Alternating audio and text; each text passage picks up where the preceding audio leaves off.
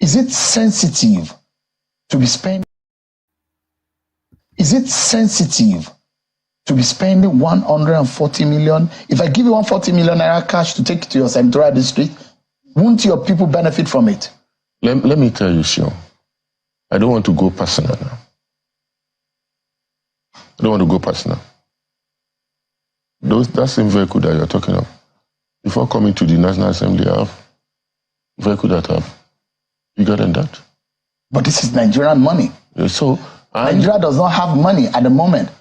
So 26 point something inflation rate, with over 34% of Nigerians unemployed. Are we supposed to? With over 134 million Nigerians multidimensionally poor. Is it sensitive that those who are supposed to represent the people go to Abuja and lavish themselves with luxury vehicle? Is that sensitive, Senator? Are we supposed to do our oversight function trekking or going without vehicles? Maybe you could have considered a more cheaper vehicles to get the job done. Maybe a car.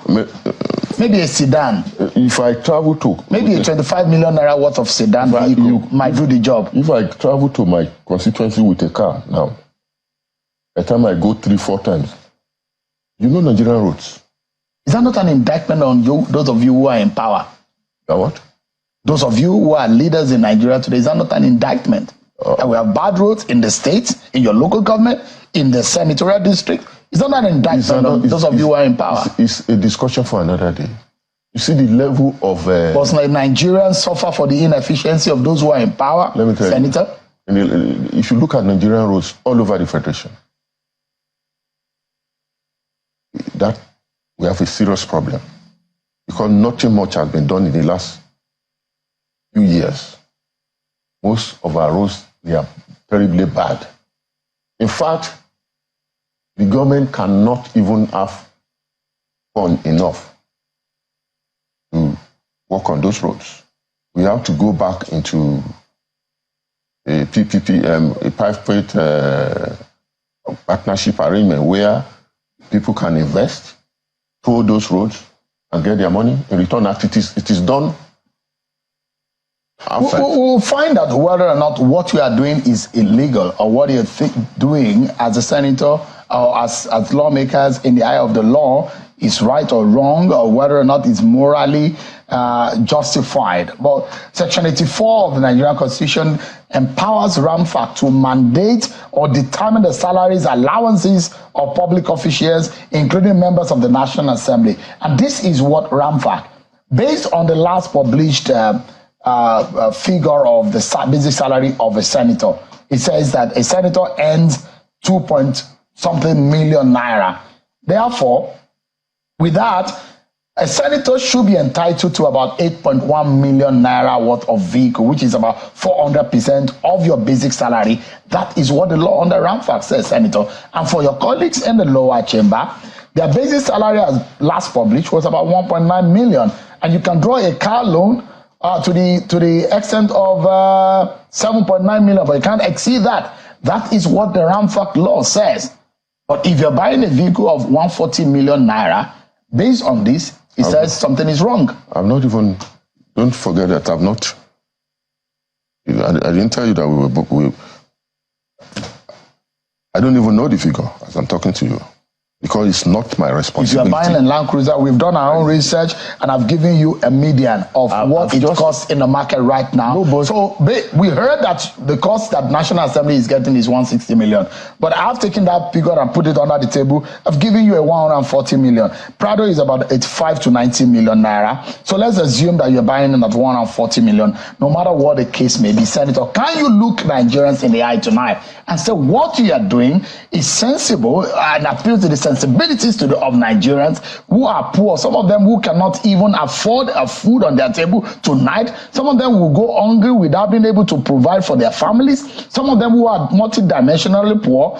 Dollar to a naira is about 1,250, and we have our lawmakers buying this kind of vehicle. Is that right? Is that justifiable, Senator? Sure. Is it only Nigerian senators and House of Rep members that are using? But does it make it right?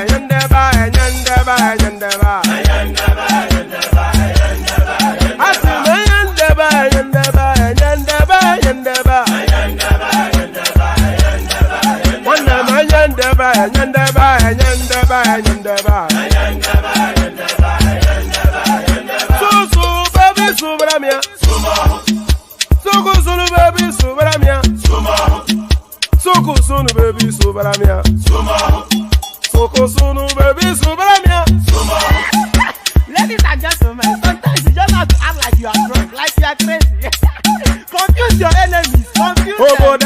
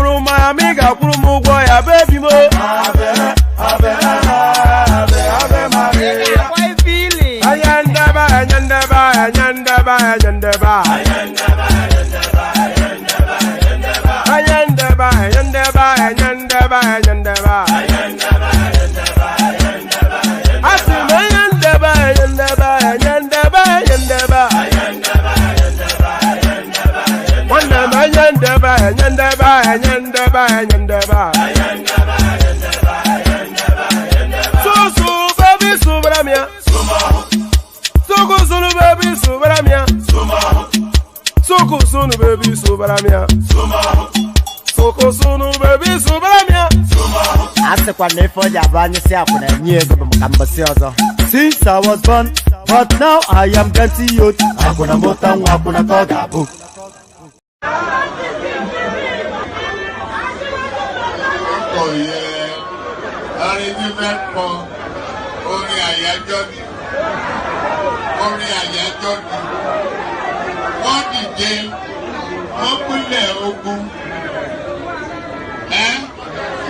Oye tí mo rí ká bá mi wá yẹn dà, ká ní kó bá mi wá.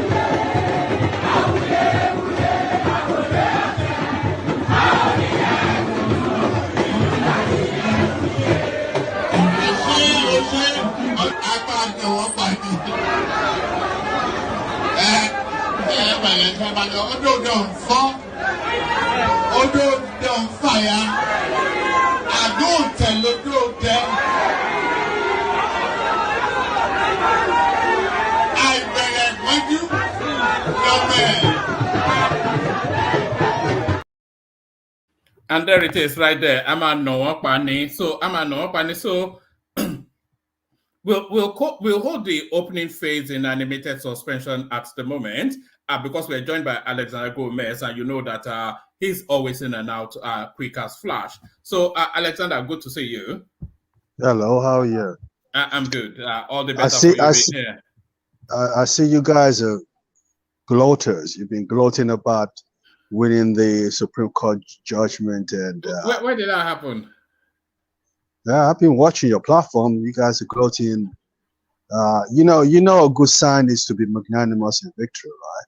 Well, a little bit a correctional, application of the whip, every so often, just to straighten up the space. So, yes, you know, it's only really because people have explained to that space that look, this is the process, this is how things work, this is how it's sequenced, and based on what is known, this is how it's going to pan out.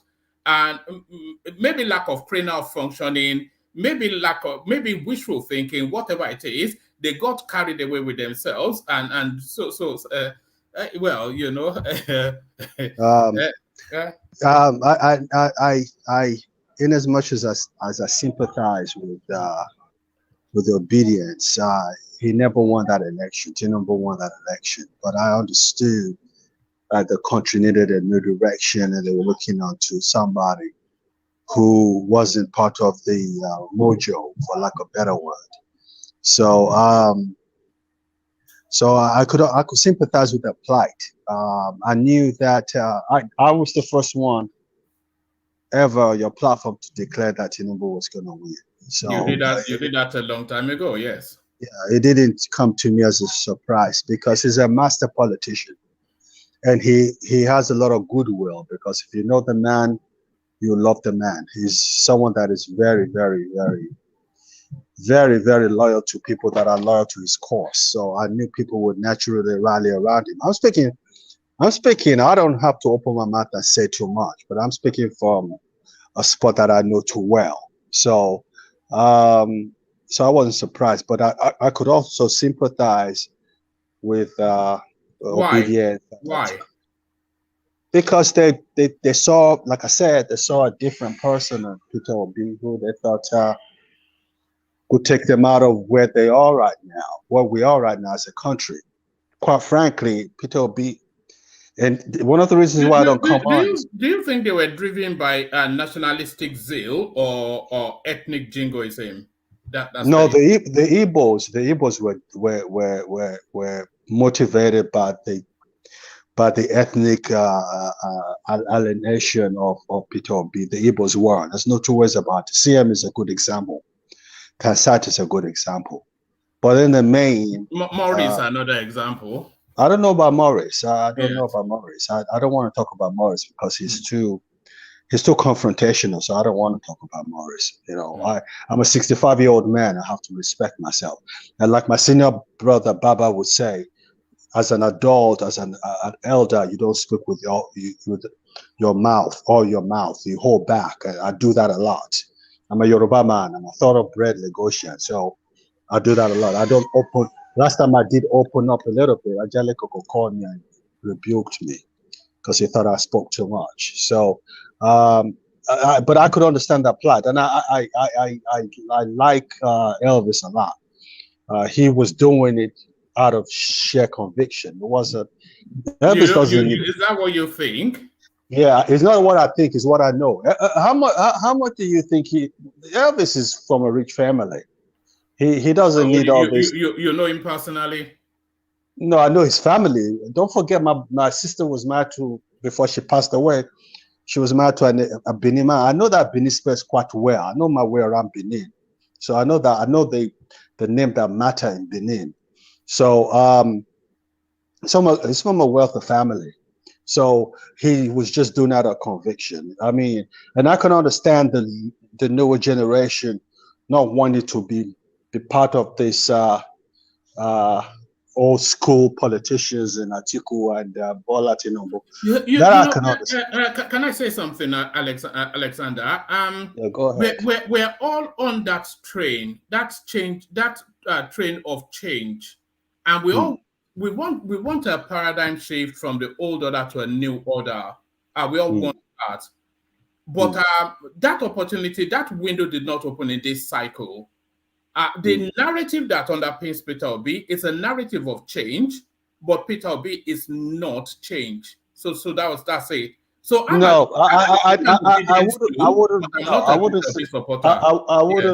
wouldn't subscribe to that. I want that country to make a quantum leap, a generational leap, an ideological leap, a paradigm shift. I want that fervently. I'd sacrifice for that. I'm not myself. Oh, I was going to say I'll sacrifice myself for that. I'm on that train, but not the Obi narrative. That's just a nonsense, But hopefully we're able to capture that energy and then we can repoint it, because I'm still going into that obedience space to repoint it, but I have to jettison Peter Obi. So that'll be the next phase. We have to capture that energy, but clear off the egotics and the obit nonsense, and then harness that energy and direct it. Well, this is how I see it. I think from a professional standpoint, from an educative standpoint, from a very successful businessman standpoint, I think that President Tinubu has the wherewithal and the capacity, based on what he did and his track record, to take us, if anyone can, out of where we have found ourselves today. But I also used an analogy some time ago. When you pick up a plate and you break it, it's easier to break than to put together. It's going to take him a long time to do that. But I know in my heart, as much as I know that he won the elections, I know that he's going to turn the fortune of the country around. Having said that, people are in turmoil. The country's in dire straits. People are suffering. I don't know how many calls I've gotten today from people who are relatively successful in their own right, demanding for handouts. I've never seen that in my lifetime. That is a little bit too much for me to handle. But this is entirely a Buhari problem. This is entirely an Emefiele problem. This is entirely based on incompetence. So moving forward, we have to clear the mess that the government of Buhari, which is the worst government we've ever had in Nigeria, and get ourselves back on the right track. It's going to take a while, but if anybody can do it, then President Tinubu can do it. Peter Obi does not have, and I need everybody to hear me loud and clear. He does not have the capacity, he doesn't have the experience to take the greatest black country in the world out of where we find ourselves today. It just doesn't have it. It just doesn't have it. I've said this so many times on our platform.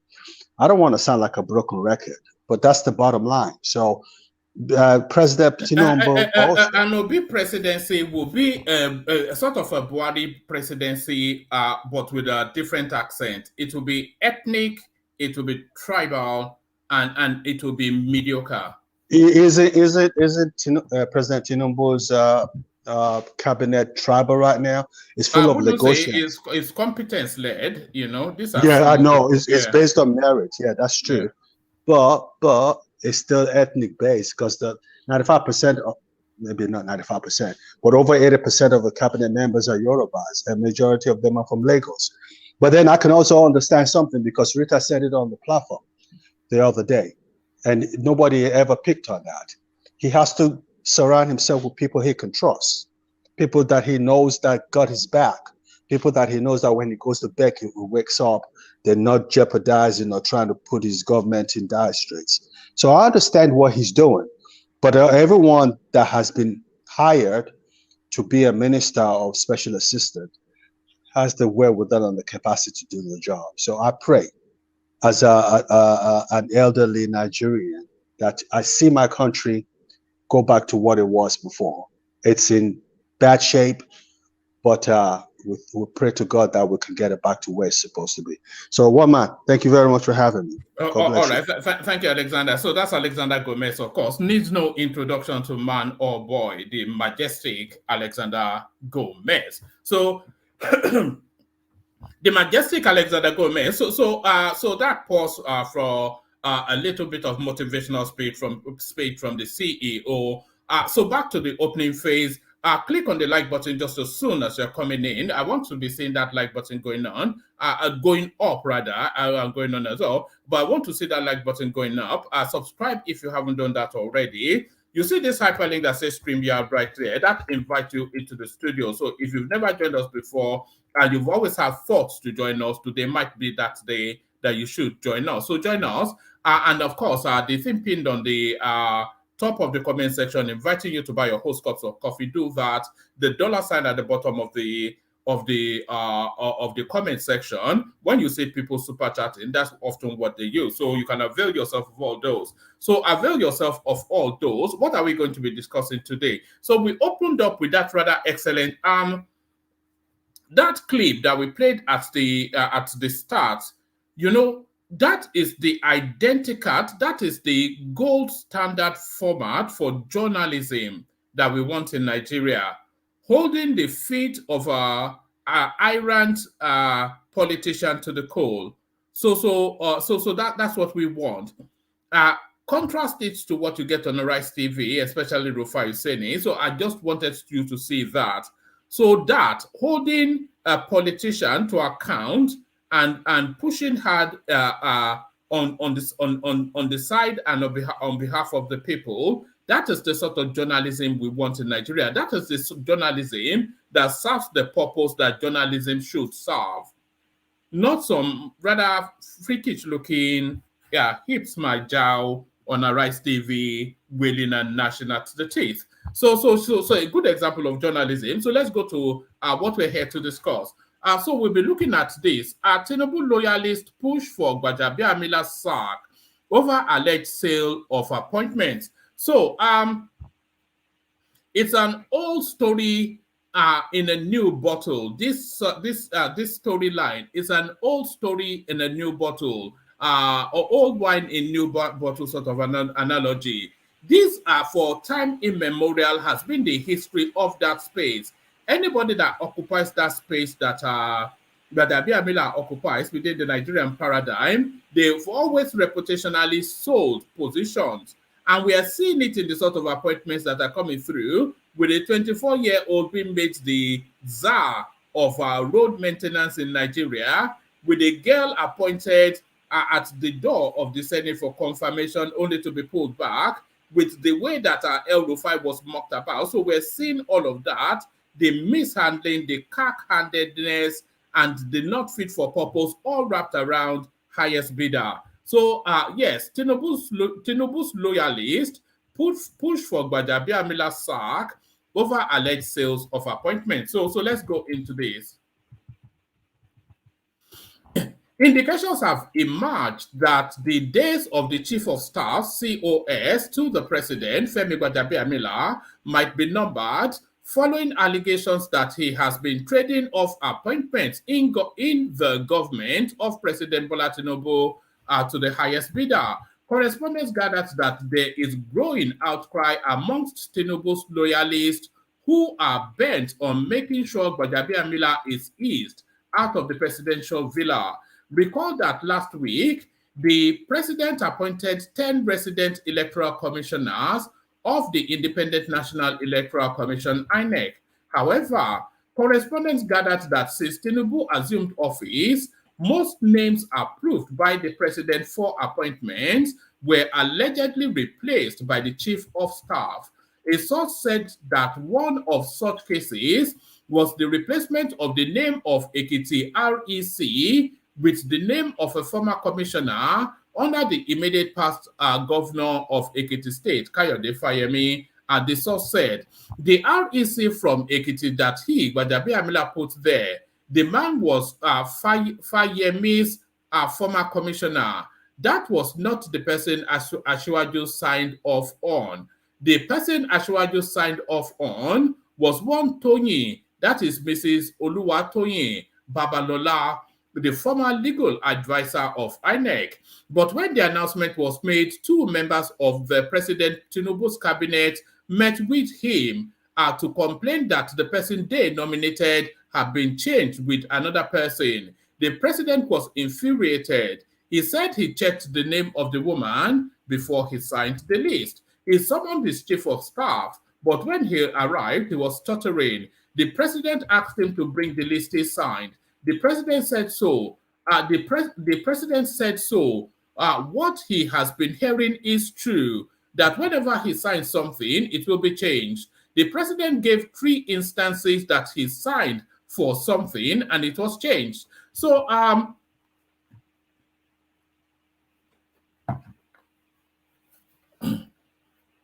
A lot of the success or failure of this Tinubu administration hinges and hangs on Gbajabiamila. And the quicker they move very quickly to get rid of him, the more steadied our administration will be. So all of these mistakes, all of this reversing of positions, all of this amateurishness that we're seeing, a lot of it parks around the chief of staff position. And we're now seeing how he's playing that space. The president said so. What he has been hearing is true, that whenever he signs something, it will be changed. The president gave 3 instances that he signed for something and was changed. He felt bad and gave him the last warning. He directed that the woman's name must be on the list. The source added that there was a plan in place to ease Gbajabiamila out of Aso Rock. It is like the 5th time the chief of staff is embarrassing the president. There is a plan to ease him out of the villa by giving him an ambassadorial position, the source said. Another source noted that that President's private principal secretary, PPS Akim Okunola, was already doing some of his work. Besides, it was gathered that the president was already putting up a team that will help the chief of staff. This was stressed. The National Social Investment Program Investment Program issue 2. That wasn't the person Ashwaju recommended for the position. Halima Shehu was the one recommended by Ashwaju. Shehu was sacked by Sadia Farouk, the immediate past minister of finance, because she was campaigning for us. When she was sacked, Ashwaju promised to return her to the same position or higher. So this is Gbajabiamila now. For as long as Gbajabiamila is in situation, the Tinubu administration will struggle to make any forward trajectory. That position, there is only one name that fits it, and we all know that name. So the quicker they get Fashola on the phone and tell him to come and resume office, the smoother things will go for the Tinubu administration. So let's go on from there to this one. Atiku Obi exhausted their rights. They should let Nigerians enjoy benefit of APC promises. So this is Bwala speaking to the space. So we can leave that just at the headline. Nigerian tweets lambast Labour Party stalwart Kate Henshaw for heading APC's Governor Uzodinma's second term fundraiser. So we're seeing this for the second time now. We saw it with Tonto Dike. Now we're seeing it with Kate Henshaw. And this is just the nature of politics. Henshaw, OK Bakassi, and some other celebrities. Oh, okay, let's start it from here. Some Nigerians on Twitter have lambasted a Labour Party stalwart and Nollywood star Kate Henshaw for heading the second term fundraiser for the Imo State Governor Hope Uzodinma of the All Progressive Congress APC. Henshaw, OK Bakassi, and some other celebrities will head the hosting of the fundraiser for Governor Uzodinma's re-election in the forthcoming November governorship election in the state. However, some Twitter users who have followed Henshaw's consistent support for the Labour Party and its presidential candidate in the 2023 general election, Peter Obi, have called her out for what they described as enabling oppressors to remain in power. The actress is one of the top supporters of Obi, a movement whose members are known as Obedient. In an attempt to justify her action, Henshaw said, "Someone called me this morning to check the Twitter app. I was invited to host a fundraiser alongside my colleague. I accepted my prerogative. What is the noise about? The difference between you and I is that I will still speak my truth as I see fit." End of. So she will speak her truth as she sees fit, or as the dollar sees fit. But the popular human rights activist Femi Adeyeye and chieftain of the African Action Congress said, hosting an event means you approve of what the event is about. There is no how you will host such an event that you won't say good things about the person, about the person, the government, and the party you are raising funds for. So the back and forth now. Leave these people in peace. This is the nature of politics, especially celebrity politics. Very quickly, they hop, skip, and jump. So hop, skip, and jump. So hop, skip, and jump. Let me take you to this one. So this is a simmering battle going on between Rotimi Amechi and Hadiya Bala Usman. So Rotimi Amechi, of course, the immediate boss of Hadiza, just in the past administration. Amechi lied. I never awarded 2.8 billion contract as Nigerian Port Authority boss. Hadiza Bala Usman. People are saying, look, gap tooth. Look at that. Hadiza Bala Usman, special advisor to the president on policy coordination, has responded to the allegations made against her by Rotimi Amechi. Speaking at a lecture on Thursday, the former Minister of Transportation had alleged, amongst other things, that Bala Usman gave approval for a contract worth 2.8 billion naira during her time as managing director of the Nigerian Port Authority. Bala Usman was suspended as the director of the NPA in 2021 and was replaced by Mohammed Bello Koko in 2022. Her suspension was recommended by Amechi, who alleged that the agency under her watch failed to remit 165 billion naira operating surplus to the coffers of the federal government. Just look at the size of that. It's unbelievable. Very soon she will be turbaned as something as well, and she will hide behind religion and culture and Fulanism. Bala Usman was later exonerated by an administrative panel of inquiry set up to investigate the alleged mismanagement. In her book, Stepping on Toes, published in April, the ex-MPA boss opened up on her falling out with Amechi. However, Amechi countered most of the book's narratives, saying they are false. Reacting in a statement on Saturday, Bala Usman said, "I don't know where the former minister got his 2.8 billion naira figure from. Since this accusation was nowhere in the list of infractions conveyed to me in a query arising from the report of the administrative panel of inquiry he set up.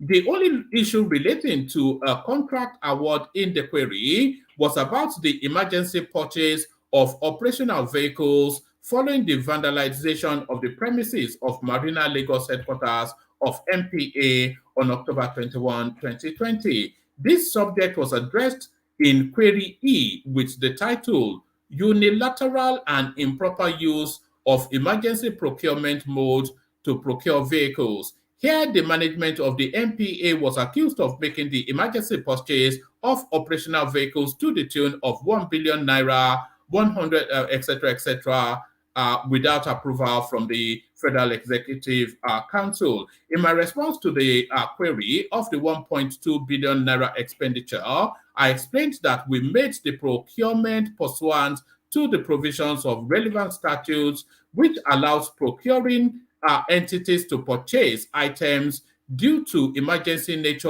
of the need and obtain the necessary approval upon conclusion of the procurement. The response to the query, including the approval obtained and the alleged inflation of the cost of the vehicles, are all detailed between page 160, etc. of the book. Bala also denied Amechi's claim that she was indicted on 10 counts. I don't know what these 10 counts are, because no one communicated any such indictment to me, she said. So this is Rotimi Amechi still licking her wounds. We'll be playing a clip of Rotimi Amechi in a moment, but that is Rotimi Amechi very much still licking his wounds. And by the way, that dollar sign is now officially open. Crown, we sent the clip. I didn't see it. So that dollar sign on the comment section is officially open. So anybody that wants to super chat to the platform, don't let me stop here. So let's go on to this. Article to address Nigerians on Monday after Supreme Court verdict on Tinubu. The presidential candidate of the People's Democratic Party in the 2023 presidential election, Atiku Abubakar, will on Monday address the press on some crucial national issues. According to a statement by the PDP Publicity Office on Saturday, Atiku's address will center on issues of serious importance to the nation.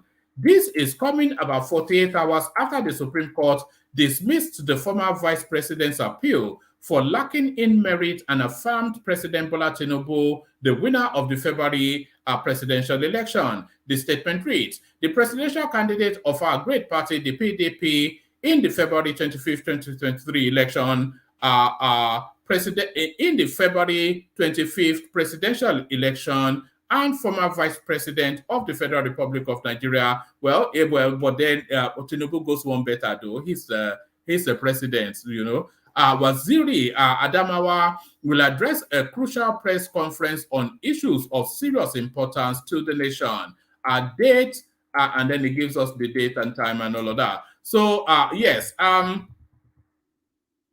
see, there are two ways that Atiku can go about this, but there is one way that I suspect he will. So there are two ways. He can either double down and continue with the insults and to try and diminish the president, the presidency, and by extension, really the country. He can continue on that path, or he can take a statesman's stance and do clear the air, let's pull together, Nigeria is bigger than all of us sort of speech. He can do that. So those are the two options.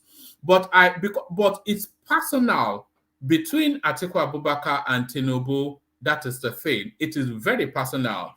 Atiku had always presumed a sense of superiority, especially over Tinubu, but Tinubu had always assumed that he was pulling the strings of Atiku Abubakar. So that came to a crescendo because the frisson, the tension between these two elements, it dates back 30 odd years.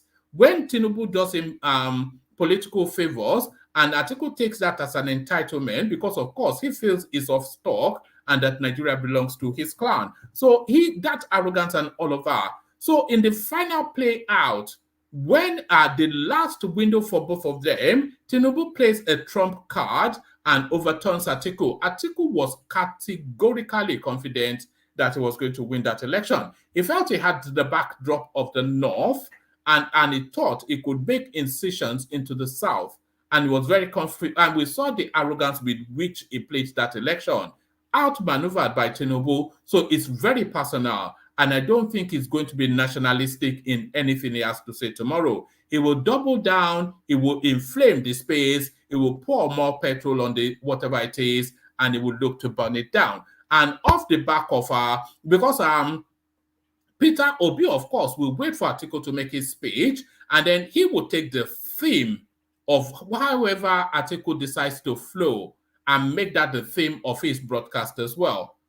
So you see Peter Obi moving very quickly, either later on tomorrow, but certainly by the following day. Either later on Monday, but certainly by the following day, Tuesday, no later, Peter Obi will pick the theme of whatever it is that the Waziri of Abu Dhabi, whatever it is that the Waziri of Abu Dhabi had to say, he will pick the theme of that, and then Aisha Yesufu, of course, will write him one of those heavy-laden, extremely right-wing obedient sort of speech, similar to the one she wrote him in his last broadcast. So that is how I suspect that space will play out. So TikTok, Monday is just a skip and a jump away. So Monday, a skip and a jump away. Let's go on to this one. Godwin Emefiele, 3 reasons why EFCC arrested ex-CBN boss. So let's now find out. Because I've always thought that this guy is more suited to EFCC arrest. Hold on 1 microsecond, guys. I need to get a bit more water. Let me play you a clip. Just a micro clip. You know, all this reading and all of this noise making, you know, it leaves you perched. So let me let me find something inoffensive to play to you. Yes, let me play you this.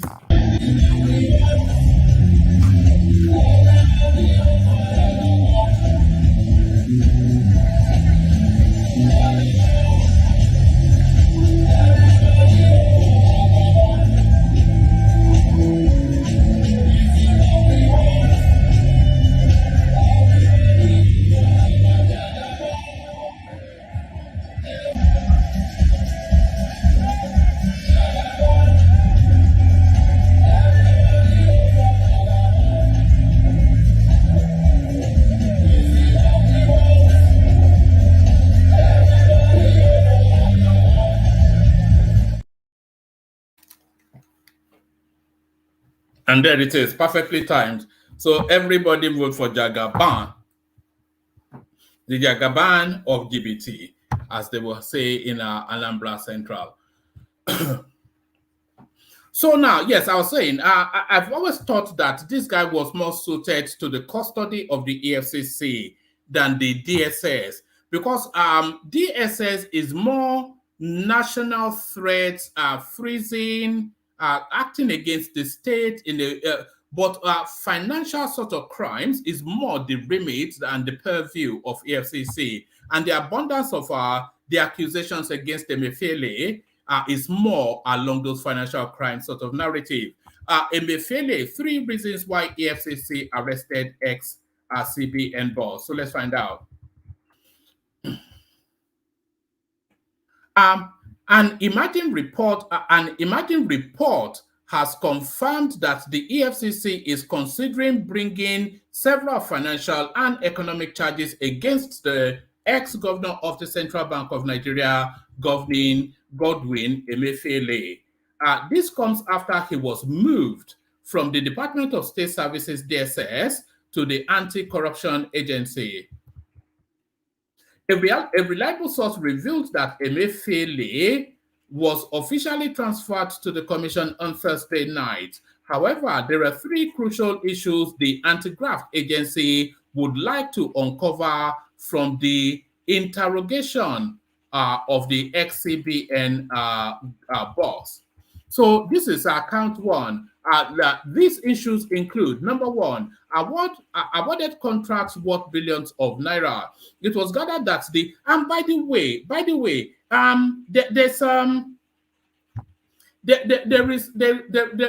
there's somewhat of a synchronicity to what is going on with Emefiele. There is somewhat of a synchronicity. So the first synchronization was when the DSS grabbed him. So because it was already in the motions of making his escape. So the first synchronization was when the DSS grabbed him before he could make his escape. And then the next thing was to wrap some charges, no matter how flimsy or silly, that they would just use to hold him in abeyance and lock him within the legal structures. So the next synchronization was Tinubu sending in Jim Obazie into the CBN to unravel what has gone on there. So now, as Jim Obazie continues to unravel, the narrative continues to build against Emefiele. So as the narrative continues to build against Emefiele, they are now isolating areas of his atrocities and perfecting. If that guy is spied, don't be surprised though. I'm not expecting that guy to. Anyway, I cannot see him. I can see some RIP situations coming his way because a lot was done under him. A lot of people got rich. A lot of people can be implicated, and he's the one man in the center of it. So how that plays out, we'll see. So one of the things that the EFCC are looking to unravel with this element, number 1, awarded contract worth billions. It was gathered that the ex-CBN governor approved a series of contracts that had not been brought to public notice. These contracts were reported to be worth billions of naira, and it was also alleged that the awarded contracts did not follow protocol as stipulated in the Central Bank of Nigeria guidelines. As reported by correspondents, an insider revealed that Emefiele will remain in the custody of the EFCC for an extended period to allow their agents extract as much information as they can from the banker before determining their subsequent course of action. So number 2, Naira redesign. Implementing the Naira redesign will go down in history as one of the most challenging periods for Nigerians. This decision by the ex-CBN governor was implemented in the build-up to the 2023 general election and distorted some of the pre-election activities, pre-electoral activities of the election. And Nigeria was plagued with the scarcity of the new Naira notes, which further triggered inflation and other social vices. Number 3, controversial anchor borrowers program. Out of the enormous 1.1 trillion invested in the anchor borrowers program, it has been revealed that just 574 billion has been recovered. At the same time, the president's instruction is to recover the remaining funds, especially from commercial banks and a subsidiary of the CBN. These institutions received a substantial part of the fund, but did not correctly distribute them to the ABS beneficiaries or return the initial amount to the central bank. Recall that Emefiele had been detained by the DSS since June the 9th, 2023, following his suspension from office by President Bwala Tinubu, and is facing a series of legal tweets. So it goes on to give us then the backdrop to all of that. So it goes on to give us the backdrop to all of that. Let me take you on to this. Let's go on to this. I hope you guys are hearing me okay, by the way. It's raining cats and dogs where I am. 2027 election, former presidential aide Bashir Ahmed addresses Nigerians who refer to Northerners as Aboki. Former presidential aide Bashir Ahmed has addressed Nigerians who refer to Northerners as Abokis. In a post shared on Twitter this afternoon, Bashir wrote, "If you think labeling us as Abokis or calling us whatever disparaging name will force us to vote for your favored candidates in 2027, good luck with that approach. We will, inshallah, be here to make you cry one more time." So I think this is a missive in the direction of, I think this is a, please tell me in the comment section if you can hear me okay. I'm having to shout because it's raining so heavily. If I could pan round, you probably, yeah, if I could, I'm sure you can hear the rain. You must be able to hear it. Let me take you on to this. Treat all gunshot victims without police report. Inspector General of Police tells health workers. So this clarifies that space, hopefully. And then we'll go on to this one in a moment. So that'll be it. Let me actually play you this Amechi clip, and then I'll play you this Amechi clip, and then there's another Daniel Bwala clip that I'll play you as well. So I'll play you this Amechi clip. Come into the room, see if anybody's there. I'll play the Kegite music, and then we'll play the Daniel Bwala, which is the headline story. But first, let's watch this.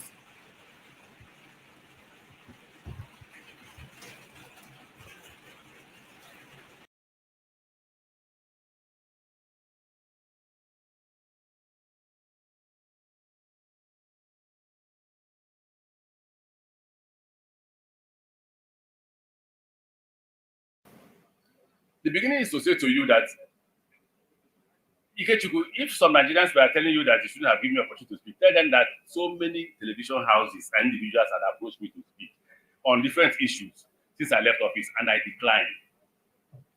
Two reasons why did I decline? Two reasons. My publicist said don't speak, and I chose to be my publicist, and he's very angry that I'm speaking today. He knows. Second reason, what is new to say? Nigerians don't react to anything. Has any politician told you that he's not a thief? Tell me one politician that has told you that he's not a thief. Tell me one. I don't know why you're gathering forgery, no forgery. What politician told you that I didn't forge? Which politician told you he went to university? Which politician told you he served in NYSC? Which politician told you he has a certificate? Nigerians know and still vote for them. So what's your problem? No, tell me, what's your problem? So I said, why should I speak when already there's nothing new? Okay, you observe Buhari's period. I will leave Port Harcourt 1 a.m. I arrive at Abuja, I leave Abuja at 3 a.m. Somebody said they made Buhari. Did I say anything? I didn't say anything. It's not important.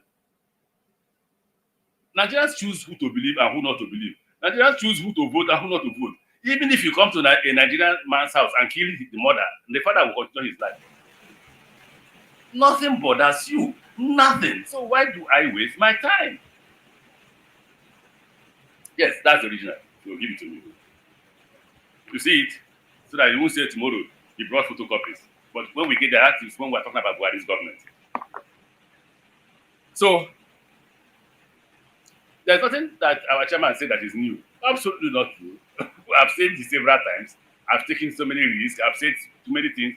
The fight from Goodluck's government to Buhari's government, you all knew about it. My aircraft was seized. I was shot at. If I was killed, what would happen? Nothing. So you would die a useless life. So what did I choose? I chose to stay in my house quietly. Fortunately for me, I got admission to study in the Nigerian law school. And rule number one is, like they told me if I came here, you are our property. You have no right to go anywhere unless we permit you. That's the rule in the Nigerian law school. So anybody who says, why have I not seen you? I'm a student of Nigerian law school. Until I graduate, I can't disobey them. So I chose not to speak again because there is nothing to say, and because Nigerians will do absolutely nothing. You say there's somewhat of a call to anarchy in what we're hearing from Rotimi Amechi, and this is sour grapes as well, of course. This is a sore loser taking his loss in the most bitter and painful manner. This guy, I always make the comparison. I always try to draw the inference between this guy, Rotimi Amechi, and Yemi Osinbajo. So they somewhat both strapped the same line. Yemi Osinbajo, Rotimi Amechi, they somewhat strapped the same line. They pushed to get that ticket with equal zeal. Remember when this guy was being turbaned all over the north? Remember when this guy built a Fulani railway from Kano to Niger Republic? Remember when this guy went and cited the University of Transportation in Buhari's hometown? So all of that was for that ticket, which he was roundly defeated at the primaries. So, because of course, when you come into contestation, you come into contestation with a clear understanding that there are one of two opportunities available to you. You win or you lose. So you must understand that, and I'm not quite sure that people fully imbue that understanding that when you come into contestation, when you go into competition, the prospects of victory is dependent on how much you push it and how you're equipped to seize it. But the reality of defeat is also a possibility. So you have to be able to handle that defeat. And this what we're seeing demonstrated by this guy now is not how to handle defeat. So he falls into that because of sore losers and Atiku Abubakar. But Yemi Osinbajo, he has quietly disappeared from the landscape. But let's listen on. In fact, the worst thing about Nigerians is that even when you claim you're not committing any crime, and they pick you up tomorrow, we said it is a thief.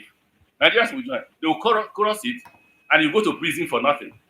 The greatest fear I have is being found in prison for nothing. And you can be found in prison for doing. So, I don't want to repeat what I used to say before because you hold it against me. Those who are close to me know. We repeated yesterday. I will just only use one word. I won't use the rest. I say it's a hopeless situation. Is it a lie? So let's go a bit further. Let's get a bit further. You will be shocked that I won't talk about Buhari's government for two reasons. And I won't talk about President Tinubu's government. One reason why I won't talk about Buhari's government, I'm a participant. But they asked me that question yesterday. What moral reason do you have to criticize Buhari's government, having been part of it? That was the argument. I do, if I want to argue it. But again, that was a huge debate amongst us, and we are all agreed I should say nothing about the government. So I now told them if I would say nothing about Buhari's government, I will also say nothing about President Tinubu's government, because you know the problem. Instead of Nigerians finding solutions to their problem, they are committing suicide. I'm praying for you every day that you should continue to commit suicide, so that by the time I wake up one day, all of you have died. I can now reap the benefit of your death by taking those seats. What other people resist, like in Ghana, as it's going on now, like in Kenya, is what Nigerians, no worry, not before years. After 4 years, he will go. The man wins the second time, whether by magic or by crook or by reason. Not only 8 years. No be good luck, no be good luck don't go so, no be why don't go so. He go soon go. Another person will come and repeat the same thing. You'll be saying that until the day God will come. For those of us who are Christians. Setting aside Rotimi Amechi for a moment, what he's saying is actually quite true. Nigerians are very docile. They are probably the most docile people to govern. I think it was actually Sepp Blatter, the former FIFA chairman. He was asked a question once that if he wasn't the FIFA chairman, the FIFA president, what other job would he like to have? And curiously, he said he would have loved to, if he wasn't the FIFA president, he would like to be the Nigerian president, because Nigerians, no matter what you do to them, they never react. And I think this is pretty much the theme that Amechi is going with. Here and do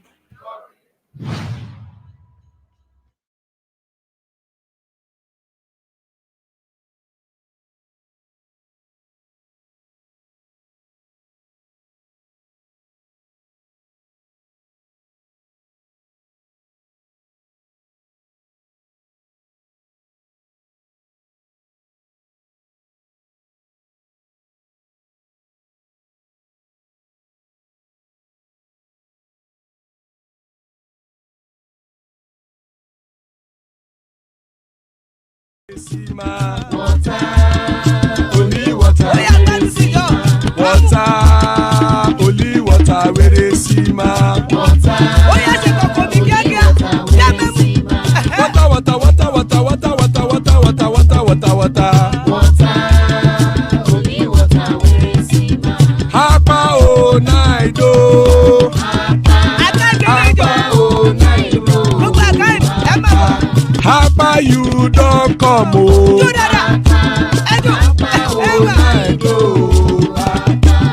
Hapa o naido.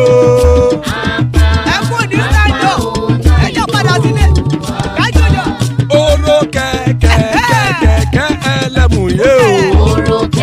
Ilé sọ́dí kẹ̀kẹ́ rẹ̀ ẹlẹ́mù rẹ̀ o. Hobby master kẹ̀kẹ́ rẹ̀ ẹlẹ́mù rẹ̀ o. Chief Wike kẹ̀kẹ́ rẹ̀ ẹlẹ́mù rẹ̀ o. Eruku lẹ̀lẹ̀ ẹlẹ́mù dé. Eruku lẹ̀lẹ̀ ẹgbẹ́ ẹlẹ́mù dòdò jàre o. Eruku lẹ̀lẹ̀ Ghana ti dé ẹgbẹ́ bọ́dì o. Ọmọ ẹlẹ́yẹ ẹ̀yẹ ẹ̀yẹ o ó dilé o. Odúyẹ̀lá ẹ̀yẹ o ó dilé o. Petrosoname ẹ̀yẹ o ó dilé o. Petrosodunke ẹ̀yẹ rẹ̀ ó dilé o. Ẹlẹ́kọ̀ ọ̀run mú ìní o.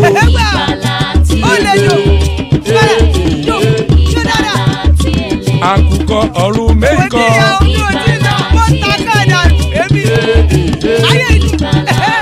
Ikú kò ní ríwà gbéṣe o.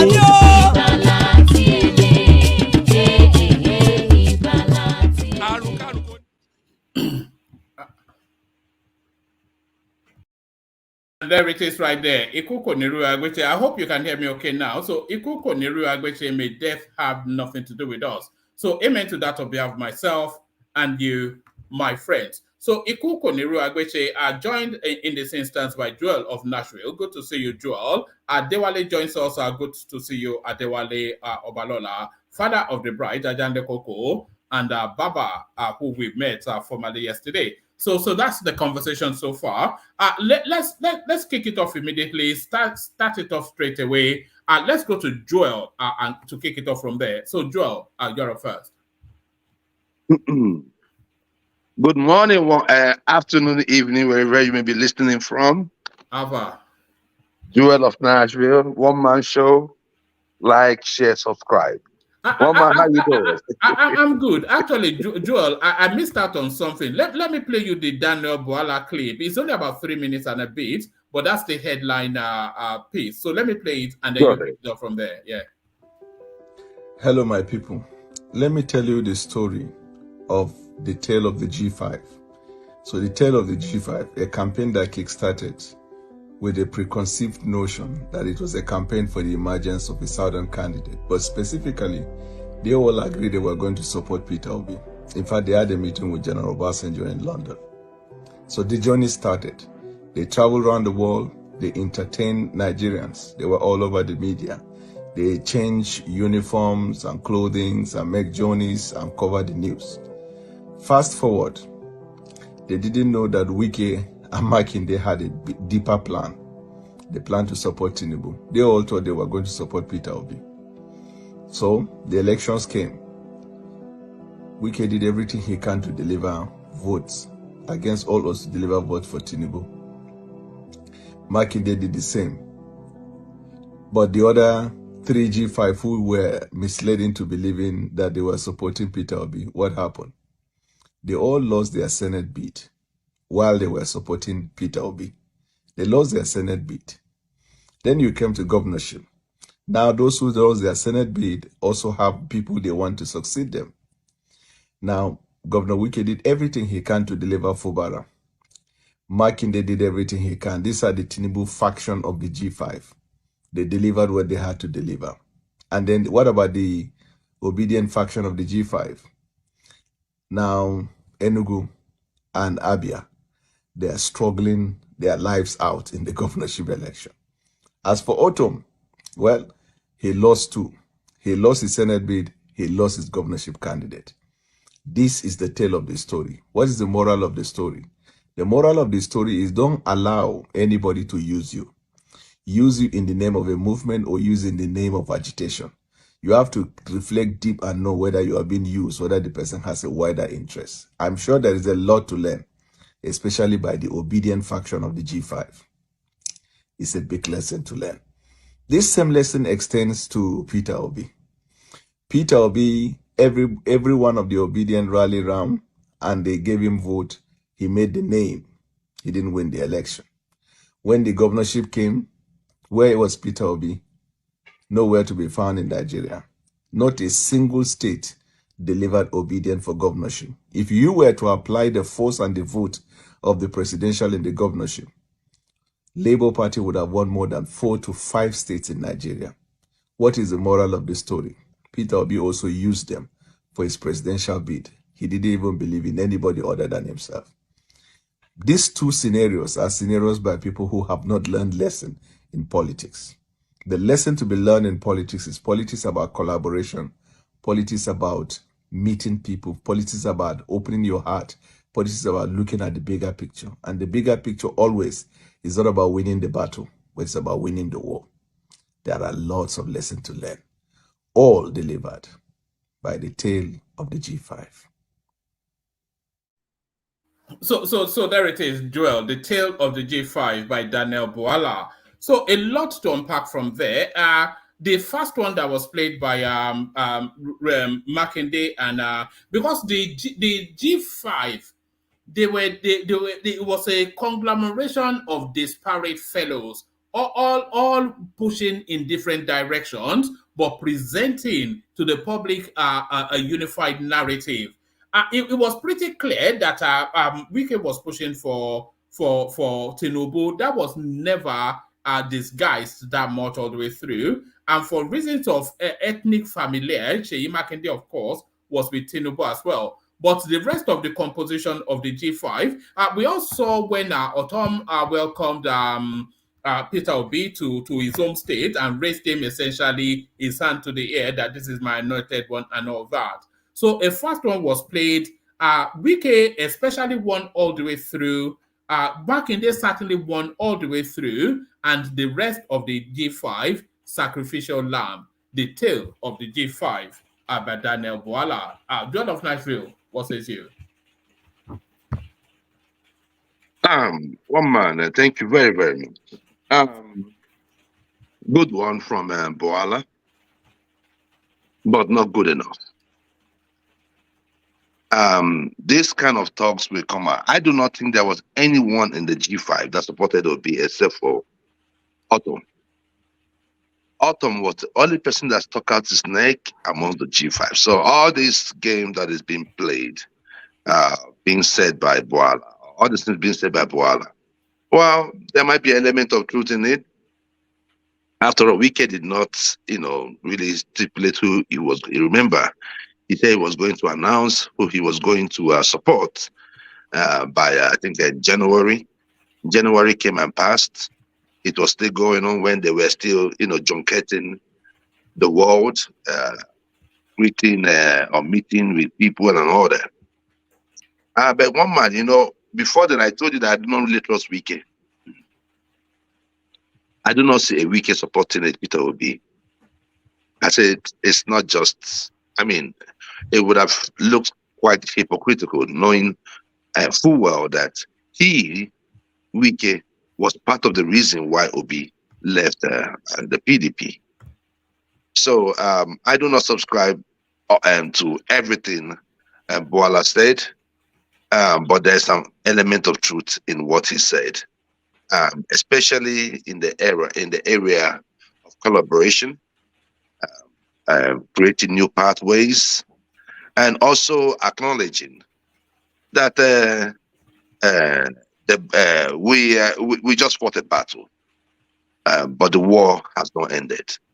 So with that one, man, I don't want to dwell so much on Mr. Bwala. I have not been on this show since the Supreme Court judgment. I've been doing some introspection on the country called Nigeria. And one man, what we saw on the judgment day was a travesty of justice. And I am not talking about just the Supreme Court. I am talking about the judicial system, coming from even the tribunal up to the Supreme Court, and in other cases going on around the nation. One man, we are in a one-chance country. We are in a country where the people in government are no more afraid of those of us that they are leading. And in a country where the politicians no more in any way fear the people that elected them. Anyway, it could be debated if we actually elected them. But in a country where they do not fear the people no more, that country is doomed. Because absolute power corrupts absolutely. And what we saw on that day was clear. Was it expected? Yes. Was it a surprise? No. One man, Tinubu won. But I keep asking us, have you ever thought if you have a case against these criminals in the Nigeria court system? The other day we were celebrating the PID lawsuit that we won in London. Could we have won that if it was in the Nigerian court system? We saw the disposition. We saw what happened in CSU. We saw what the court did. Would we have gotten that kind of judgment in Nigeria? The elections are gone. Peter Obi and Atiku and Tinubu, they've all done their thing. But it calls for us to really look inwards and start searching, doing some soul searching, one man. Because it is not just looking good. I mean, how can I? Anyway, I have to say and apologize to that young lady called Misoma. I'm not in support of what she did, but if the one leading her is enmeshed in all these controversies, corruption, and forgery, I wonder why that lady should be punished. And it is the case. It's the case of injustice in Nigeria. A case of people trying to take everything to them for themselves. People not giving any, not having any responsibility to the people, responsibility to country, even responsibility to humanity. But in all of this, it has ended. And we can now look back and say, this is where we got it wrong. This is where we got it right, where it needs to be improved, and we move on from there. Lastly, one man, I would like to thank the obedience. I rather stand with those group of men and women than anyone else. They have shown perseverance. They have shown severity, sincerity. They have shown that they need a Nigeria that is working, and genuinely so. They have looked around, searched around. They are yearning for just one thing: good leadership in Nigeria that works. So to all the obedient, do not feel that you have lost anything. I never said, and no one would have told you, that it was going to be a sprint. It's a marathon. Nation building and the maintenance of a good nation requires that everyone has to be on their toes. It might not take up to 2027. It might be in 2031. It might be in 2036 or 2035. It does not matter. What really matters is that at every point in time, in any of those bridges, that we crossed it, and we crossed it very, very good. This is what we did in 8 months. We got House of membership, House members, senators, a governor, and also, most importantly, the awareness. And all of this we did in 8 months. So obedience. If you are looking at the next election, look back into what we suffered. Pre-election, how they did not allow us to register. Look at those things. This time around, we have to start early. We know the things to do in order to get it right the next time. So I wouldn't want you to feel any type of obedience. I want you to hold your head up high and know with these things that most parties in developed nations could not do. So one man, on that note, I would just want to push that aside. Now, let me hold you to that space for a moment, Joel. You know, there's a lot to be said about. I'm not sure if you were with us in the opening, because I was having the same conversation with Alexander Gomez, who popped on just as the session started, and I was saying then that there's a lot of positives to be taken from that obedience space. The energy, and I was also saying to Alexander Gomez that in many ways I too am an obedient. But just not a Peter Obi person. You know, that language of change, that paradigm shift from the old order to a new sort of a dispensation, they need to pivot the ideological thrust of the country to repoint direction for the country to be there to serve the people and not to weigh upon the people. All of that we had snippets of it within that obedience space. I am fully signed up to that space. So what I was saying to Alexander was that going forward, maybe we should I certainly will try and enter that obedience space to try and see how that energy can be harnessed, but casting aside Peter Obi, because he's a toxic brand.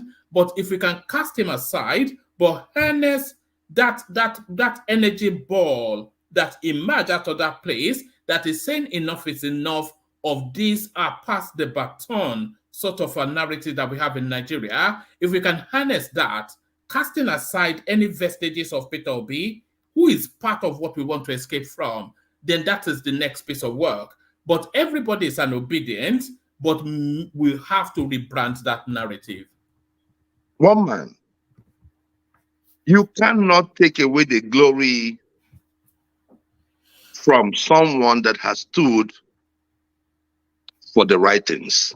You can hate Obi all you want. The elections are over. No, forget Obi now. Look, did you even hear anything that I said? I heard what you said. The obedient movement is not about Peter Obi now. Peter Obi was a functionary of the Abacha administration, a functionary of the Goodluck Jonathan administration, a functionary all the way through pretty much the Fourth Republic.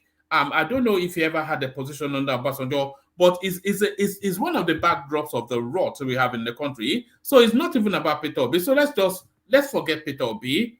But that energy, that language that is coming, that they were trying to purpose it towards that space, it is really that's the real takeout of the obedient space. Nothing to do with Peter Obi. Okay, one man, you take out Obi out of the picture, you take out you eradicate the passion. The passion is about Obi now. The passion is about change. Hold on. Hold on. Do you think the passion was for Obi or for change? Listen, one man. The passion, the foundation of the passion is change. But what was built on that foundation was Obi. No, Obi was just a fleece. Well, it was just a golden fleece. It was just one man. If anything happens to Obi tomorrow, definitely we are going to look for someone else. But you cannot just say that, take away Obi from the picture. No, you cannot just do that. Because the thing there is a lot of people that are part of that movement, they recoil from it because of Peter Obi. It's okay. If you want to, because it's a toxic brand. One man, the issue there is this: toxicity is a two-way thing. Everyone has always wanted to say, Obi said this, Obi said that, Obi said that. His supporters were saying this and that. Even the opposition said nothing. What is said is in addition to who he is. Now, one man. Obi is not a new dynamism. What was Obi's role under Abacha's administration? Do you remember? What was his role? What was his role under Abacha's administration? He was the MPA man. He was the Port Authority guy. Was he not? Do you want us to go and dig that up? Yes. I didn't hear about that. Obi has never said he was in the Port Authority anyways. Okay. So see, one man, you see, that's what I'm talking about, right? Leave Obi alone. Obi has not done anything to you. Forget this hate about Obi. There's a reason why we followed Obi as obedience. There's a reason why. We might see Adesina tomorrow. We follow Adesina. But leave Obi alone. Obi will always be there, whether you like it or not. There's nothing you can do about him. Yeah, right. You understand what I'm saying? There's nothing you can do about him. During Sani Abacha's time, he appointed Peter Obi to be in charge of Tin Can Port. When there was a lot of congestion in the port, Obi helped with the decongestion. So he was a functionary of one of the most corrupt administrations in Nigeria. No, we're not doing it that way today. So let's Joel hold the floor. So it was a senior functionary under one of the most corrupt, and also under Goodluck Jonathan. You know what his role was. So what was his role? He was a coordinator. He was part of the economic team. Right. So what was his role? What did he do? He wasn't the one calling the shots. You just said he was a senior functionary of the Goodluck Jonathan administration, as he was a senior functionary of the Abacha administration. That does not mean that he partook in corruption. Right. That you said it yourself. He stayed clean in the midst of one man. You said it yourself. Administrations. You said it yourself. You said it yourself that Abacha appointed him. I've not heard about that one, but you say Well, Abacha that's appointed the him to case. You don't Tinkan, know the man. I and know he I cleaned know him. and he cleaned Joel, and he can I cleaned interject? up. No, But, sorry. Let hold Joe on. hold the floor, can let him hold the floor. And you said that he cleaned up and Tinker. Is that not doing his job? If you appointed him to Tinker and he cleaned up Tinker, is that not doing his job? Look, one man, I think I don't want us to be devil. No, what we're Obi doing. is a toxic brand for reasons of association with all of the most corrupt administrations and some of the most corrupt personalities in Nigeria's history. And one man, Atiku Abubakar, Sani Abacha, Goodluck Jonathan. Obi was cheek by jowl with all of these people. One man, let's talk. One man. He's not the crook in Aso Rock. Let's deal with these things. I know you're trying to, build up. No, that's what I'm saying to you. Build up a fake TV for Obi so that it will not equate with what Tinubu has done. No, one man. One man. Tinubu is already president, so it doesn't really matter what you say after that. But what I am saying is and Obi is not president. No, Obi is not president. So if you can stay on the man that is the president, who happens to be a consummate criminal, yes, who happens to be a consummate criminal, right? One man. You are stuck with him for 8 years, so you might. No. I'm not stuck with him for 8 years. All right. I am not stuck with him for 8 years, and don't be deceived. This certificate thing wasn't really exhausted in this election. It's still going to come up in the next election. And so the FBI files, and the FBI files, and the FBI files, everything is going to come up in the next election. So stop talking about 8 years. Maybe we still don't know the secondary school they went to and all of that. We still don't know. We can't be supporting an alien. I don't even know if it's from the southwest. At this point, in 2027, are you? But one man. You see, one man. That's one thing I always and talk when it has to do with elections. I always tell people there are numbers politicians can rig.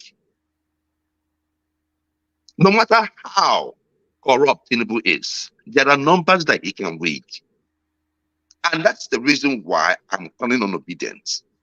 That prior that 2027 preparation for 2027 starts today. The only way that that movement can gain traction would be to abandon Peter Obi. Is a toxic brand. And one man.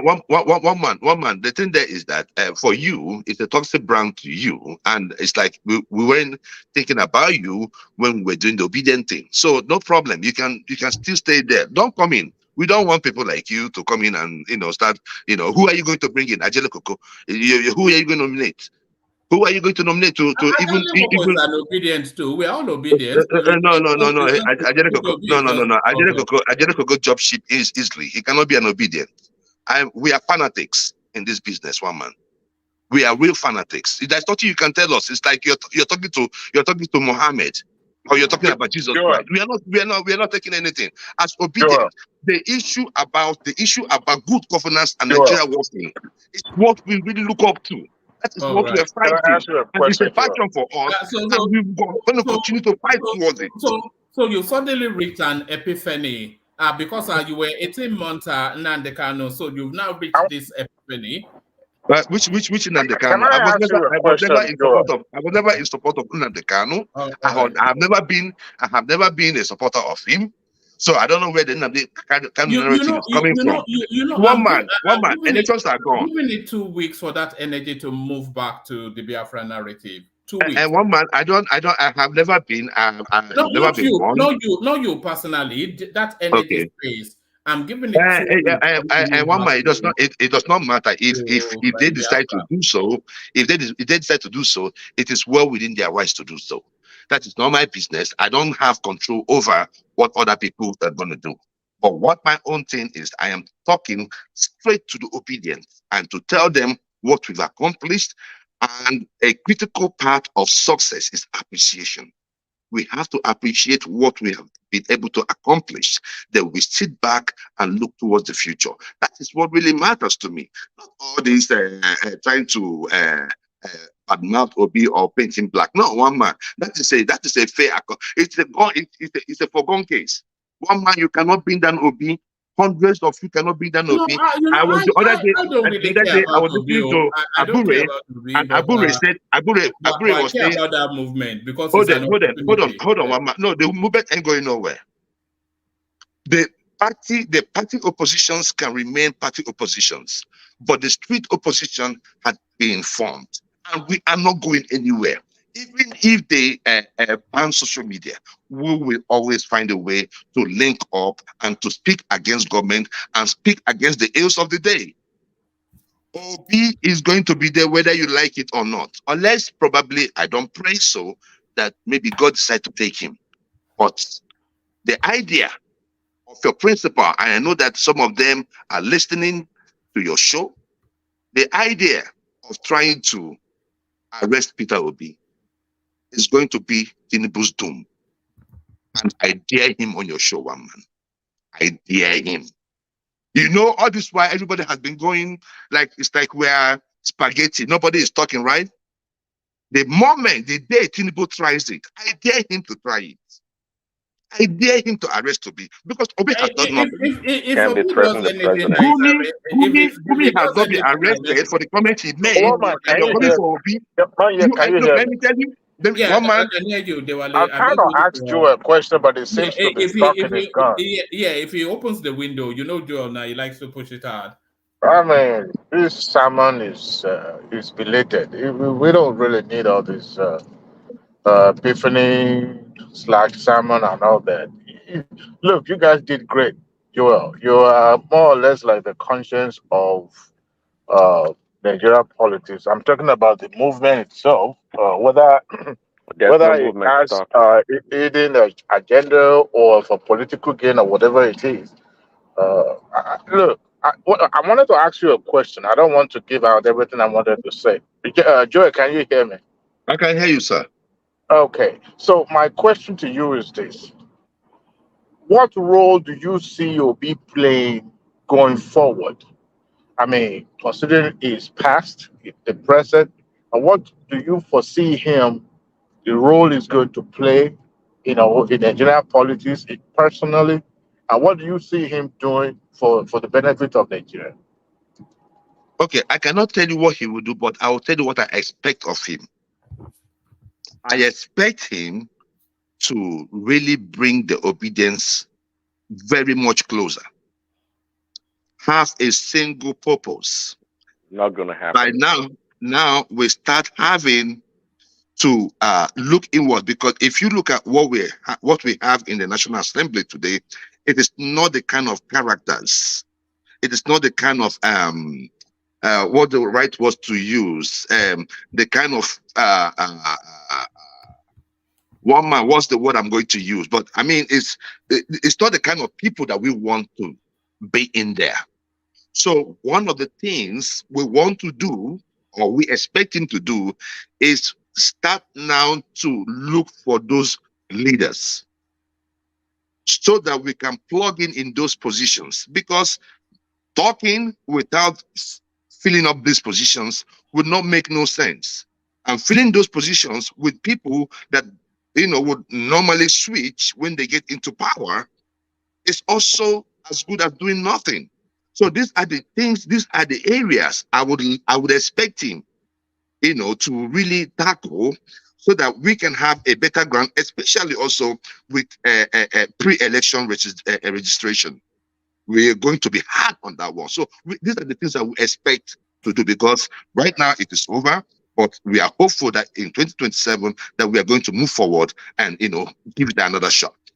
Besides that, we intend to be opposition, not just like a hateful opposition. It has to be. We have to give response to every, and I'm talking about the Labour Party now. Every policy of government, whether right or wrong, we have to come out and talk against it, because as it is right now, I don't think the PDP, I don't know where they are right now. So these are the things that we expect. We have to we have to be in the news for the right or wrong reasons. Like Donald Trump said. But are you going to be in the news in the same format that you were in the course of this election? or are you going to peter it down and adopt a civilized tone? And do you think that that space has the capacity for civilized conversation? One man, there's no civility in Nigeria. All right. If you're asking me, if you're asking me, is it the buru bara? You still no. One man, the issue there is this, right? The issue there is this, right? For 4 years, you'll be doing the same. We have. That's why I said, look, opposition from the political party will resemble what you want to hear, like something that is more official and all that. But when you come to the street, we cannot guarantee any of that. We've not found that language yet within that space, and that is why I'm saying that people. I'm not saying like myself, but people, of a certain sort of functioning outside of just that gnashing of the teeth and howling at the moon, to move it away, to take that energy and give it purpose. Yes. That's how we have to go. One man. Otherwise, you'll just be jabba for 4 years. I get where you're coming from. All I'm only saying is this to you, one man, that part you're talking about will be done by like the party. But when you come to the street, there is no way you can gauge or control people on social media. They will always do what they want to. But the news has value. Is very important. That noise is very, very important. So what we are saying is just this, one man. We have the official woto and we have the street woto. And both of them will be working together to ensure that we get the kind of government that Nigeria rightly deserves. One man, please permit me. I'm going to move away from this issue very, very quickly. Yes. And then let me talk about this headline that I saw here. Before you do that, let Ekene in. I stopped him. He wanted to come in. Sorry. Go ahead. Ekene, come in. Yeah, Joel, thank you very much. Your fellow obedient from Nigeria. I wanted to come in when one man was talking about removing Obi from the picture. Because of his associate with Abacha and and all that. So, but you see, we know him that you asked him the role he played during Abacha. He led a protest about the congestion of the port during Abacha time. He led a protest and took the government to court, which he won, and Abacha gave him that position to clear that port, which he did. They call that a juicy portfolio in Nigerian politics. I don't know, but he led a protest. He acted as a nation. He acted as someone that loved his country, and took the government to court. He won, and that position was given to him to clear that port, which he did diligently. So if you are referring that as an associate of Abacha regime and all that, I don't know. Yeah, is he not a functionary of the Abacha administration? During that Abacha, a military junta. I don't know, but during that, he led a protest. No, you do know. You've already said it. You said it was. However you want to paint it. One man, may I interject, please? Let me finish. And put this in the proper perspective. So let me land where is the morality? It was a bad one man, let me correct this. Yes. It's an historical. Let me put the historical. Let me land now. Oh, okay. Hold on. Let Baba put that perspective, and then you land. You used one word, Ekene. You said he led a protest. He did not lead a protest. They got an appointment with Asurok through Major Mustafa, to see Abacha. That is the cartel, the traders cartel, the importers cartel. It's not a protest. They were invited there through the application they have written before, and they put their case forward about the congestion of the port. And Abacha thought it wise in his own wisdom to say, okay, who is your leader of this group? If that is what you want, let him be the chairman of the decongestion committee. So he did not lead the protest. It is No not matter how you, Baba, I form. understand your point, but the only thing is that he made his point, and it was granted sure, to him. Sure. So, I won't deny that. Even in that period, there was a story that he rejected an oil block during that period also. So one man doesn't like to share all those ones. He only share the ones that he wants. I never heard that one. Okay, you never. You can go and check it. You also see it. You only see the one that you use to paint your narrative, but you never see the one that he rejected an oil block. No, you never see that one. During that the same Abacha period, you never see that one that he rejected an oil block. So all those things are an antecedent built right from time. You cannot take it away from him. And just like Bugaje said, Obi really spoke to the issue of the Nigerian youth. And that was why he got his followers. And they still believe in him. No matter whether you want to remove him out of the picture or not.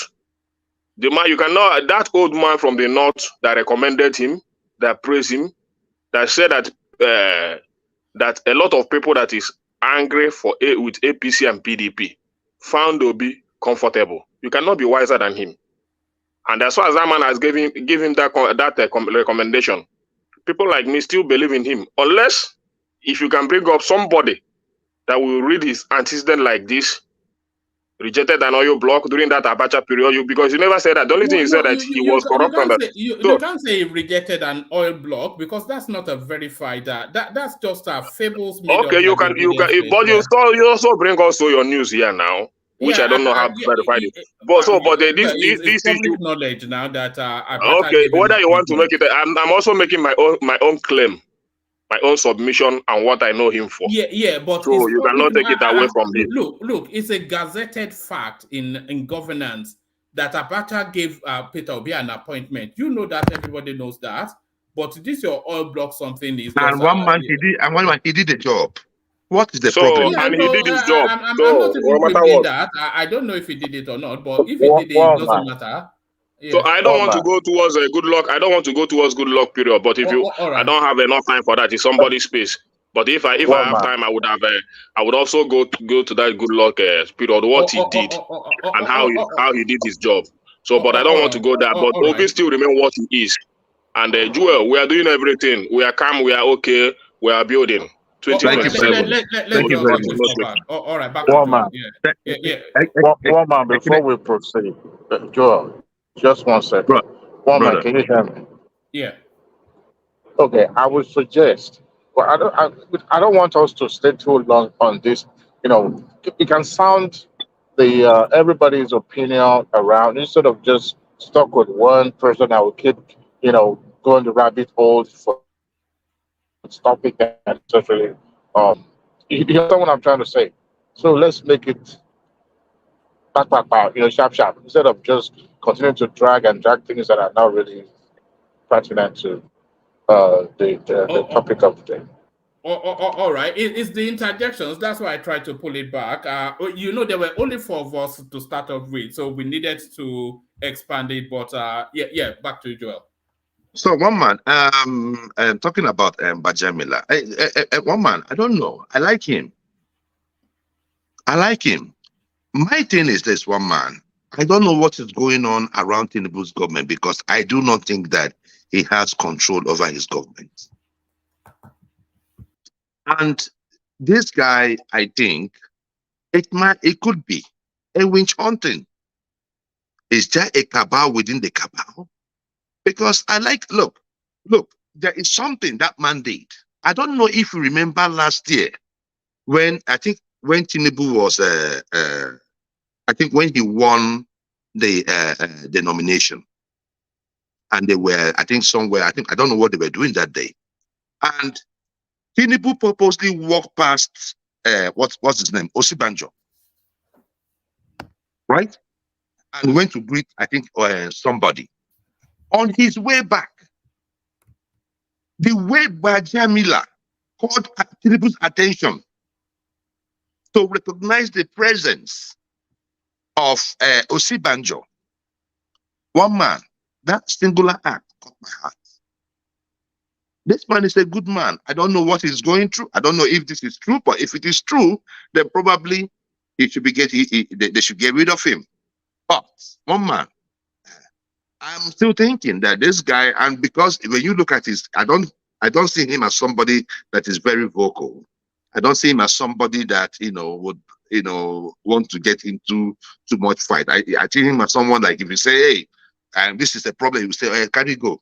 I think that's the kind of person. He's not like into this boju kind of politics. I just leave it. I don't know what is going on, but one man, that is my take on Bajamila.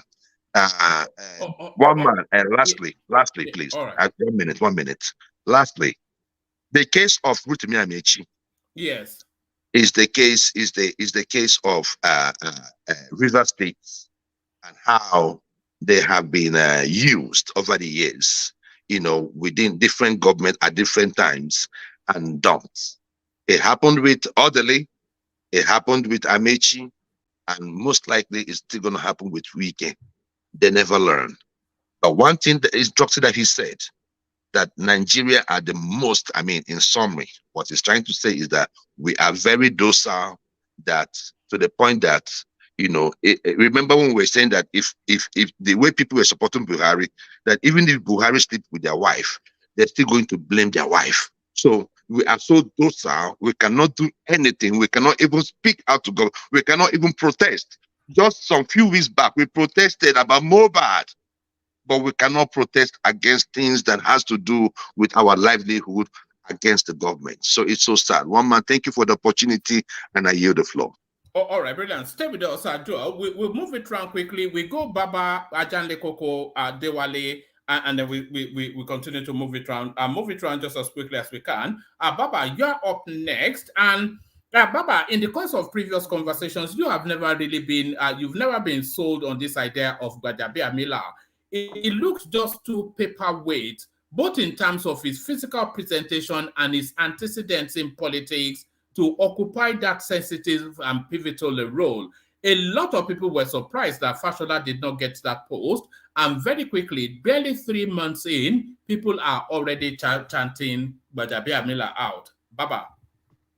Yeah, thank you, one man, for the opportunity, and continue to enjoy your weekend, like everybody on the platform.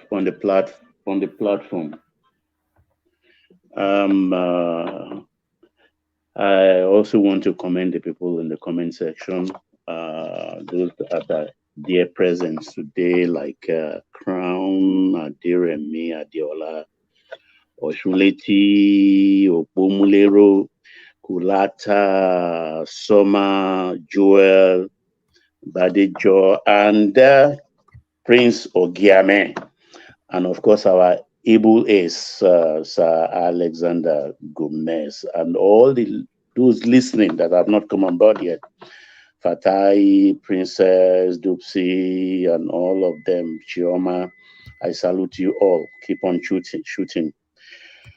Yes, woman, please, our listeners, able listeners, please like and share and subscribe to this program. But the most important right now, which you can do, because we are many behind the scene listening, please click the like button.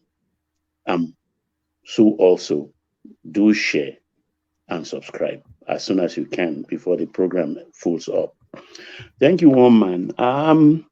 The Gbajatin, yes, it's what we have at the moment. It's not the best. Fashola is not ready for the government.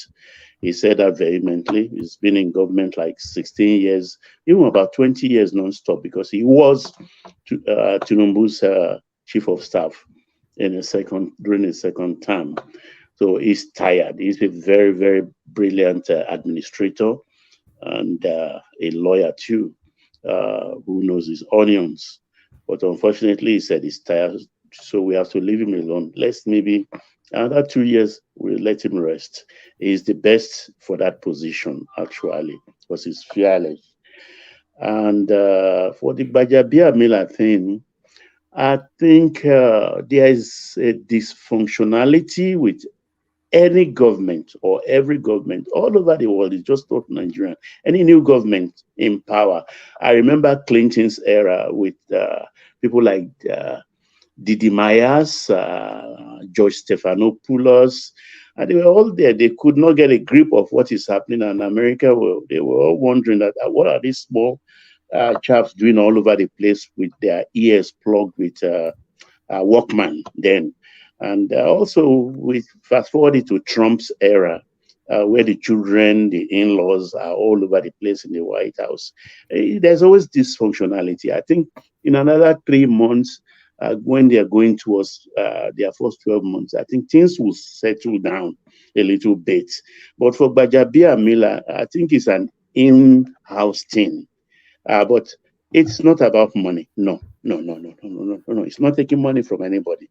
Influence peddling, yes. That's one of the functional things of a government, influence peddling. But it's not about money exchanging, and that is taking it to the height of absurdity. But I read Alexander Gomez's comment a short while ago. He really nailed it. But he nailed it in that his comment, what is happening in that environment at the moment. But it will settle down in a way. It will settle down. I don't think he's taking money from anybody. The job is overwhelming. Chief of staff is like a shadow president. He keeps his itinerary on daily basis. Not only this question of appointments, even party bigwigs like Ababa Konde, Chief Oshoba, and the likes of them. Those we consider bigwigs of that of Tinubu circle. They are also complaining. You understand? So it's a thing of a new government thing. It happens everywhere. So even though I don't like him, I never wanted him to take the C, to be the C of COS, but it's what we have at the moment. So we have to cut him some slack and just hope that he will correct all his mistakes. That's what I have to say about Gbajabiamila. Baba, sorry, I just wanted to ask you a question, please. Yeah, go ahead. So what is the main thing that you don't like about him? I mean, he's humane, he's intelligent. For COS, you have to be ready to acquire enemies, plenty of them, and you must be bold and forceful. Let your yes be yes and your no be no. And those you don't want around, like the chairman of APC at the moment, is a bad influence. He has an office inside Aso Rock. That shouldn't be the case. That's one of the problems he's having. And there is one other form. Alex, he commented on that, but it will be corrected.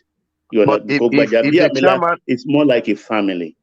If the chairman of APC, because this is the same thing we are experiencing with Emefiele, the person that sent him, you left him alone, right? And you arrested Emefiele.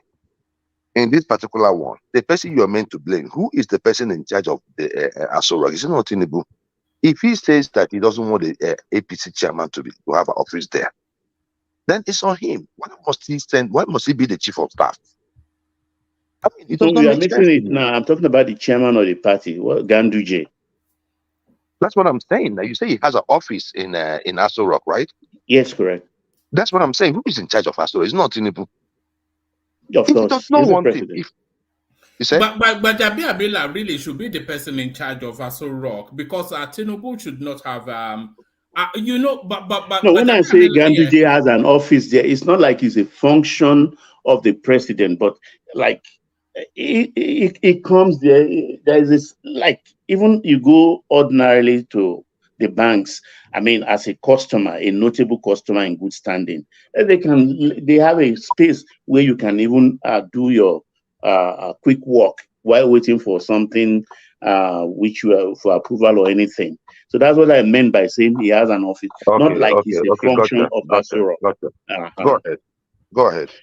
Yeah, so that I think he will settle down to it at the moment because he's a shadow president. It's not a small work. His work is 24 hours. 24 hours. And Tinubu even alluded, no, I know it was Fashola who said in one of his interviews that, look, Tinubu has a habit of even calling you at 3 a.m. and discussing a particular file. So you can sleep with him. If he doesn't sleep, you don't sleep. So COS is like, I don't know, 24 hours is on, and it's not an easy thing. So one man, that's my take on Bajabi Amela. All right, let me take you to a different space. Rotimi Amechi, he has been, you know, he's back in the spotlight, curiously, and some of the things he said, always controversial, of course, a lot of it still reflecting someone still somewhat licking his wounds from elections just gone by. But some of the things that he did say that these are surrender it to God and surrender it to this. Don't rock the boat mentality of Nigerians. He's somewhat indicating that it's a form of docility that they will surrender again. That here is another 4 years. You have 4 years. Shebi Buhari came and went, and another 8 years is taken from your life, and another 8 years is taken from your life. So this lack of insistent response for change by the Nigerian person, he identifies that. Do you agree with his commentaries? Look, I listened to him. I don't take him as a serious person. He's just lucky, and he has this sense of righteousness, even though like every human being is not clean. You understand? And he's playing with Adiza. If he knows whose father that girl is, that woman rather, he should just avoid that Fulani woman. She is the daughter of Professor Bala Usman of Ahmadu Bello University, a very activist, outspoken, someone who troubled the military government, who Babangida feared. Anybody that knows Professor Bala Usman, and I don't think the fruit falls far from the tree. Because the lady is making some assertion. Rotimi has to be very, very careful. Very, very careful, because he handled some aspect of he was the Minister of Transport. And what went down in that ministry, it's not above board or very clean paper. So he has to be very, very careful, because I heard him talking about Nigerians don't react, Nigerians don't do this. Look, we have evolved. We have evolved. The citizenry, they are very wise. No one is ready to die for anybody unless you are ready to lead from the front. If you want to bring the government down, bring your family, go in front, stand at Jibo and Yaba, and everybody will come join you. Nobody's going to die for you anymore. A lot of Nigeria, a lot of parents have lost their children right from the 60s, 70s. Nothing happened. Nothing happened. So he should not just deceive himself. Nobody's going to whip anybody into actions that will destabilize the government. We may not be on a cruise, but the boat has to be steadied. So that's my take on Rotimi Amechi. And of course, what's it called? It's Nemesis. Wike is there, waiting for him to go out of town. Because the last time, about 3 years, about 3 years, he was going to speak out of town. Wike made only one statement. He said, my friend, stop there, or I will start from your wife. And Rotimi Amechi stayed clear.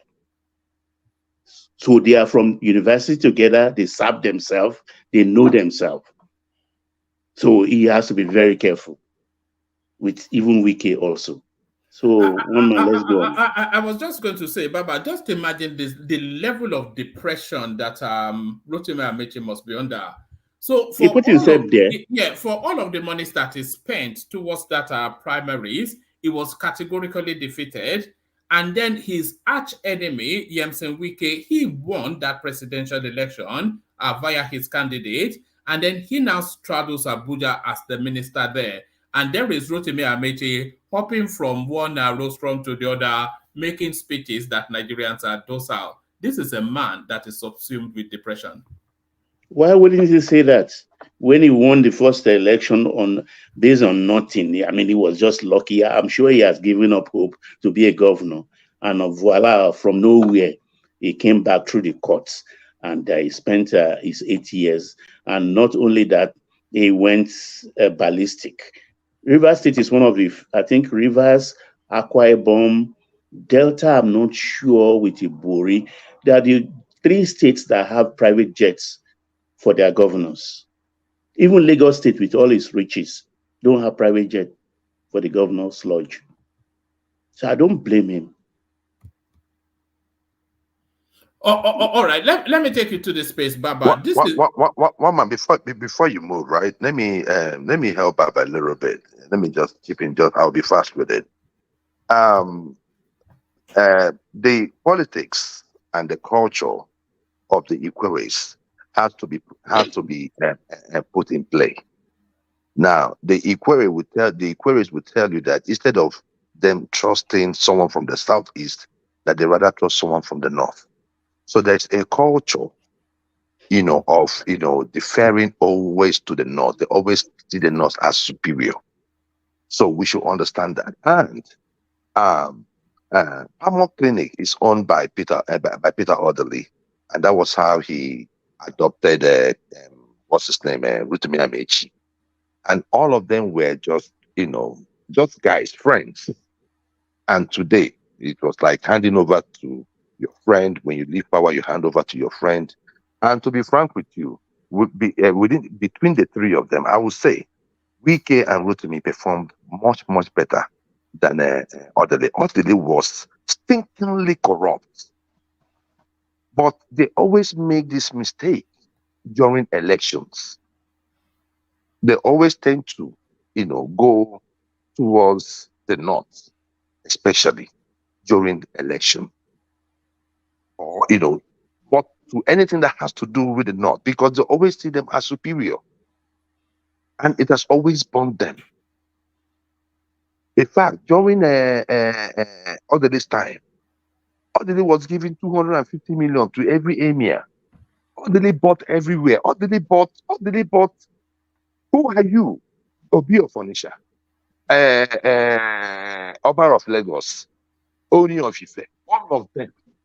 Any first-class chief was 250 million. Because he wanted to be president. Because he wanted to be president. It took only OBJ to stop Orderly. It took only OBJ to stop Orderly. And OBJ stopped him because of his hypocrisy. So I think they never learn. They never learn when it comes to such politics. But go ahead. Well, I wondered. I stayed in, not like stay, but there is hardly, out of 30 days in a month in the 80s, I stay at least 10 days in Port Harcourt. I use Port Harcourt as base to go into the creeks up to Bonny and everywhere, actually. And I've always wondered what the problem is with the Ikwere and the Igbos. Because I just don't know. There is this fierce. It is back. It is back to the war, actually. Yeah, I know that. And I don't want to go into all of that, because if you stay in Port Harcourt, you will know that I don't know. We talk of maybe Yoruba Igbo, but the Ikwere and Igbo is a different ballgame entirely. But I pray God to settle on that. One man. Baba, I'll just wrap it up. The issue there is this, right? It's still the same issue we have, with around Nigeria. Those narratives are being propagated by the leadership at the leadership level, We have married each other more than any tribe in Nigeria. In fact, an average Equatorial man is married to an Igbo woman. That is how it is. You all are Igbos as far as I'm concerned. That I'm telling you, that's how bad it is. Like, in fact, it's just. I mean, I think we're going to need a day to just discuss the Equatorial Igbo. But my brother, I love them a lot, and they are great people. They are great people. But some of these things can be worked on. You guys have work on your hand. You better do that because they are your brothers. Yeah, one man. Let's go ahead. All right, Baba, let me take you. And by the way, we'll bookmark that because I'm also interested. Or maybe when we get to the other phase, when we gone through everybody, it's a full day. Yes, because I have thoughts there as well. But we'll hold that till when we get towards Thomas's section. But Baba, this is something that is long overdue, and I always thought that this was even the case. Treat all gunshot victims without police report. So this is the Inspector General of Police speaking to the medical space. Let me just give you his words. It says, I forward here with a copy of letter blah, blah, blah, dated the 3rd of October 2023, received from the Federal Ministry of Health and Social Welfare on the above underlined subject. I'm right to convey the directive of the Inspector General of Police that to comply with and enforce the provision of compulsory treatment and care for victims of Gunshot Act 2017 without any hesitation. The Inspector General of Police further directs that to make this a subject of lecture and circulate widely for the members of public to be aware of our compliance with the national law. So it says, Acting Inspector General of Police has directed medical personnel across the country to treat gunshot victims without police report. I think this comes off the back of the storyline of that one chance girl in Abuja that apparently ended up in a hospital, and they were dilly-dallying waiting for the police input, and the girl lost her life. So long overdue, Baba. Well, I don't know how we entered into that. I think it happened. I think it's one of those things we inherited from the military, because it's barbaric.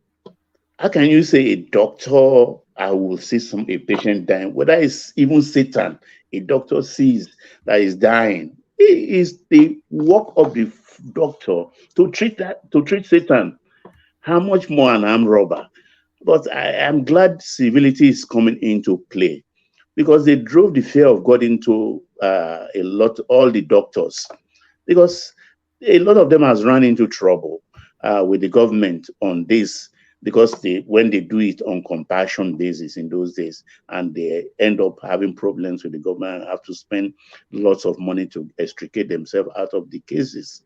And it is normal. I think it will even help the police.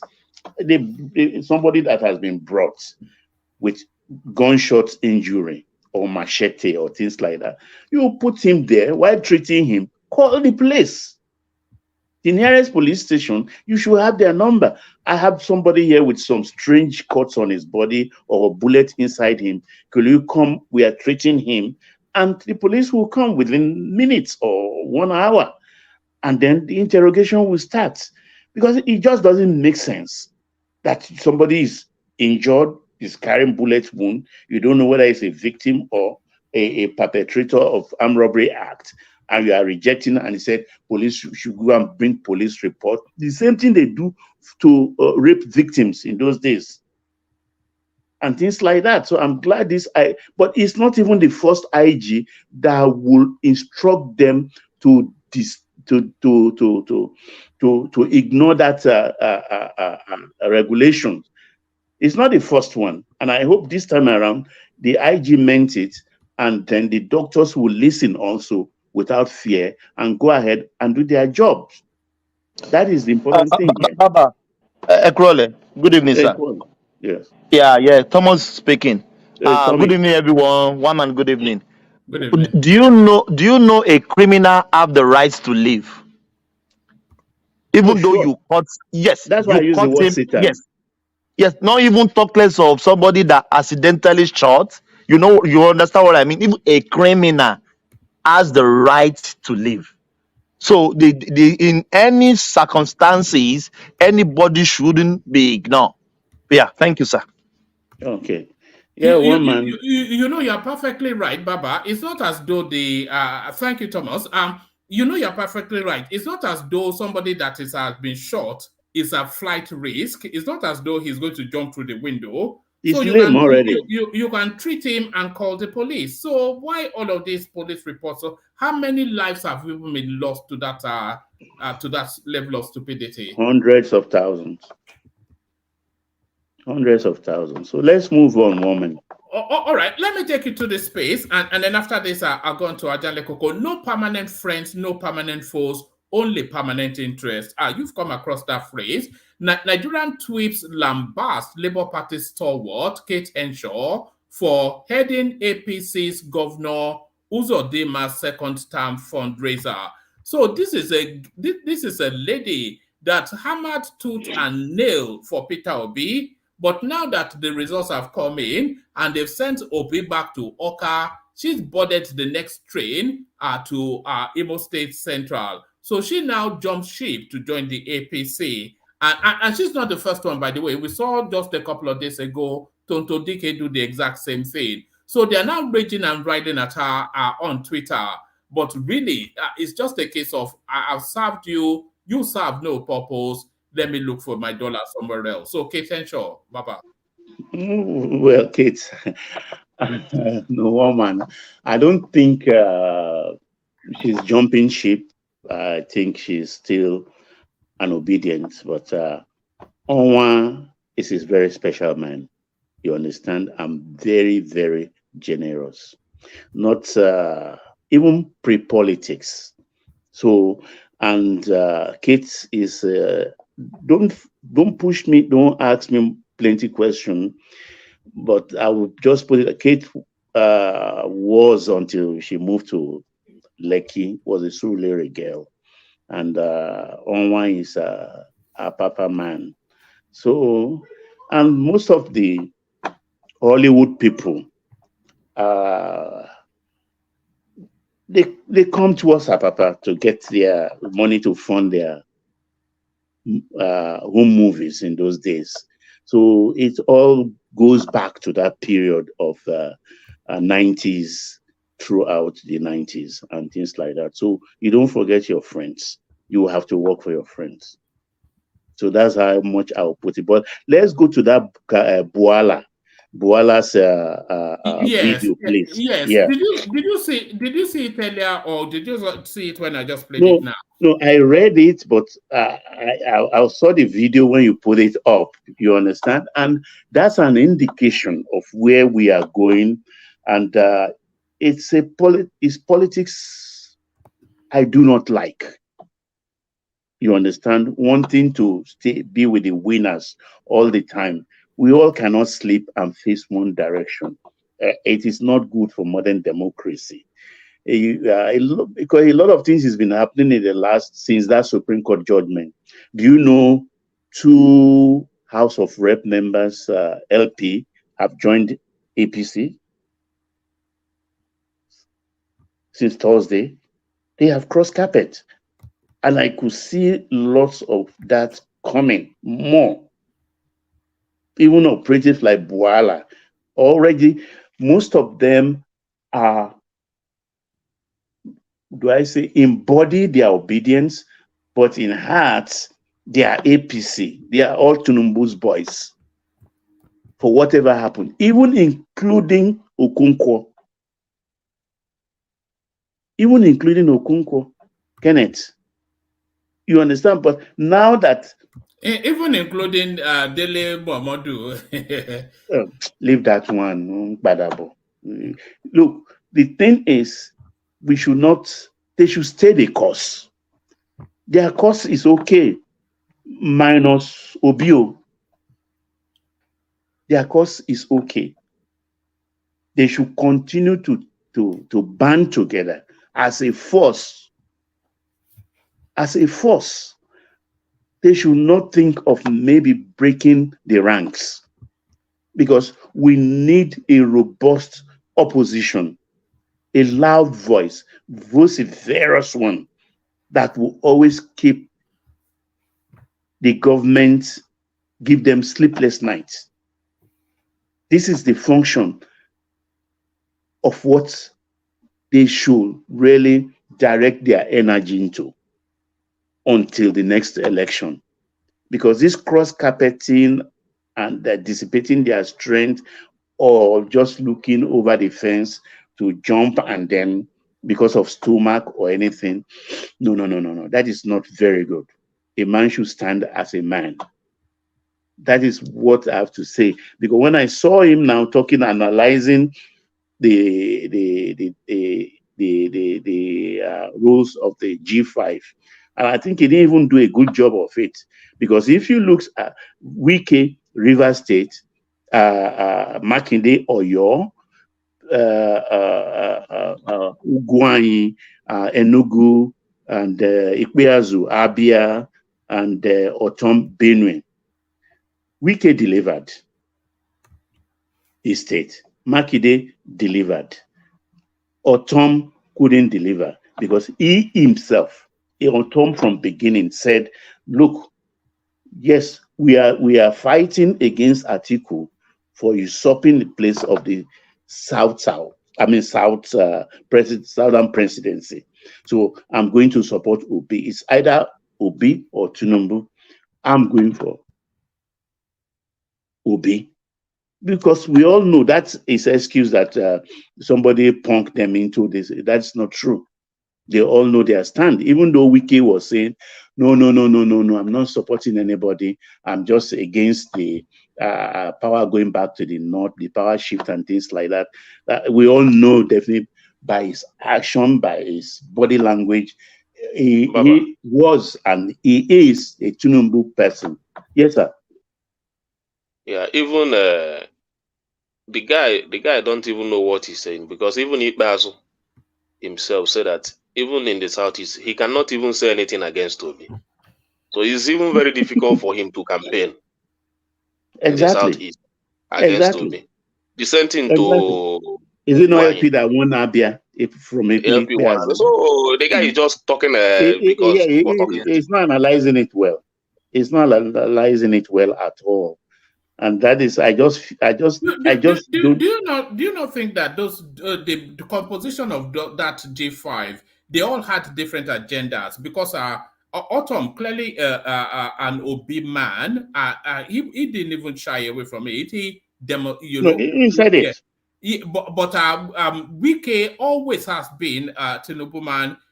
We all knew that, and Makinde, of course, followed the Yoruba line. Remember when they were having some, he sent his deputy to some Afenifere meeting, and he said whatever they decide there is what he will follow, knowing full well that they're going to back their son. So those two ones, they were embedded Tinubu people, but Autumn, a demonstrably clear Obi man. And then the rest of them, I don't know, Ekpeazu, he of course had to follow the tribal lines. So they were divergent and disparate sort of wishes and wants and pushes. Ekpeazu and Ugwuanyi actually don't stand any chance. And ultimately, Wike and Makinde played them.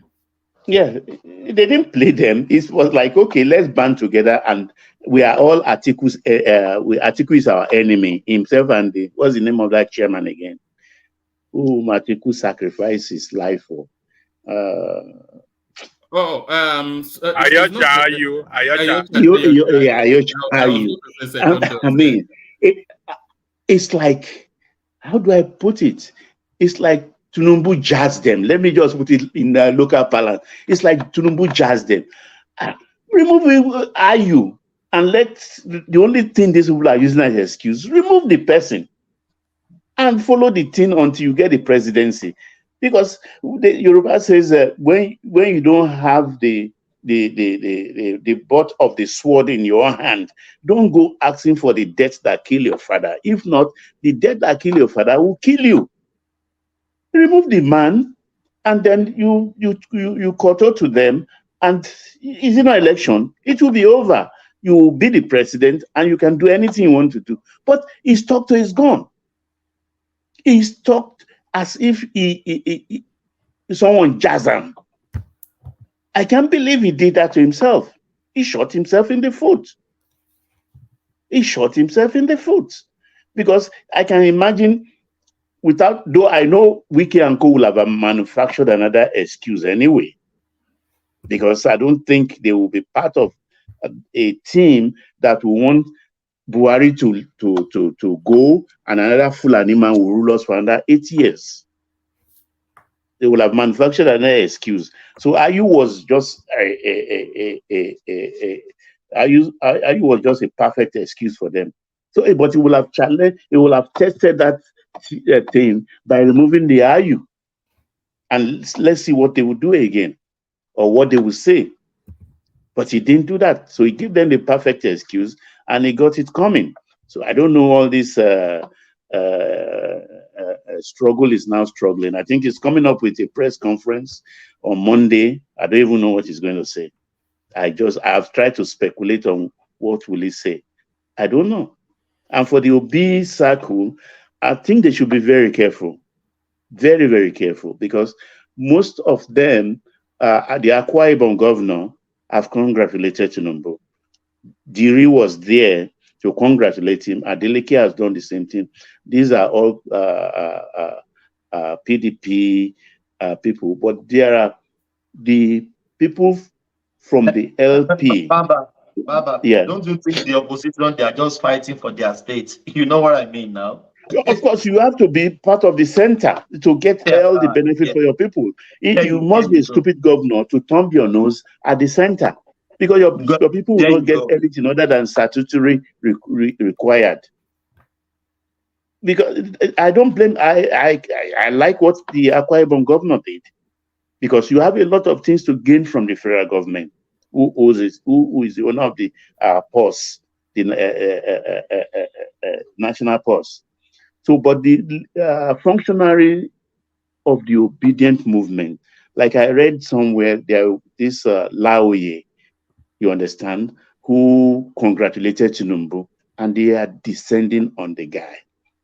They will lose friends. They will lose friends by doing that. There is nothing wrong in congratulating the president. After all, it's going to be there only 4 years. We'll go. And the guy said, look, let's congratulate this man, but let's stick together so that we can band together, and in the next 4 years, we go in for another election. And they descended on him. They start calling him names.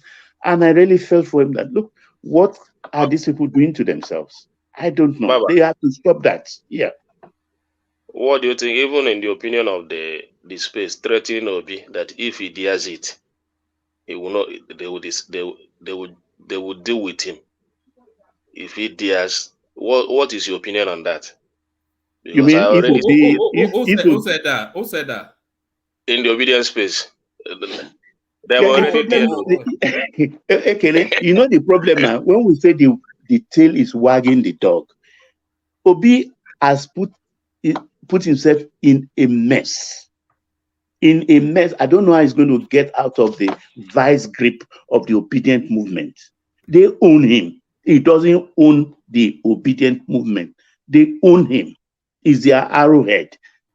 If he refused to listen to them, or took a step out of turn, it's better he commits suicide. What they would do gave him the threat, though. It's a serious one, or they gave him the threat. It's a serious one. No, he himself knows. He knows. Obi knows.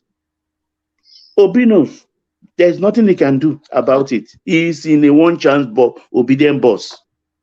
So whatever they want to do with him, they will do with him. He must not take a step without their approval. He's in trouble. I don't envy his position.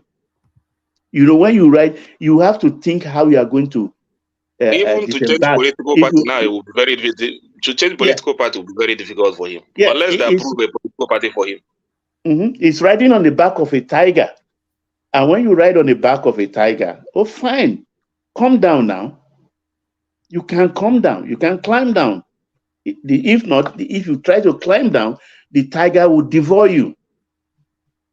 The tiger will devour you. So that is the problem. I don't have his position. He just have to ride the wave. He has to ride the wave.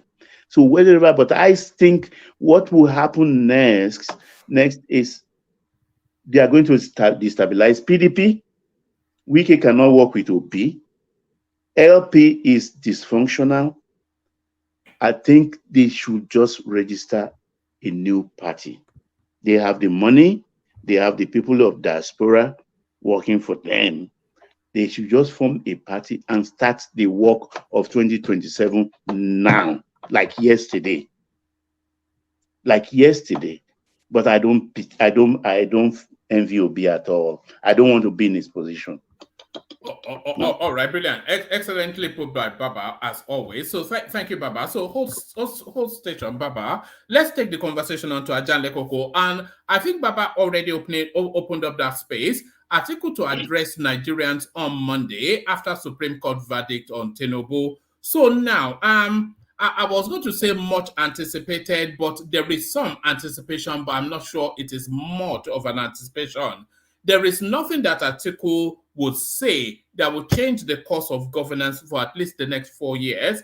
But Article has two options, isn't it? It can either be statesmanly or it can double down on the narrative that is that's been propelling all the way through. He did tell us in his last broadcast that he would abide by whatever it is that the Supreme Court said. But what is your anticipation of Atiku Abubakar's commentaries on Monday, Ajanle Koko? Ajanle Koko. Oh, thank you, one man. And, greetings to our listeners around the world. Click on the like button, share and subscribe if you haven't done so. One man, Atiku, I'll be looking forward to him to show leadership, to show statesmanship, and to show that he's a man of his word. In his last media interaction or word press, or what do I say it, he promised Nigerians that he will abide by whatever decision, whatever ruling that Supreme Court comes out with. Now that Supreme Court has affirmed Tinubu as the president of Nigeria, so we want to hear from him a congratulatory message, and maybe before then, like on Sunday night, or even tomorrow, we can send congratulations to him to show it to all Nigerians that is a man that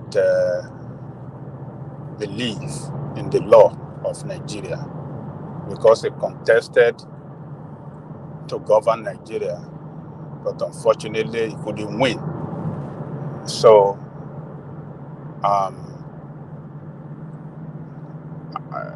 however, I would not be surprised if he didn't send any message of congratulation, if he didn't show that he's abiding by the ruling of Supreme Court, because the route that he took in terms of his inquiry into the certificate of Tinubu and the legal matter he took up in the United States, and the way he went that far, and with all that he did, considering the friendship among them, I won't be surprised at all. They've been long-time friends, I can say they've been friends since 90s, during the day of SDP, even before the day of SDP, when they have this Yaradua, the senior Yaradua, the Yes, former. they were both from the stable of Shehu Musa now. Both of Yes. them, So, they came from his school. yeah, they both both of them are from the same political school of Shehu Yaradua. So, and he was the senior member of that group. He was a leader to Ashiwaju, and they've been together. And Ashiwaju had. No, point of correction about the it wasn't a leader to Achiwaju. They were both strategists in his camp. Nobody was chosen as the leader. No, don't let whoever that told you that is lying. Even if it's Ashiwaju himself saying that, he wasn't factual. He was his leader. Yaradua was the most senior, and he was second in command in that organization. Where did you get that from, Evangelist? That's what I know.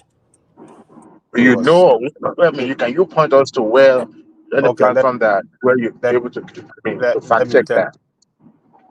The senior, the leader of Tinubu in Lagos back then was Chief Dako Sarumi, and Chief Dako Sarumi was one of the leaders of that organization in Nigeria. You understand? And Tinubu was not the leader from Lagos. It's Chief Dako Sarumi. And while Atiku was a national leader. So Tinubu was just one of the leaders. So is it not trying to say Atiku was a protege of Yaradua, since the fact that Tinubu belongs to Sarumi's camp and Atiku belongs to Yaradua and they match at the national level? No, Sarumi camp belonged to Yaradua, and the foremost leader of Sarumi camp is Chief Sakwadarumi in Lagos. So Tinubu was one of the leaders in Lagos, but not the top leader in that group. I beg to differ on this issue. Well, you can find out, but at least I'm telling you the truth. I'm telling you what I know for fact. And whoever that want to lie or want to say anything contrary can come up with his own fact. But this is what I know because I participated, and I'm telling you the fact of it. So Sarumi belonged to Primrose or something like that. He's the leader of Primrose. Mm-hmm. Yeah, he's the leader. I mean, he was the leader of Primrose. Adale Koko, can't you imagine all these small boy like Adewale arguing with the old people?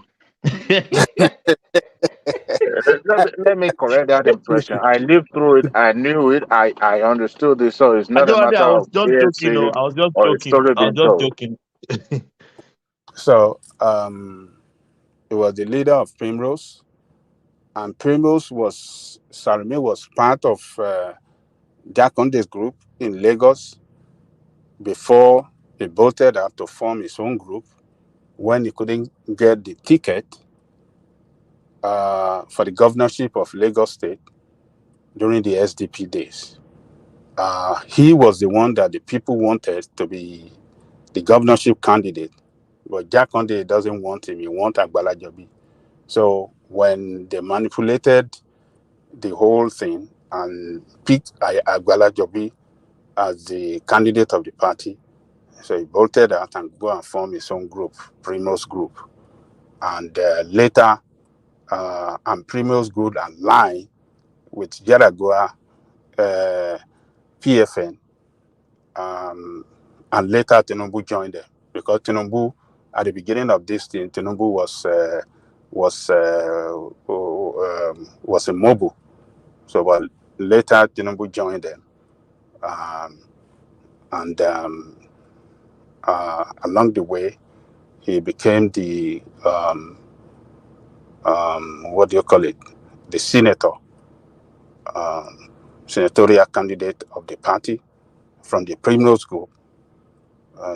Sponsored by the Primrose Group, and he defeated a candidate of Jakonde during that primary in Lagos, and represented the party and became the senator from the platform of SDP. So Tinubu was Atiku was the leader to Tinubu because he operated from the national, while Tinubu was one of the leaders in Lagos, and he wasn't the foremost leader.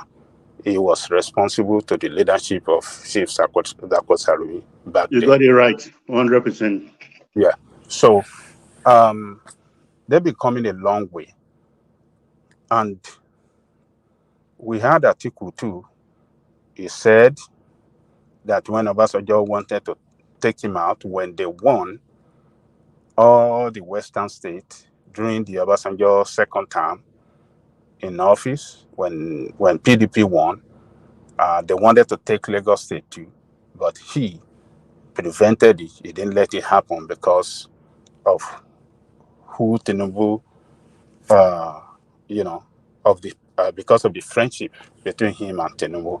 So, and Tinubu returned the favor to him after Atiku fell out with Obasanjo by giving him the presidential candidate of the ACM. So, and the friendship between them shouldn't have led to what Atiku did by going all that far, that trying to tarnish the image of his friend. I will not do it for a friend, even if I know for fact that, oh, look, he didn't even have a certificate. I will not do it. I will look for that. I will maintain that that spirit of friendship. I will keep it, and I won't want to destroy that friendship, because that friendship has went too far, beyond two of them, the wives, the children.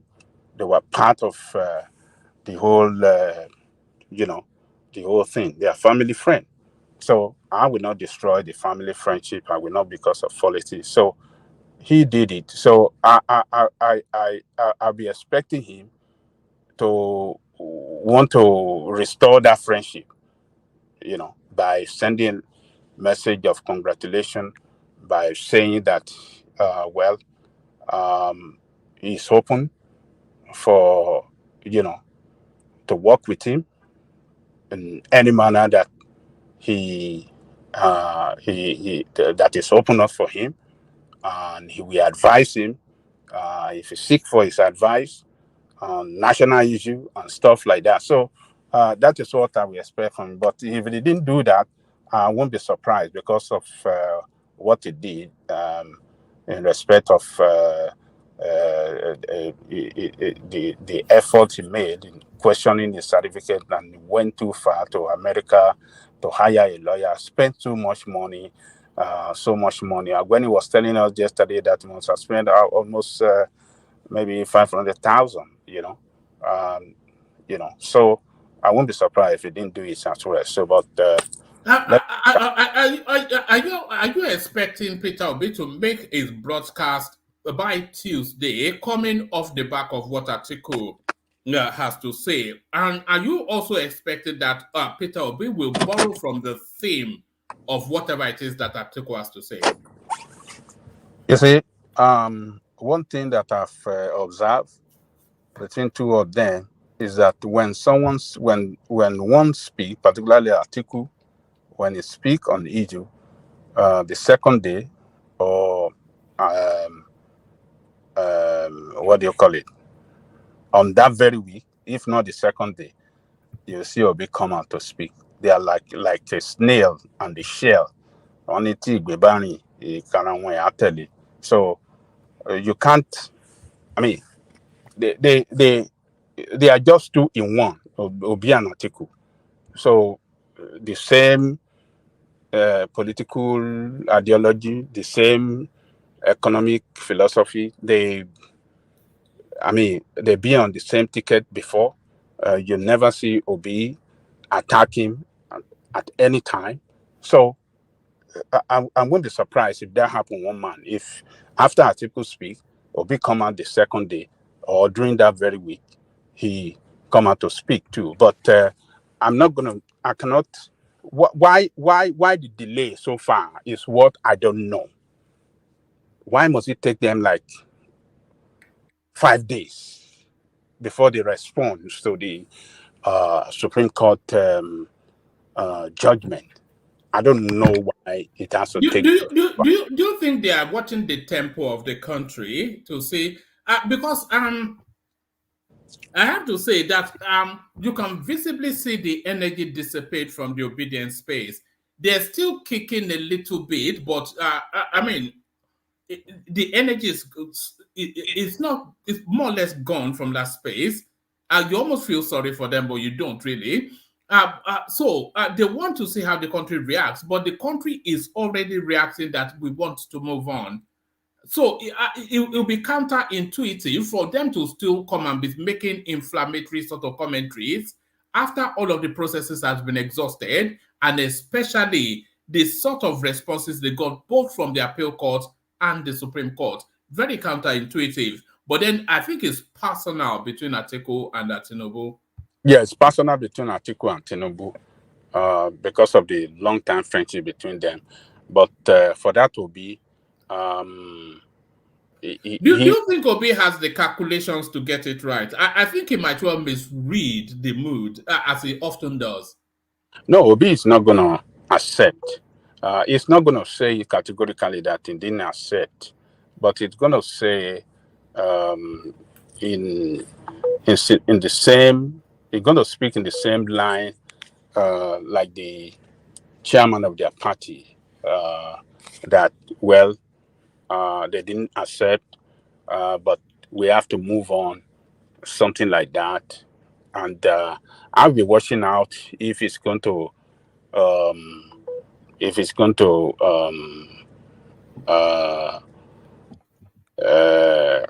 the president.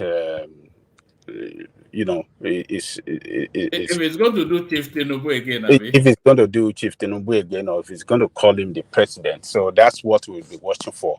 If it didn't call him the president, that would be... if it doesn't, then it's going against the Constitution. Yeah, that will show that he's a lawless man and very deceitful and, just a dubious politician like every other politician in Nigeria. Because there's nothing, they don't have any argument anymore not to call him the president. They don't have any, there's nothing anymore. The law is clear. The Supreme Court has interpreted the law clearly, and the election matter, it has interpreted it clearly, and they should show leadership. Do you expect? Sorry, Adele Koko. Do you expect in both their speeches all these references still to drug dealer, forger, and all of these things that they've been, they've been drum beaten to for 9 months? Do you still expect that tone? Because I'm expecting still that tone from Atiku and definitely Peter Obi. That'd be very counterproductive for them, because Atiku is the Atiku doesn't have a good reputation with Nigerian people. That one is clear. So if he have to go after Tinubu to say, oh, he's a drug dealer, the certificate with this and that, he has a certificate problem too. We saw his certificate, the name change from Sadiq to Abubakar and stuff like that. We saw it, and we saw there are a lot of what is it not? There's some other. The president is his boss wrote book and he describe him as a person that is unfit to lead, and a person that is very corrupt, and it's a person that Nigeria should not trust him with power. So Nigeria should not entrust power with him.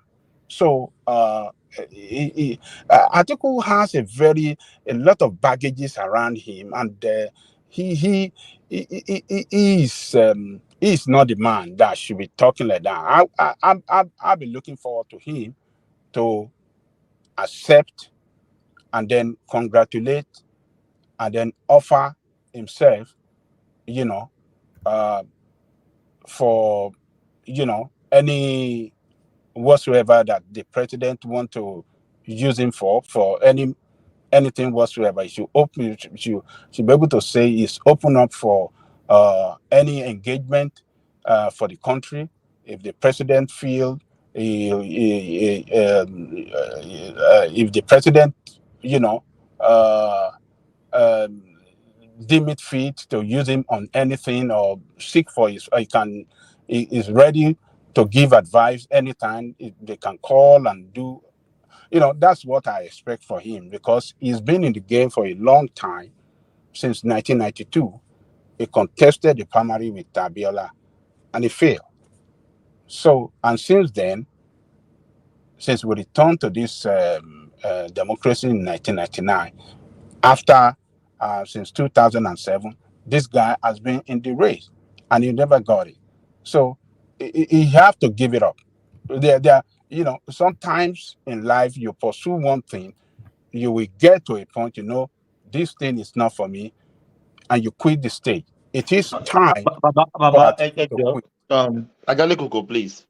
But if you were to be Tinubu, will you go in that direction, reciprocate any hands to Atiku, despite all he has done? Look, Tinubu is a leader of Nigeria today. He's the president. He should bring everybody closer to him. He should show leadership by not throwing anybody away. Everybody matter right now for to save Nigeria. If he feel that Obi should be used for a particular cause to save Nigeria at this moment, it's a use Obi. If Atiku is the right man to use for a particular cause to save Nigeria today, if you use Obi, and I'm expecting one thing from Tinubu. I think Tinubu should reach out to all his opponents, all his political opponents, particularly the former president Olusegun Obasanjo. Obasanjo is an international man. Obasanjo has been in that position before. Obasanjo went through the similar situation as the president of Nigeria in 1999. The economy was down. We are in serious political instability. We are in serious economic instability. We were in serious tribal. I mean, the tribal division among Nigerians back then was very, very bad too. So Obasanjo went through the similar situation we were going through now. He went through it during his time. He should be able to consult with Obasanjo to seek for his advice and invite him to Aso Rock. Ajale Koko, after Obasanjo supported his enemy, Obi. It doesn't Come matter on now. Look, forget about that. Politics is not like that. Leadership, position of leadership is not like that. It's not like the way you are described. You think when you are the president must not see anybody as his enemy. You are the president of everybody. And you should be able to open your door open. You should be able to open your door, wide open. You should have it open for everybody to come in. Those that matters, to come in to your office, to dialogue with you, and then, see how we can run the nation well. Because who is going to take the credit at the end of the day? It's him. if the nation gets better, as we are all looking forward to, he will take the credit. It's not going to be Obasanjo. It's not going to be Atiku. It's not going to be Obi. So he should open his door wide open rather. He should get his door wide open, reach out to all his political opponents. So, what do you call it? Atiku, Obio, and particularly Obasanjo, he should get closer to Obasanjo because Obasanjo went through this similar situation. Obasanjo consulted with leaders around the world. Most of those leaders are still existing. They can use him. It's curious that we've not seen or heard from Obasanjo. It usually is not this quiet. You know, Obasanjo is very calculative. Before he deliver his own position on issue, he will deliver it at the right time. That will be very effective, and everybody it will be the talking point all over. He likes punching below the belt. Yeah, so he is a very calculative man. So he's watching, he will speak at the right time, and that whatever you say then, it's going to be the talk of the town for weeks. So Obasanjo is a strategist. So is one of the backbone of Obi. So Obasanjo can reach out. Tinubu should reach out to Obasanjo. He need Obasanjo the most now. Obasanjo should be in the front. He should use Obasanjo to repackage the image of Nigeria, because there's nowhere that Obasanjo cannot enter as far as this world is concerned. Any leader, Obasanjo can reach out to him, and they respect him. We don't respect him in Nigeria, but they respect him all over the world. So he should get Obasanjo closer and use him to get the job done. He should not throw anybody away. So, but Atiku, I'm looking forward to him to show leadership, statesmanship, and accept that okay, this is the end of the road. I accept the ruling of the Supreme Court. I'm ready to work with the president. I'm open for anything. If the president feel he want to use him for anything, it's open, and and that is what I'm expecting for. But if he didn't do it, I won't be surprised. So Obi, I believe that Obi will be might be very reluctant to show acceptance in totality, because the forces behind him, his obedient youth, wouldn't want that, and he wouldn't like to offend them.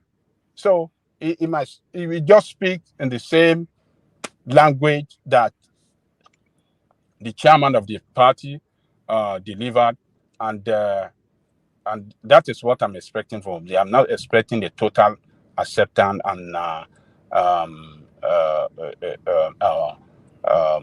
not expecting him to show hand of friendship with Tinubu. I'm not expecting that. All right, brilliant. Let me take you to the space, Ajande Koko. This side little fight going on between Hadiza Bala Usman and Rotimi Amechi. And it's a carryover from the Bwala administration, by the way. He effected her sacking as the Nigerian Ports Authority boss. And ever since then, he's been throwing out every so often a plethora of allegations against her. This woman was actually presented before a committee to defend allegations put against her. But she has now written a book. I'm actually going to try and get that book. I don't often read Nigerian, whatever it is, but I might want to read this one. She wrote a book condemning Rotimi Amechi. So he claps back, alleging that she illegally awarded nearly 3 billion in contract, and then she fights. So now this back and forth between these two elements, have you been following it, and any thoughts on it? So she wrote that Amechi illegally awarded 3 billion contract. No. Amechi got her sacked as the MPA boss for sharp practices. So after the administration, she wrote a book, and in that book, she responded to somewhat a lot of the allegations that Amechi leveled against her in the course of Buhari's administration. So Amechi now, off the back of that book, comes up with this allegation that she awarded a near 3 billion naira contract without following due process. No, now she now comes to clap back again that they are false claims, and then she's now going through the details of the back and forth. But if you're not following that space, then I can take you to another talking point. Yeah, I think what is going on is just shameful that when you have people at the top position of government talking like this in the public, she stole money or she awarded contract that she doesn't have the authority to award, and this and that. It just showed that the government they operated then was a government of that is shrouded in corrupt practices. And well, that lady was exonerated by panel of investigation because when Amechi alerted the president of what she saw, the corrupt practices she was, according to Amechi, she perpetrated. I think they suspended her, maybe they fired her, and they set up investigation. And the investigation came out that she did not commit any corrupt practices. So, but if Amechi is repeating now that this lady illegally awarded the contract worth of 3 billion, I think Amechi have a record. I believe that he know what he's talking about, because if it's not true, she could be sued. So what I'm expecting from that lady is just not talk. We don't want to hear talk. If you feel what Amechi is doing in the public now is not true, you can sue him for libel. So if she didn't do that, I think everybody should believe that what Amechi is saying is the truth. So that's the way I say. I think we should, if she doesn't sue Amechi and she let this thing get away, and she can only, respond by denying that, oh, it didn't happen, I think we should believe that Amechi is on the side of the truth. So no one of them is clean anyway. Amechi himself, we saw, you remember the video we played when he was grilled by the Senate, or maybe the House of Assembly committee on contract and stuff like that. So he was grilled. It was some tough questions were posted to him on how he awarded contract. He couldn't explain it well. Only for Gwajabiamala to come and dismantle their committee. You remember one man? Yes, he came and stopped we played it here. Yeah, he came and stopped the proceeding, and that was how that house inquiry, that was how it came to an end. So it was none of them is clean. But on this matter now, this one that Amechi is saying boldly to the public, if that lady failed to sue Amechi for libel, haven't been cleared, if actually true that they didn't find anything against him, and she have all her record straight that she did not commit anything against the law while in office. She did not embezzle money. She did not, misappropriated fund. She did not, engage in corrupt practices while in office. She should be able to sue Amaechi so that Amaechi can come to court and come and tender his evidences that yes, she engaged in corrupt practices while she was holding public office. So, but if she doesn't do that, let us believe Amaechi. That's my take on that woman. All right, brilliant. Adale Koko, do you want to give us very brief thoughts on the Daniel Bwala space, and then we go on to Dewale? Can you play it? Let me see what I didn't watch it. I didn't know when you played the other time. Let me. Let me play it again. Hello, my people. Let me tell you the story of the tale of the G5.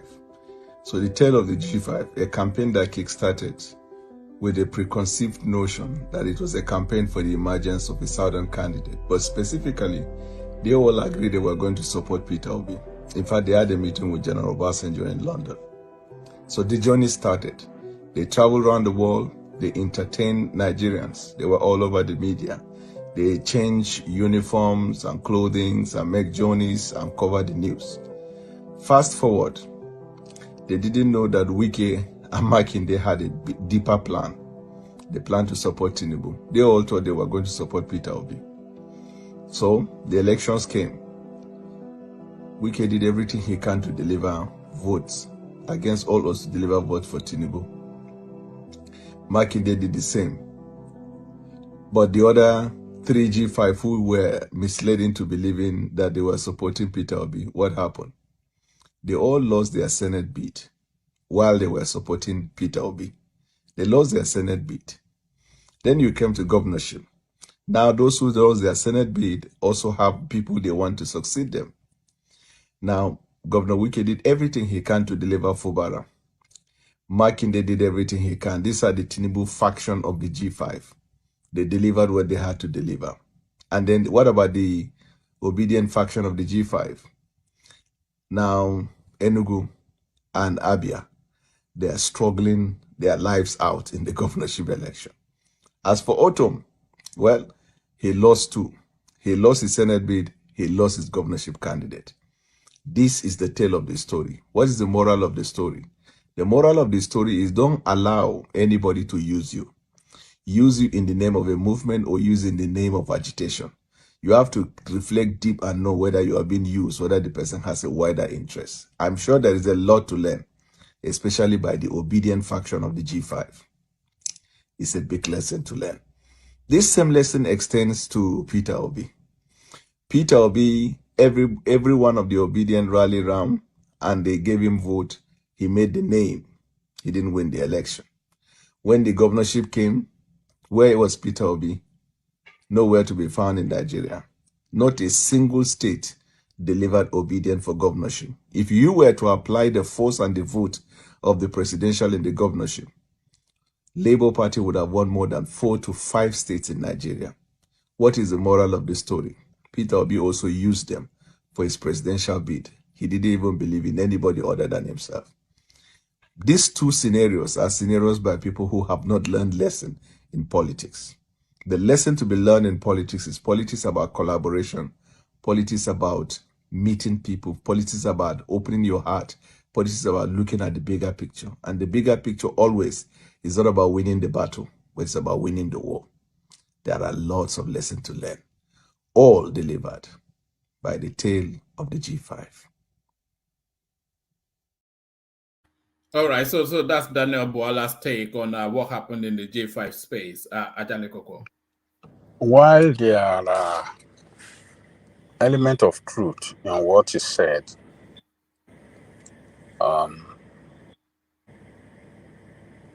his conclusion, I think, is more. His conclusion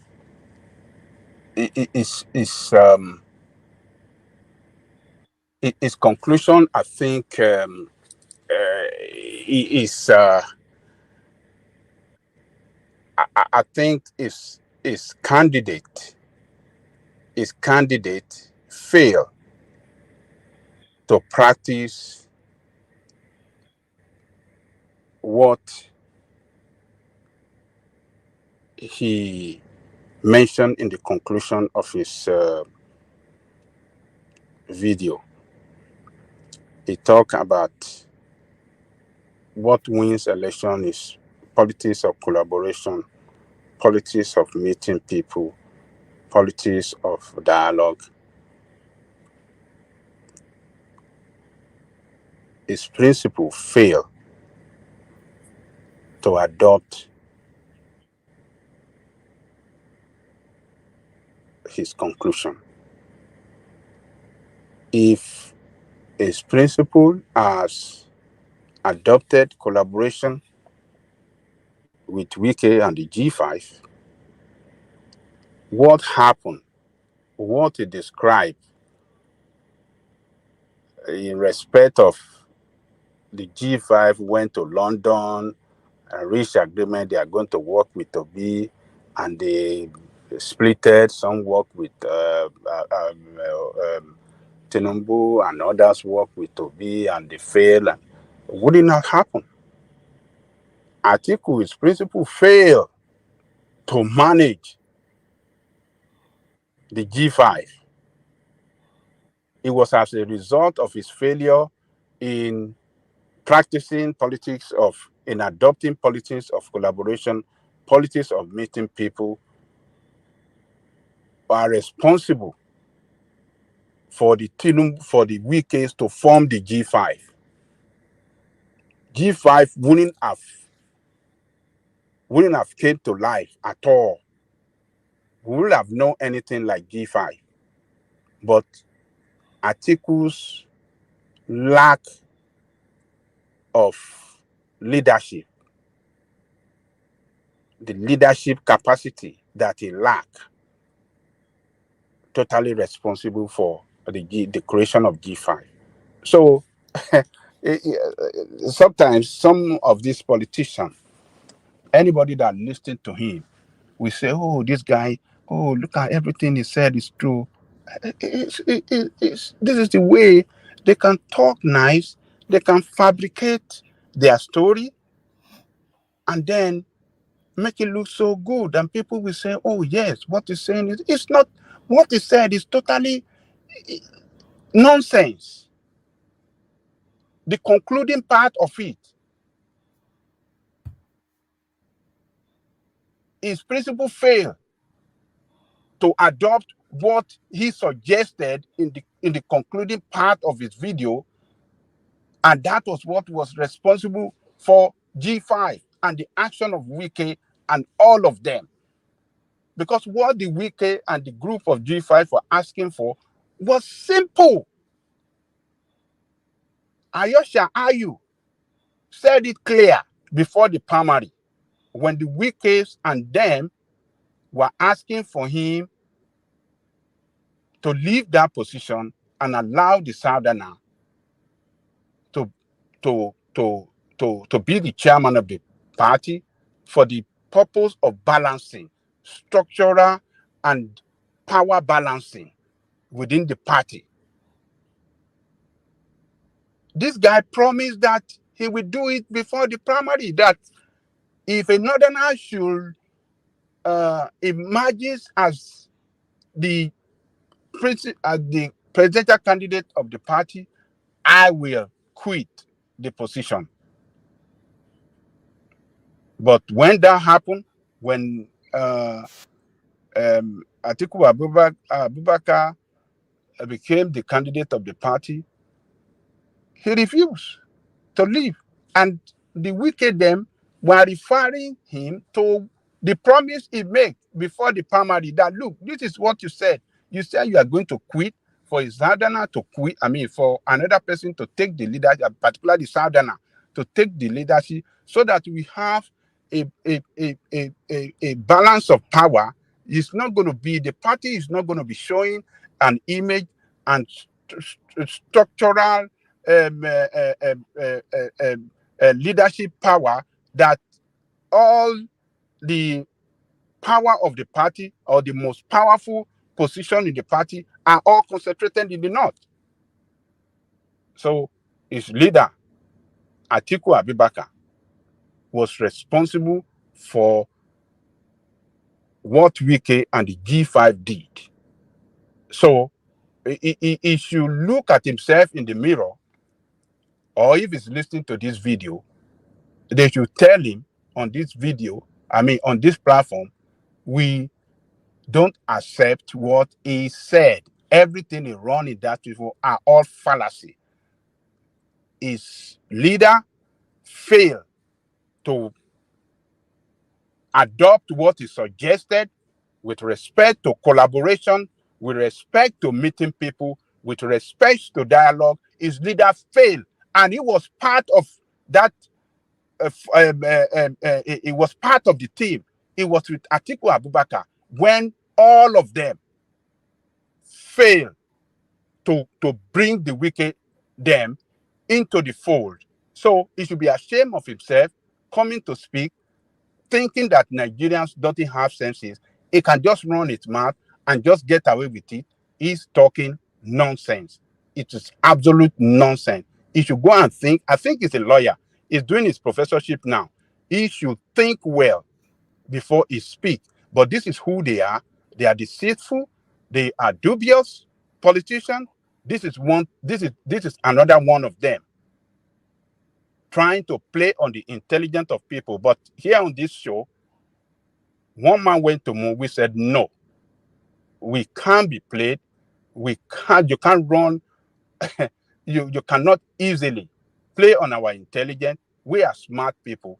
Your leader failed to manage the party then, and that was what was responsible for the failure of your party. And the party might go down more as long as Atiku remain in that party, showing interest in the presidential position at any time. As long as he's still showing his interest to be the candidate of that party, the party will continue to sink until when Atiku stop.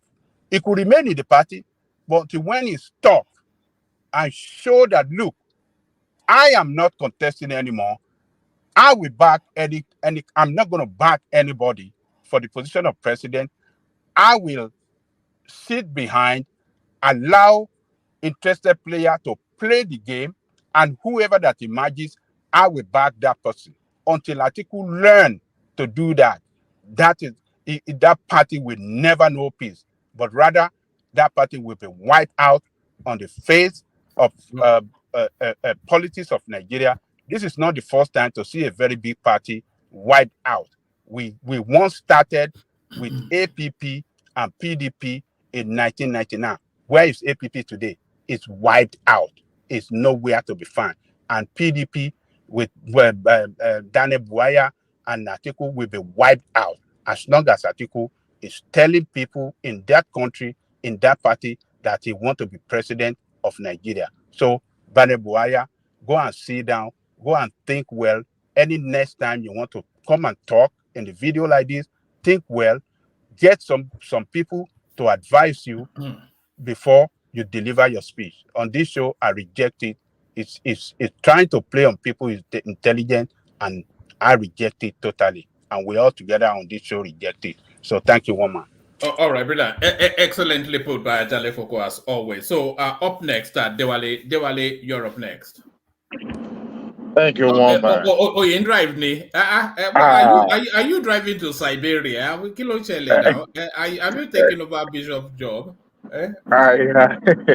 Don't mind these people of Texas. I was seconded to a place to God forsaken county in somewhere close to Dallas. So usually I would drive and come back over the weekend, so Do we'll you know what invoice time. them for petrol? Do they refund you petrol?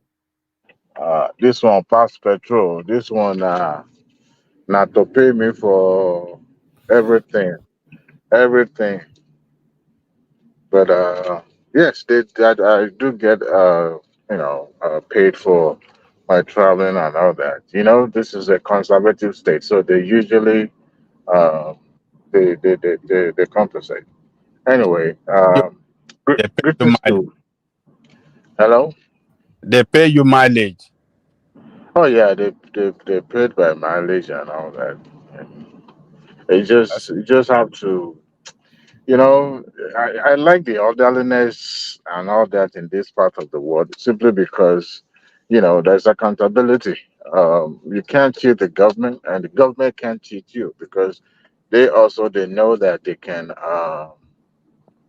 they can be sued at any time. So, and you two, you don't want to be in the pancake of government because it will follow you. And one thing is, once you establish yourself in the government circle or employee of government, whether at the federal or state, it will continue to follow you. So yeah, that's one good thing about this place. You can't escape the system anywhere. Even in the UK, there are certain invoices that I'd forgotten a long time ago, and then suddenly the letter will come through your letterbox. 10 years later, whatever, the system always catches up with you.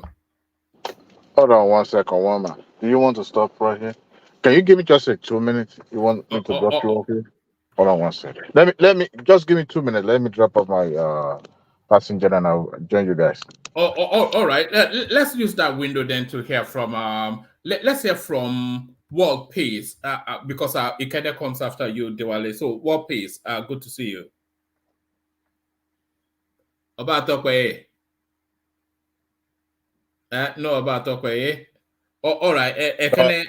Talk against Edo State if we jump. Look at that. Edo is an outpost of Yoruba land say now. something against Edo State, you see what peace will come immediately. Edo is an outpost of Yoruba land. We know that. That's why Geome and War Peace. But let's hear from Ekene then, since War Peace seems not to be as a system. Ekene, talk to us. Oh man, thank you very much. Well, we did fine. So how market today? Today na first full day, Abi? Yes, but yeah, we go today. Everywhere is open, but today is Saturday. So not till Monday. Yeah, it's Saturday not. What's the busy day there? I thought Saturday would be the busy day because that's when people have time. No, Saturday is not the busy day. The busy day is mostly Friday. Really? Yeah. This market really affect this closure really affects some, not only Alaba, most of the, not even when you think when you small something like this, you think this as in when you close business or when a big market like Alaba close, it only affect the people in the market. No, it really affects. Even there is a company along the road that used to produce bread 247. That company didn't work for 2 days because nobody to buy. Because when they produce every day, and when people from Alaba close, they go straight to that company to buy. It's a very busy place, very busy. But when the market closed, they work for the first day. The second day, they didn't work again because nobody to no buy. traffic. Woman, No I'm traffic. ready anytime. All right, let's go back to Diwali and then we land on you. Okay. Thank you. Okay. Thank you. Thank you, woman. Thank you, Okay, no Kenny. problem. So let me say, for once, let me thank everyone in the studio and also at the comment section. Today, I watched other show and that platform, I could see the the the the confusion and a lot of things going on there. But this particular platform, gave everybody the leverage and give everybody the opportunity to contribute and also, speak their mind freely without any form of, attack and all that. So, good job, one man. It's just that sometimes we still need improvement, but you're doing a good job. So don't tell nobody that I say that. What's the improvement? Is it the waiting time, Abby?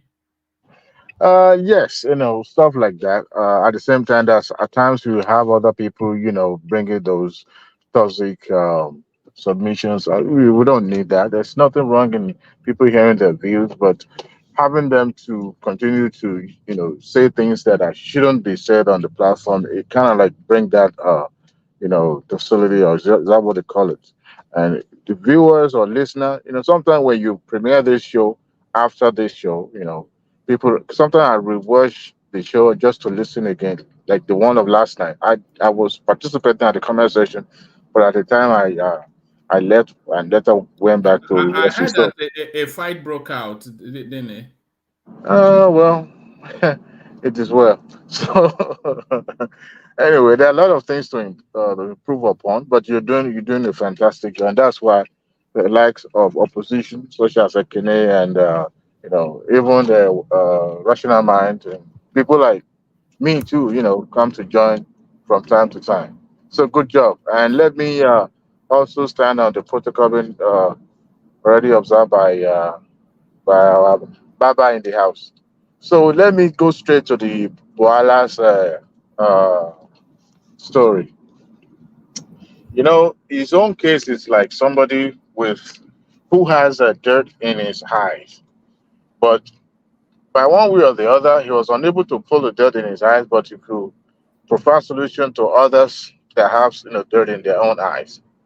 He criticized Obi, he criticized Obedient, he criticized all the G5 governors, but he didn't criticize his own principle, which I found very, very, intriguing. I expect him to say, well, this is what my principal has done or done wrong. He didn't. So to him, his principal has done everything, needed to be done in a, in an effective way. It's just system didn't work in his favor. This is Bwala to me is more people give him credence, and I don't see his. I haven't seen his importance in politics. This is an accidental, you know, uh, political lapdog that comes out to speak on behalf of principal. Remember, he jumped ship from one APC to PDP, APC back to PDP. So I'm sure by now, in his own closet, he will be nursing his wound and trying to give account on what he did wrong to have ended up in an opposition party like this. People like him will continue to remain and operate from social media platform because that is the only way they can continue to be in the space. Now, as far as I'm concerned, the G5 didn't do anything wrong. The other four, they knew what they were contending against. They knew they are going to be ostracized from their platform, whether they like it or not. But at the same time, they didn't want to go against the incoming prospective administration. They could see the handwriting on the wall that there's likeliness that Tinubu will become the president. And they did actually criticize the president. Among themselves, they must have discussed on which way they need to follow. And I'm not sure that the Wiki was the one dictating what all of them should do. I don't think so. Now, not quite long ago, Wiki took them to Aso Rock to meet the president to discuss, you know, whatever they could get or for one thing or the other. But back home, is it the governor of what is it? Repairs? The entire southeast was completely against the establishment. They are going the obedient way, right? Or Atom was having issues in his own state. So it was already been declared non grata. So personal non grata. So these are the people that they knew that whichever way they fall, they are still going to be outside the power. So they have to play with the whatever is being, whatever they are being given. So, but who wins? Wike wins because Wike today is oh, and I haven't seen him, neglect he You're brought breaking them up to there, Oli. Aso. I can, yes, it's, I mean, a godforsaken middle of No, nowhere in this, you're better what is now. You're it? better. You're better now. Oh, okay, yeah, I'm going in and out of this county. Texas is a godforsaken state. Anyway, so whatever. So back to the Bwala case. If you look at the dirt in his eyes first, his principal, Atiku Abubakar, I think Babangida Koko has done justice to that space. If this man, I mean, today is the third day that the Supreme Court adjudged that case. I don't know, and I believe Wasiri is still within Nigeria, not outside Nigeria. So, what will it It was call? at an event today. Okay, with the earlier year of Kano, what is his name? APC chairman. That one was Ganduje. always crying from here to here, right? So, yes, it won't cost him anything to pick a call and call his friend, just like Angela Koko said. But I'm making a prediction that it's not going to do that. And secondly, he's going to make a statement that will not put him here or there in order to prepare him for 2027. But at the same time, we'll try to sound patriotic just to make it look like, well, I've been in this game. I'm still a grandmaster when it comes to politics, but the unity of the country is one. But he won't actually address Tinubu directly by invoking his name. This, unfortunately, his party had rejected the judgment. The same thing with Labour Party. They've both rejected the judgment. I don't expect them to accept it. I mean, I don't expect them to, say, well, they lost, but I expect both of them. But we already know the antecedents of these people. Talking about Obi and Atiku. Like Baba said, Obi shot themselves in the foot by invoking, or should I say, romancing with the politics of religion and politics of ethnicity. And he has baggages to carry now with the obedience behind him. This is someone that showed up in the United States at the Princeton University, and he was addressed as by his kinsmen as the winner of the 2023 general election. And I haven't seen him disputing that statement, even when the court of the land declared Tinubu as a president. You see, the pattern that is being created and being followed is going to be dangerous if care is not taken. And if Obi doesn't play that role or that part well, a time will come in their country where it won't be arrested. I think it was Joel that was saying that if Tinubu tried it. But let me tell you, Joel, nobody is above the law. But by and large, he has been able to comport himself in a very gentlemanly manner. So there's no reason to arrest him. But if Obi has to be picked up, he'll be picked up. I mean, he will be picked up. What will happen? And nothing would happen. But you see, the president will be prevailed upon not to do that. And I don't see him in that character of a rabble rouser. Sorry, Dewale, I actually have a clip of what you were saying earlier on. Let me just quickly play it. I think you were talking about Chimamanda in Princeton. Oh, yes. Oh, yes. Oh, yes. You see, in the light of sorry. Sorry. Let me play it for the benefit of the conversation. Okay. See, we want to recognize the presence of. So I'm going to ask you to let me be very Nigerian today and say that I want to recognize the presence of a man I deeply respect and a man who I think is a beacon of hope, not just for Nigeria, but for Africa. And he's the man who many of us know won the elections in Nigeria. He's here with us, Mr. Peter Obi.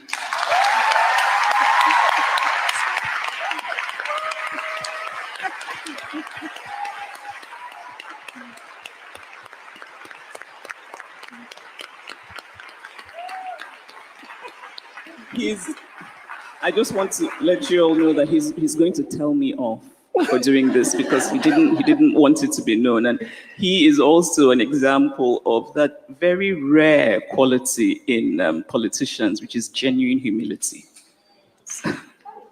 Yes.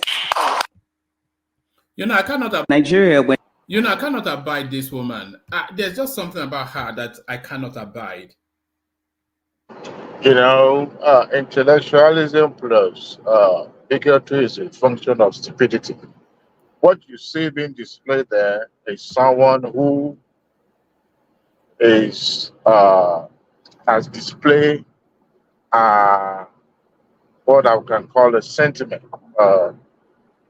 Even though you support, because he hasn't seen himself as someone operating from a larger platform, but she still see herself as that code the code, an Igbo champion, so to. I don't expect her to make that statement on an international platform. For those who are in the attendance that doesn't even know much about Nigeria, will assume, well, so if that man could be sitting in our midst there, what could be going wrong in that country? Is that the best way to showcase your country? But you see, we've had great intellectuals in that country. She doesn't belong to the class, and I will still repeat it again. She does not belong to the class of the likes of Shino Achebe and No, she's more at that Ben Okri level. She's a Ben Okri level. She's anything near. I mean, how can you even make the comparison? She's not even at Chino Achebe level, and Chino Achebe is nowhere near Chuyinka's level. So she's more like Ben Okri sort of level. At all. She's not a thinker. Yeah, she may be good in articulation and No, she's just a writer now, and she's not a creative writer either. She's speaking stories of tradition, and I've seen people who can articulate but doesn't really say much because their level of thinking hasn't gone beyond 6th grade, but they can speak good. They have a good and perfect diction, so they can try to, people get to love the way they speak, but not necessarily that they are a thinker. All right. So, unfortunately, he has not debunked that statement made by his kinsman. And that is the kind of things I expect Obi to disassociate himself away from if he wanted to be appealed to larger audience, those who did not even vote for him. But you see, in as much as I don't even expect much from him because he's an accidental politician, it's not a hardcore politician. You know, it is different to have a rabble-rouser, people that are disruptor, claiming to be a politician, because they are a good politician will operate from, at the background, not necessarily being at the forefront. But where he found himself now, well, God help him, and God help his soul. Let me speak to, I think, which other case you brought up again? I think I've talked about Bwala's case. And which other topic should you bring up? Woman, remind me, please. Woman. Hello? One man, they already fridge. Yeah, I've got to read the fridge. we were talking about Gbajabiamila as well, and it's a matter of is when Oh, not. Is yeah. when not if, isn't it? This guy is done. Is toast. Oh, well, that topic. But before I go jump to Bajabiamila's case, let me also remind everyone that Peter Obi is the greatest fraud ever packaged for Nigeria as a presidential candidate. Let that sink in. For Bajabiamila, for those who watched how the emergence of Tinubu as a presidential candidate, I believe that Bajabiamila played a very crucial and huge role to his emergence. Him having been operating from Abuja for a while, he already knew every corners and the nooks and crannies of political corners in Abuja. And politicians use each other for their convenience, for their own gain. I don't expect Bola Ahmed Tinubu to select someone outside that scope to help him stabilize, because stability is one in politics. If he had brought somebody like Fashola, like a lot of people wanted in the first place, it would have been a disaster for his administration. Why I said this is this: he had shown, from record that is how he operates. When he became governor of Lagos State, he picked Lai Mohammed as his chief of staff. Lai Mohammed is a politician right from the get-go, even though he was, pen and paper person. But he was also, just like the other case, they were all politicians. Then after he was able to establish himself, he went for a young, vibrant, articulate young man. I think Fashola was in his 30s or early 40s, I can't really remember. And he knew that he needed an energetic person to help him move forward, because the job of a governor is very, very huge and enormous, and sometimes it requires someone with that zeal and power and strength. So he went for a younger person. So, and I think that is what it is replicated here. Once it gets stabilized politically, I'm hoping that he's going to go for somebody who is more younger, versatile, and the person that cuts across, just like Fashola. And Gbajabiamila knew, I believe him being a politician also will understand that the position of a chief of staff is not forever. He's going to move on to bigger things. I don't even see him as becoming the governor of Lagos State, because he hasn't operated in that area. But Tinubu needs him in Abuja for him to be able to, reach across to other politicians that have chosen Abuja as their domain. And not just that, I mean, we all agree that Gbajabiamila is not in the same class with Fashola. He's not as articulate as Fashola. But in terms of politicking at the national level, he surpassed Fashola. And at this crucial stage, Tinubu need him more than they need Tinubu. As for buying of position, well, that cannot be far-fetched. I mean, we're talking about even a cleaner, a house assistant will print a business card and distribute it to people, for monetary gain and all that.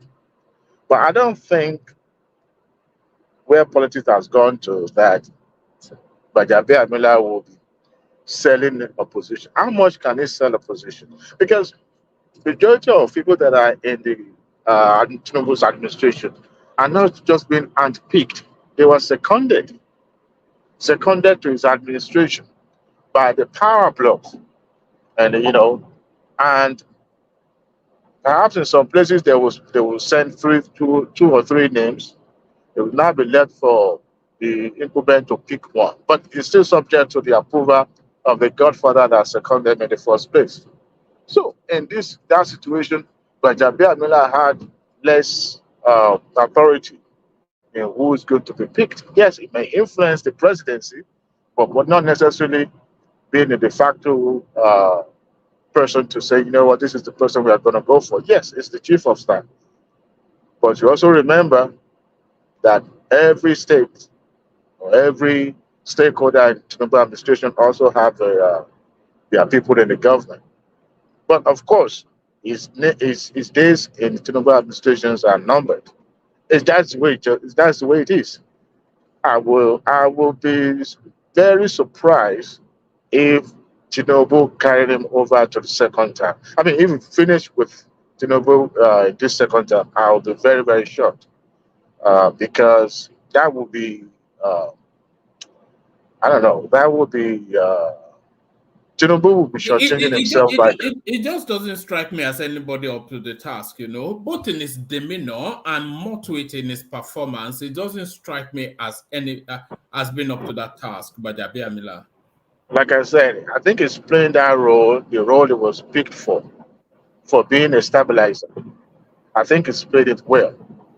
Not that Tinubu doesn't know people much.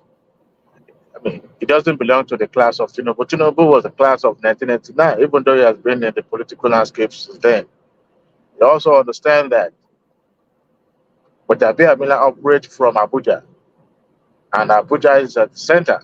So you needed somebody, I mean, a former speaker. You needed somebody who cut across, who could reach across for you. He stood firmly when Tinubu almost kicked out. I mean, one way or the other, during the primary election. So he's playing his role, and at a point, you would need to bow out. Maybe they're going to find him a new role for him. I don't even see him as someone who could step into Tinubu's shoe when Tinubu finally leaves the stage. I haven't seen him in that line. But he's playing the role, and I hope that he won't get on the banana peel, because it's always easy to, step on banana peel at the national level, because sometimes you have to sacrifice your own immediate inner carcass for some flimsy things. So, by and large, he's playing his role, and maybe before the end of first time, it will be edged out that somebody younger, who is not going to be Yoruba. I hope so, but I don't think so. It's going to happen because Tinubu has shown that he needed somebody who is from his ethnicity that can understand him well, to work with him. So that's what I can say about Gojabe. He's playing the role as a stabilizer, but he won't stay too long in Tinubu administration. Whether he sells position or not, it's just a matter of months. Let me put it that way. So there was a story you brought up earlier about Kate Henshaw, right? Yes. Yes. Let me line it up. So she has where is it? She has crossed carpet effectively to. She has crossed carpet effectively to APC and the obedience. Yes, here it is. So yes, Nigerian tweets lambast Labour Party stalwart Kate Henshaw for heading APC's Governor Uzodinma's second term fundraiser. So Kate Henshaw, at the very heartbeat, almost second to Aisha Yesufu in the push for the Obi narrative, wailing and gnashing at the teeth all over the Nigerian space. And as soon as the numbers come in, very quickly she flips over to APC. So she's getting a flogging from the usual quarters, the obedient quarters. But let me give you her response. She says, in an attempt to justify her actions, Henshaw said, "Someone called me this morning to check the X app. I was invited to host a fundraiser alongside my colleague. I accepted my prerogative. What is the noise about? The difference between you and I is that I will still speak my truth as I see fit." End of. So that's Kate Henshaw now going with the dollar. Money speak. Money. And bullshit works. When I saw that I checked my Twitter this morning and I realized that she was trending. So I said, let me check what's going on. And I saw the story. And I laughed. I laughed because actually I busted laughing because, you know, I don't know if it happens to you, Woma, or anybody on this platform. Uh, I'm still a young man, but I'm conscious of the kind of what I project so that if tomorrow comes, because nothing, this life nowadays, nothing is you can just go out there and start thinking about you and thinking about your past. I mean, we've seen example about Dr. Bosun was one of them, right? You know, don't put stuff out there that you know that could come to bite you. What is the red line that anybody can cross as a professional? The lack of Okebakasi and Kedenshaw were a very strong voice when it comes to obese support, obese candidacy. To the point that even Okebakasi was granting interview, you know, on the television, national television. And I could remember during the electioneering, Kitenshaw was the one doing a live video talking about people being snatching ballots and all that. And she posted a lot of stuff together with others from the Nollywood circle. But here she is anchoring a fundraising program for one of the APC members. So, what is the professional line that anybody cannot cross? Because when it comes to money, and she's trying to justify involvement in that program by saying that she got paid to anchor a program. But when you're anchoring a program, you are doing that just to, you know, entice people in attendance to raise funds for APC platform that you detest, that you hated before.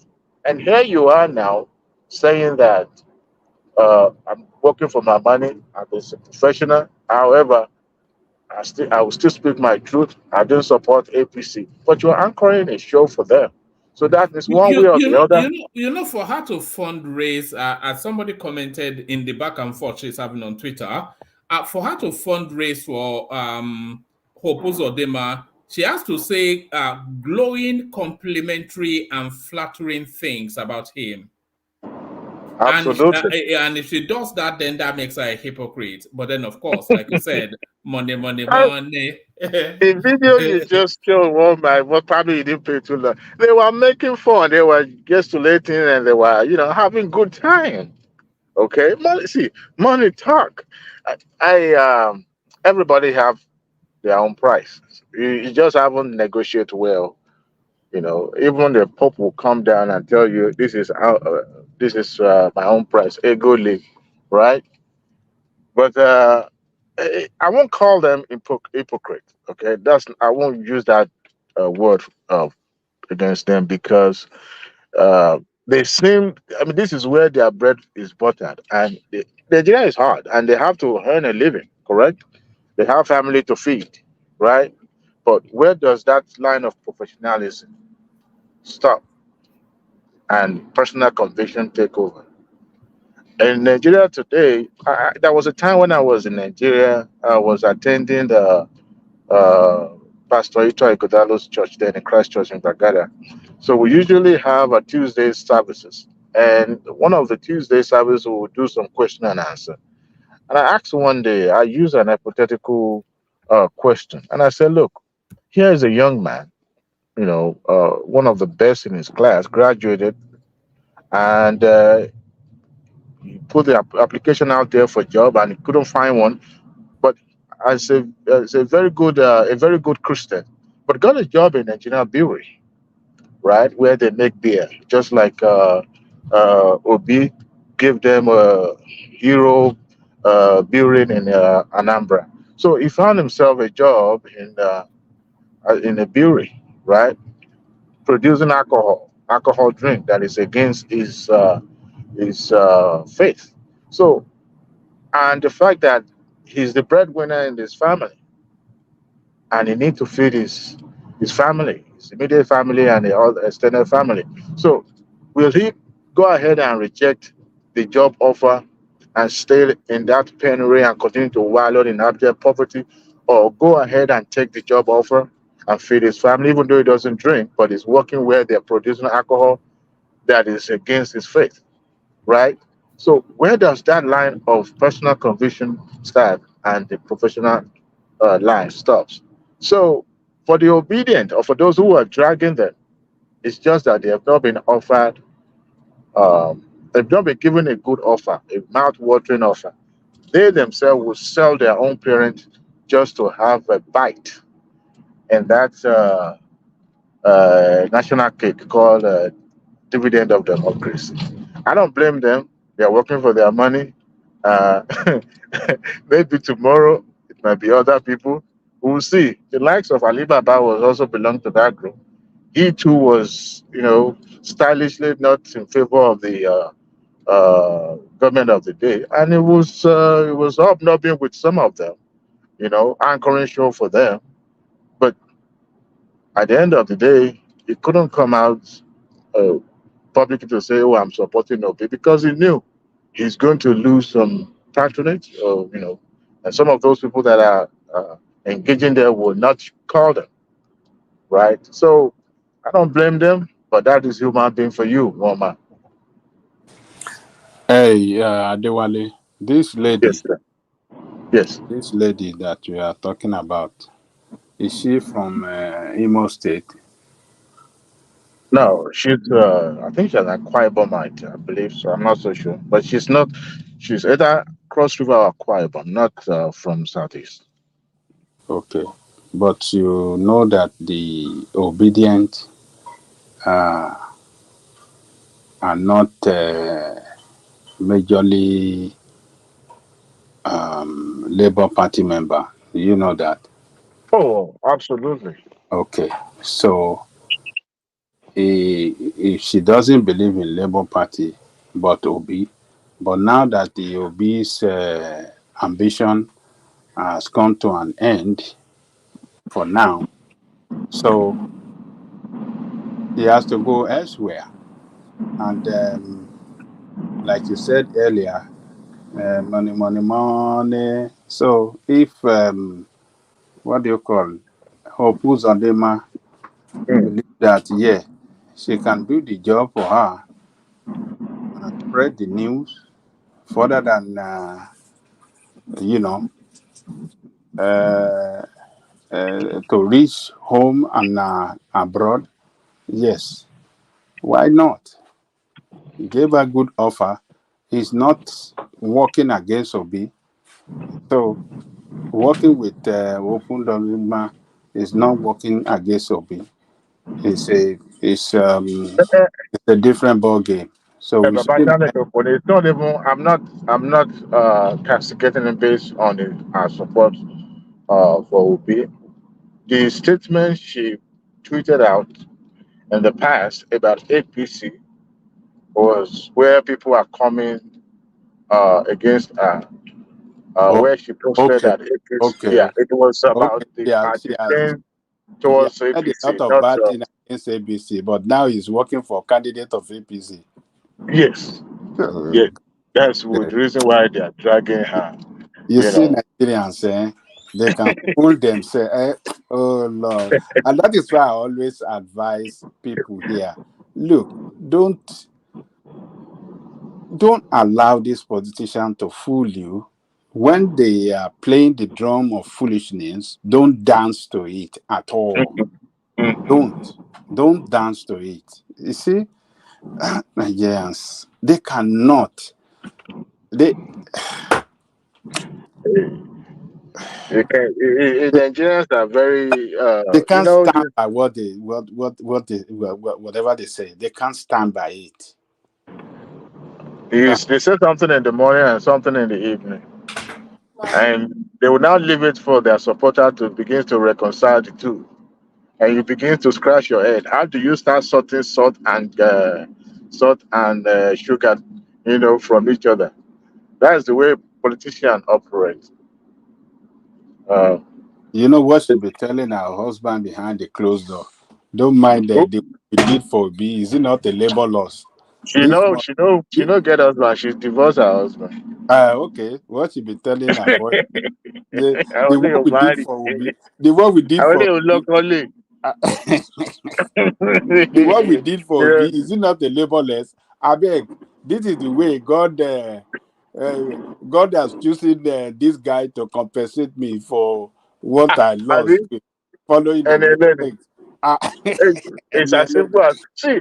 Honestly, I don't blame her. Look, human being has price. Everybody has that. It's just that we have not negotiated well. Once you negotiate and you get to that crescendo where you know the ceiling. Hey, all right. I think I will take your offer for it. Hey, the likes of even what is it? Ketension is not even the okay Bakassi is who they went for. They in fact they went for that one's jugular straight up. But how could they have taken off a gig from people like Open Sodima of all people? Even their colleague Sheyi Law kind of like sent some subtle jab towards them when he too tweeted that you know there's some people that secretly behind closed door they will be. Adewale, do you know that? Do you Yeah. agree with me that Opu man is a very smart politician in that East too? That guy is very smart too. Could you believe But he that? doesn't. It doesn't look it though. He always looks like somebody that's been caught. You know when you catch a child that you say don't take any more sweets, and then you catch that child putting the sand in the cookie jar. He always Uh, that look at that startled and bewildered look, always permanently on his face. that's Could what you they believe? continue with them with his with Ayamatanga look. You know, Tinubu's the way of his facial expression look like somebody like, okay, this one is kind of watching, you know, there's a Yoruba name they call this Abadaleko. Tinubu's look, there's a way they, I will be any warrior. No, that's not. It's not. That's not our Obadobe anymore. You know, it's when you are cross-eyed. That's our But Obadobe. have you ever seen Tinubu looking up? It looks as if No, he's but it's looking not down. cross-eyed. It's not cross-eyed now. No, no, Tinubu is not. No, no. Look, could you believe that Opu Dodima can beat, what do you call this guy? My people per people can beat him down like that in Imo State. He rendered that guy useless. He rendered him, he beat him down to surrender. So look, I respect him somehow because the way he played that politics to beat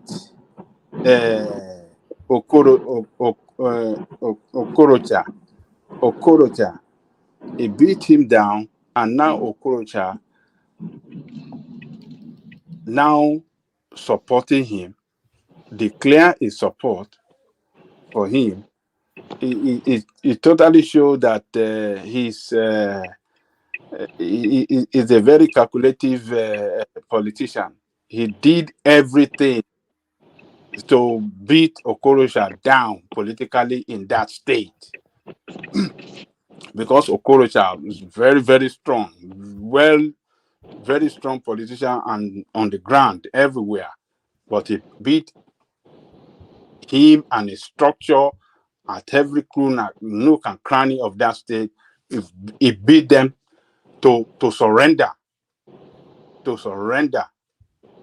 And you know, if not that he's a politician, I mean, he's a governor, he will have gotten a position of minister from that state. That guy. So I'm not surprised that he can go all the way to Calabar to pick this guy to come and do some.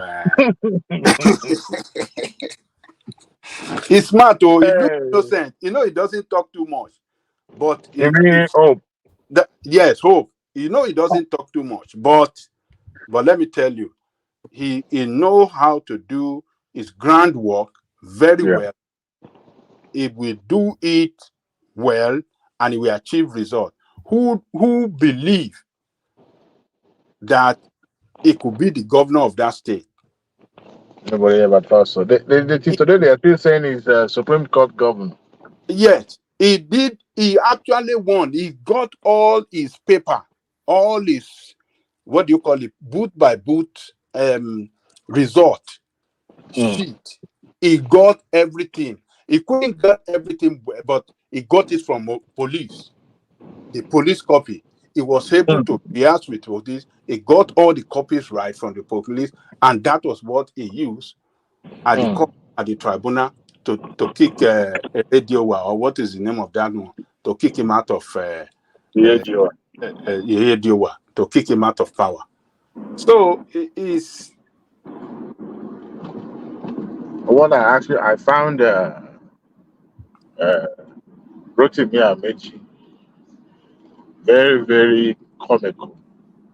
No, that one, except run away from. If he run away from that state, who is paying to have him speak at their engagement? I still don't understand that. Who would invite somebody like that to come and speak at their occasion? For what is they? What is it that they're trying to pick his brain to understand what's going on in the current administration, or what would be the motivation to invite somebody like him? I don't know, man, because it's done with him, with politically in that River State. Wike has even nationally is done. Yeah, he doesn't have no appeal at the national as well. I don't know. He not quite long ago, his party member were hosted by opposition leader in Abuja. And the opposition party leader publicly declared that he would galvanize for president come 2027. Right? If there's a one place that I'm in there to be, he's supposed to be in that gathering. But you see, because of the enmity between himself and Wike, maybe I don't know who tells them how political movement is going to move. He seems to have miscalculated. He didn't even campaign for this man. He said he was not going to say much about the current administration and the government that he served under the Bwala, that he's not going to criticize or he's not going to say much. And when I heard that, I was like, this is a statement of somebody who is politically homeless, who is trying to look for relevance. And every public engagement like this is what he'll be looking for so that he can make speech. This is the same replica of what Obi did. I think it was a 2015 or 13, I can't remember. He was speaking to the youth then, and he was chastising the politicians and the way things were run. He was telling them, preparing himself for this sainthood status that he has attained. Adopted. Yes. He was saying everything that public would want to hear. And he was telling them, and he was preparing the ground for that scheme to be sustained.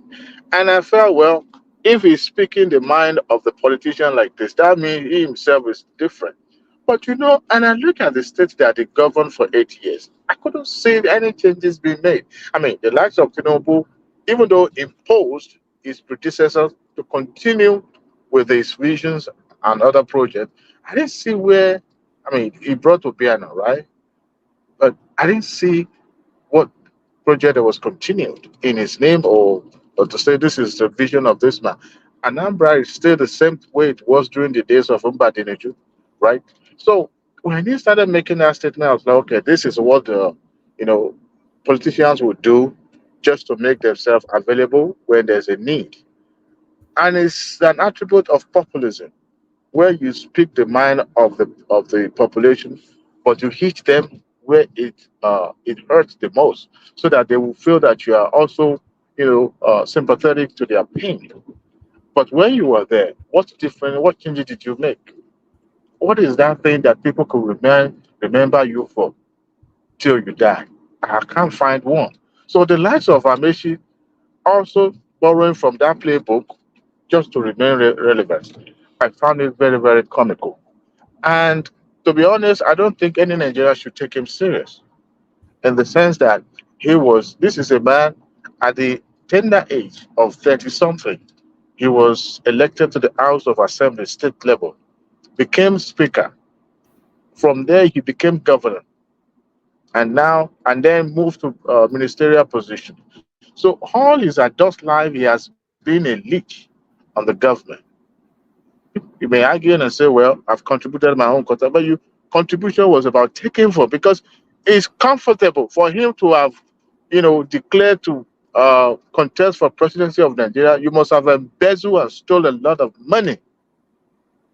A lot of money. As a minister of transportation, can you imagine the kickback that will come from buying all those coaches and being instrumental to the federal projects and all that?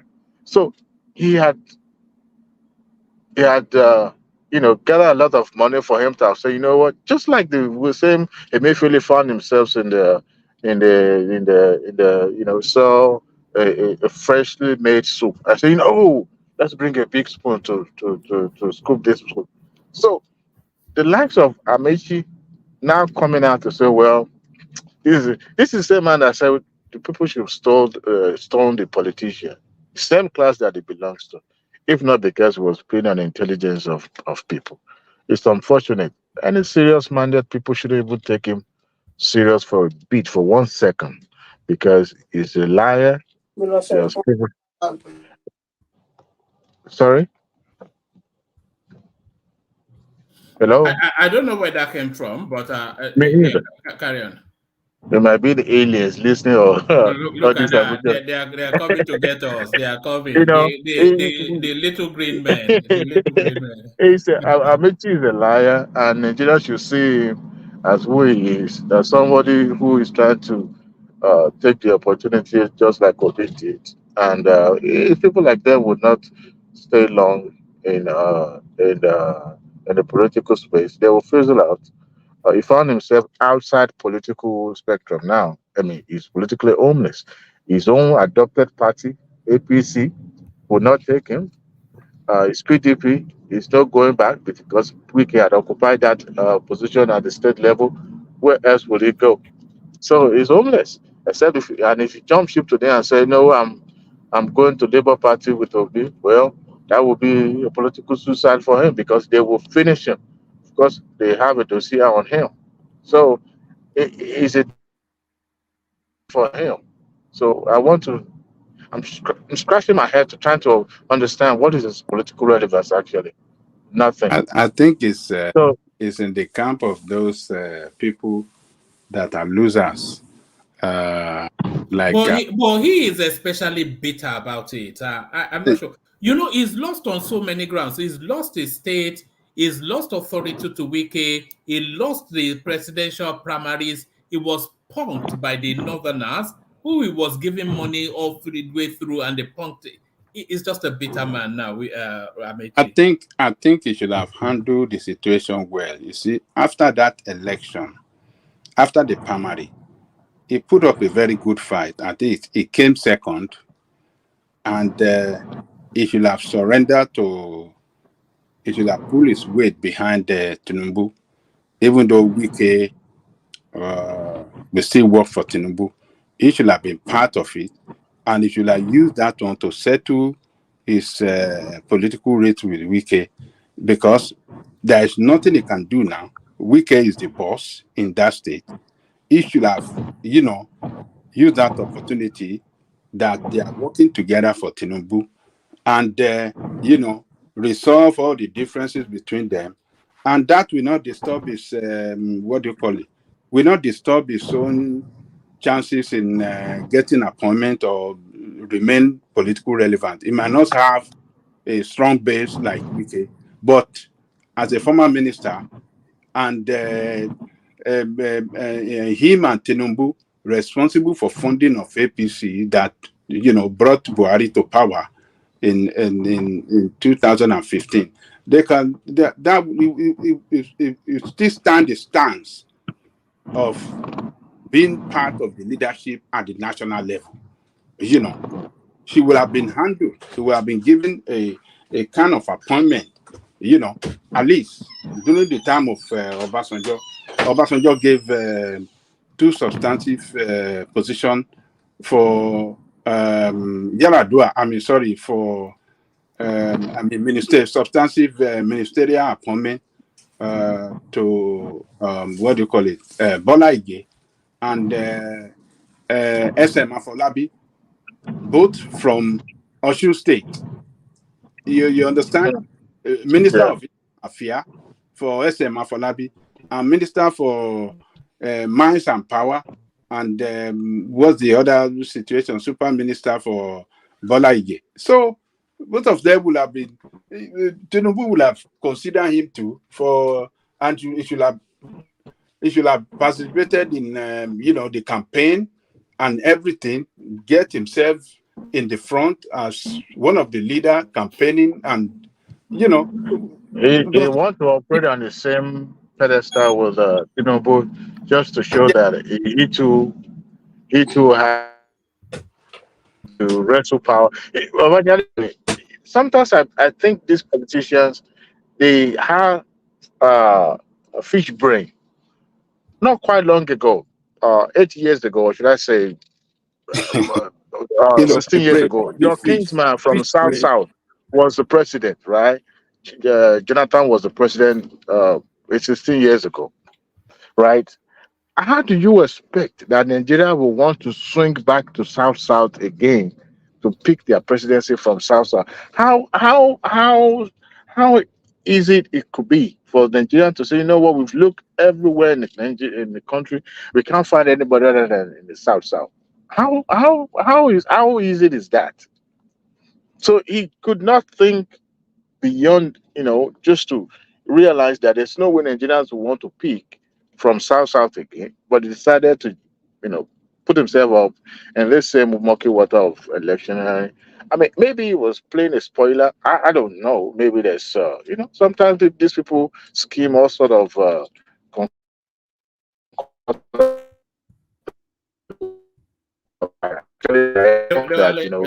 people that were just yeah. Am I back now? You're back. You're back. Yeah. Okay. I heard that Tinubu actually financed, brought a lot of people to the primary circle so that they could have much voice. So they could have it won't be the lonely voice because it's almost submerged. So he needed the crowd. So he bought the form for other contestants during the primary. So maybe that was the role Amechi played. But then towards the primary election, after primary election, was nowhere to be found. So that kind of fueled the rumor more that he's probably not a spoiler, but somebody who is just greedy and is looking out for his own gain. But I mean, he met his match and he was relegated to the background. But someone who had put much into financially, actually contributed towards Buhari's victory. I'm not sure about this one. You should have stayed in that same circle but you know what they always do? They will always claim that they are doing it for the service to the country. That's a lie. The same country you'll be serving, by manning your own pocket since age 39 or so. So here you are still in your prime at 50 something, and you are still claiming that you are working for the country. I don't find that credible at all. I don't. Can you guys still hear me? Yeah, we can still hear you perfectly. Let's knock on the door of I was going to say Uptown because I'm talking to him in the comment section. Let's knock on the door of Warpace, see if he's with us on Warpace to be very quiet. Warpace. Oh man, I'm with you guys. Oh, all right, brilliant. I was being with you when Sir Alexander Gomez were having a chat with you at the beginning of the session. One man, How did you get Wapi? Did you mention anything about Edo State? Yes, about did you say anything negative about it? If you mention Edo State in a negative way, one piece will come after you. He will come if he's sleeping. He wake up from that. I've never seen anything like that with anybody. I'm a proud Yoruba man. I take pride in coming from Oyo Alaafin. But even I appeal in. I've never seen anybody so If you say that the Oba Atokwe cannot walk on water, then what piece will come for your head.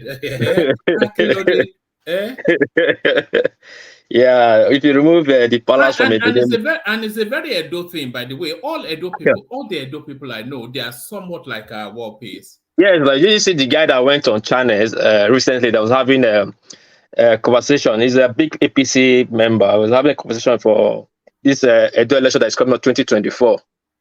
Which that was 3 days ago, and he was telling they were trying to talking about the influence of Oshomole. He was talking, yes, Oshomole will produce the next person who will be the governor for Edo State, but our God King on earth have not given us sign. Shomole was shocked the way the guy was emphasizing on the Oba. The Oba is the only supreme leader in that state. If the Oba gives sign, then we'll know where they will go. The rest of us will follow. And I was just laughing. Mama, can you hear me? No, we can hear you. I'm just wondering why the Oba holds so much power over that space. Yeah. If you remove the palace from a Benima, what else is remaining? That's what we have. We are connected with the palace. The palace is connected with us. That is just the Benima for you. Is the palace. Without the palace, the Benin people are like a headless mob. So the palace guide us with our direction. So you cannot separate both of us, one man. You understand? If you want Benin to be united, just say something about the palace. You see all of them, both the pastor and everybody. Hold on, one man. My wife is calling on my phone. Hello? Sushi, no, the Sushi hasn't come yet, yo. They will put Sushi on the post. I'll check it. I'll call you back. One man, today is my wife, my daughter's 3 months festival celebration, a kind of activity when she will eat fish, raw fish and sushi. And they're putting it through the post. They're putting sushi. No, that's what I'm telling my wife. How can they put sushi through the post? Maybe delivering paper. You know, you are very funny in Japan. They put in sushi. But that's why I ask, how can they put sushi in the post? Now today, the young girl. You know, I feel sorry for your wallet sometimes. So, War Piece. One man. It's always one thing or the other. Yes. Halloween just finished. Today is the last day of Halloween. I'll be spending after the birthday that just passed last week. Yeah, since this weekend now Halloween, I'll be spending. Today we are going to a festival. I bought costume. I've done all that. Do you I've got costumes or do you hire them? I thought they. No, we buy here. We buy here in Japan. No? We buy different here. My wife will select the kind of costume that we wear. Select costume for 5 people. Hi, Jesus Christ. Me, I don't wear costume. Plus, I have 6. Me, I don't wear costume. And then you have to take them for a meal afterwards, Abby.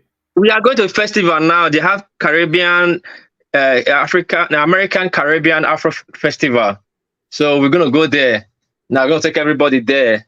Then we're gonna eat. Be around black people, Abby. Yeah, there are DJs, artists. There are a lot of people. There are a lot of shops. There are things to buy. All from my wallet. We eat. Do this, do that. Me, I've called the Mecca and Achubus to start paying that small. So I'll be collecting my money small before they turn 21. I'm tired. It's quite. Do you speak English to your wife? Is that what? Yeah, my wife we speak English purely. Me and my wife. That's what is affecting my Japanese self. Because even after 30 years in Japan, you still cannot. I cannot really speak. So there's a problem for me. Me and my wife speak English every day out, day in. So we just like that. Anyway, one man. Well, I agree to you. How you day? What peace? I did finally you, as I tell you before, you're the father of the platform. Now only you look for me. When the rest of them are happy, you say, I'm gone. They don't know say the politics and emotion. Nobody anybody no ask for the politics and emotion. When one man don't read the Wala finish, hey, you go see fight. So I be one ask of you, but I dey forget now after the show I go what of war peace? So as it can't occur to me, why one man say as he won't start the show, now he can't occur. I say I go ask one man today. Say before we start anything, where is One Piece? What did they happen now? Say you did something for your daughter and stuff like that. Say, yeah.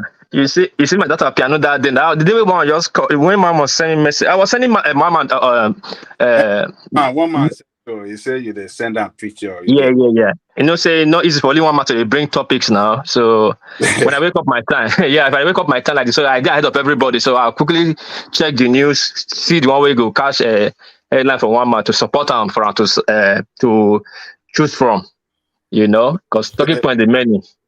That's a good spot for me to put the Instagram out. So carry on what pace. So like what Peace was just saying, a lot of the conversations we have on this platform is essentially stories submitted by people, and what they usually do is to send it to me via Instagram. So that's my Instagram link right there. If you have anything you'd like us to discuss, just pop it to me on Instagram. Carry on what Peace. Yeah. So I just sent to one man. So how far I did that day was my daughter. I was preparing for my daughter world piano class event. So it was very impressive. You know, when you sent it, I thought, okay, it will be just some cute little girl something, but she has real talent there. Yeah, because when we start them with different sports. So I started her with long tennis and piano, and then she quit lawn tennis. Said she don't have interest in lawn tennis, and I bought her piano set at home. And she's been playing piano now for like 6 months to 8 months, and she picked fast in her class in her set. So I was surprised when my wife told me that they select her with other kids from her class. They are going to Japanese event, but it's not a competition, but it's an event. Those that is good to play to. They will play then pick Japanese. People will come from different states. They'll just play and out like that.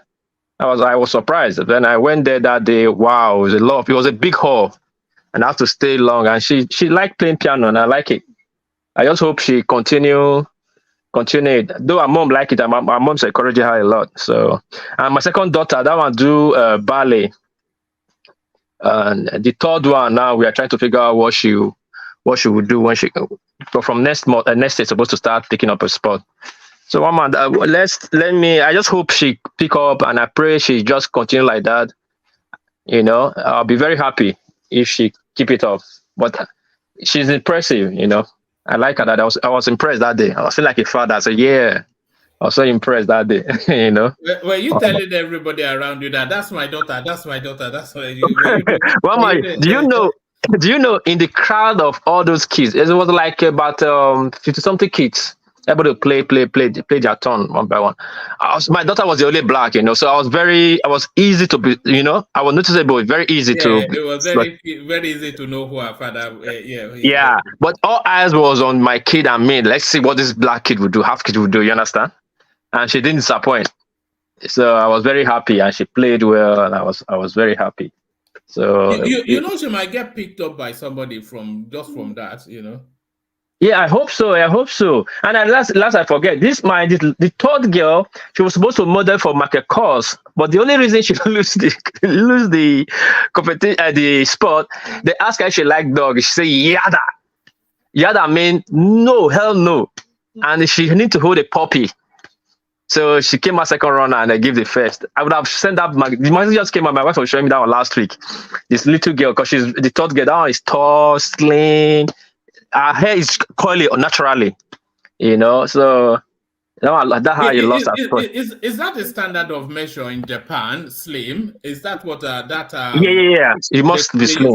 They used to call it heroin shake back in those days. days. Something like that. You have to be skinny. You know, so she got it before, but she lost it to because she doesn't like dog. She like cats, but she don't like dog. You know, so well, let's see how it goes. One man. Let's see how it goes. Let's drop.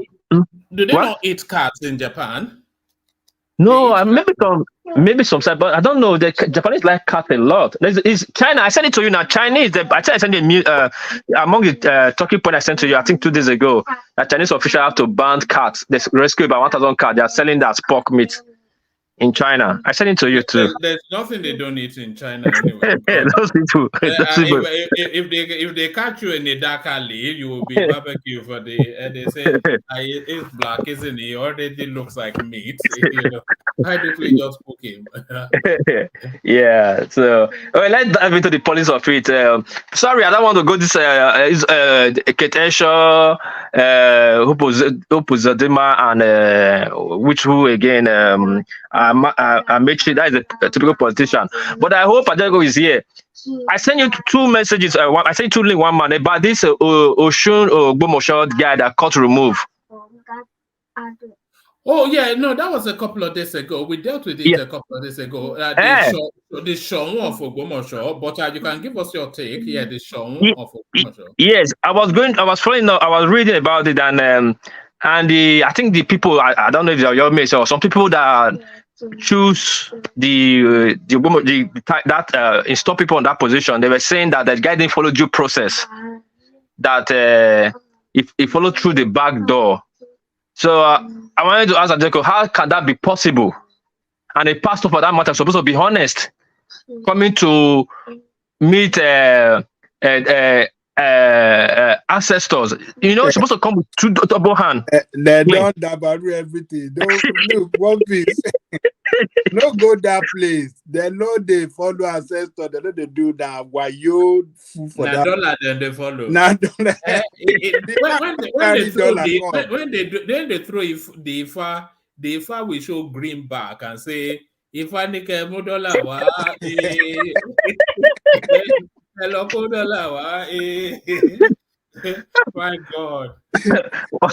Nothing is sacred anymore in this world. You know, say that man, he don't live so far, bro. You know, if he speak in Ogbomoso dialect too.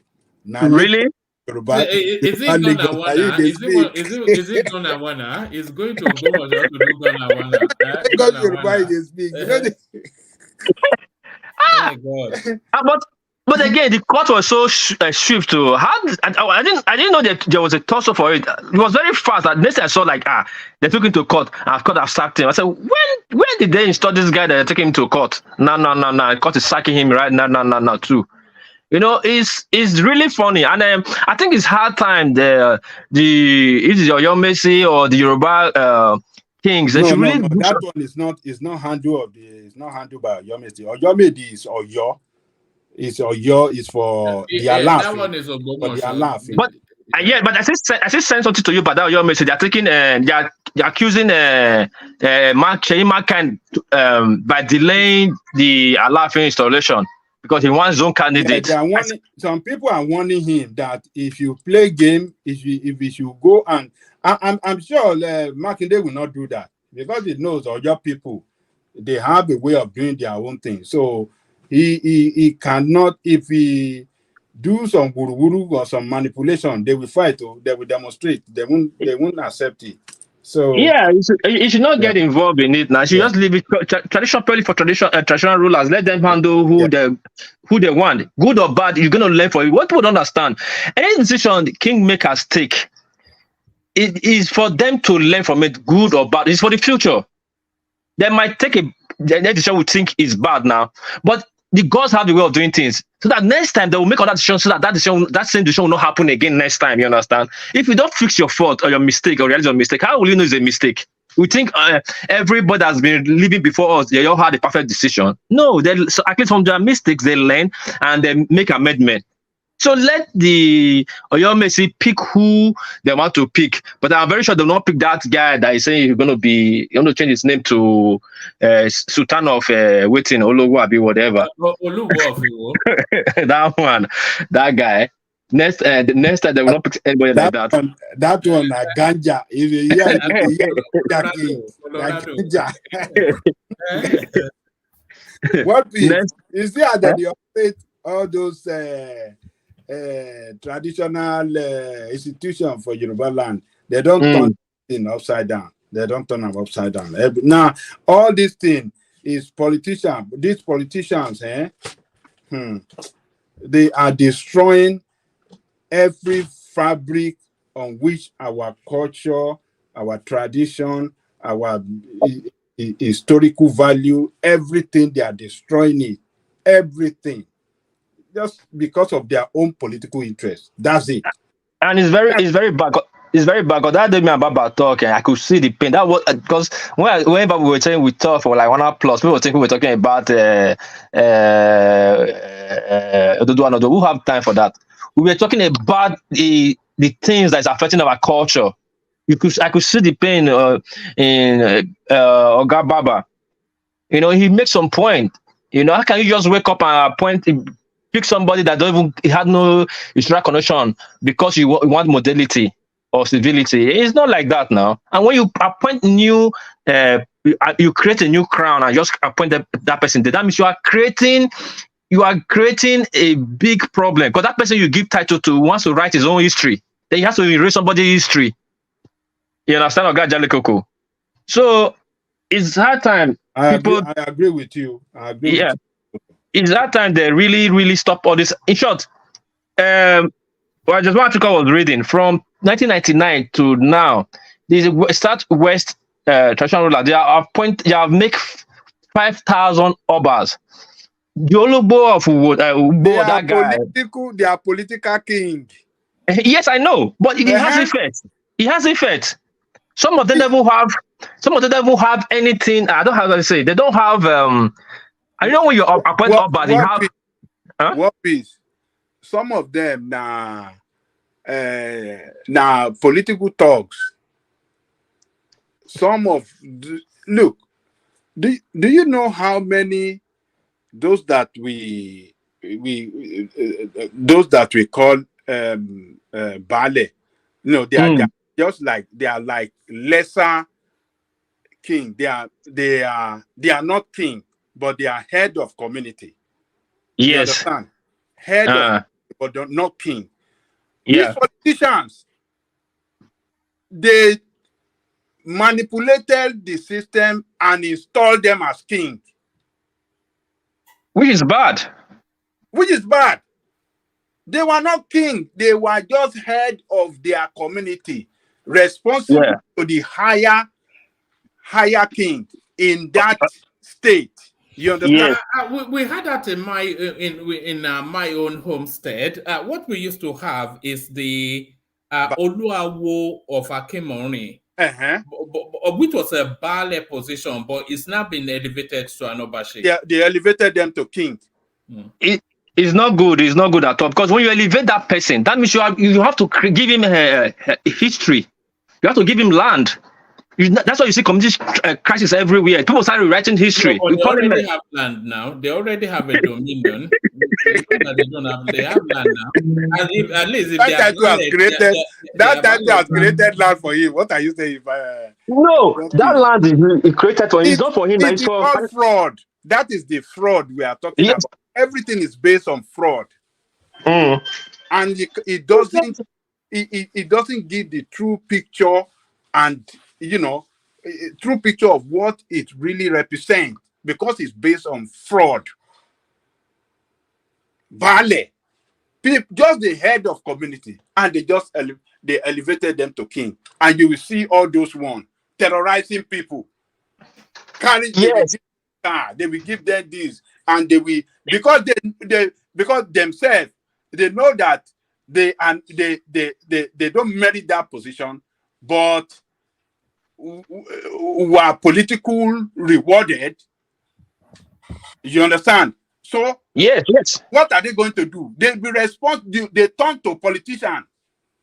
You see them following politicians. They like to carry their staff of office in their car. You know, they don't people. And the staff of office will be sticking out of the car. So that They will hang it.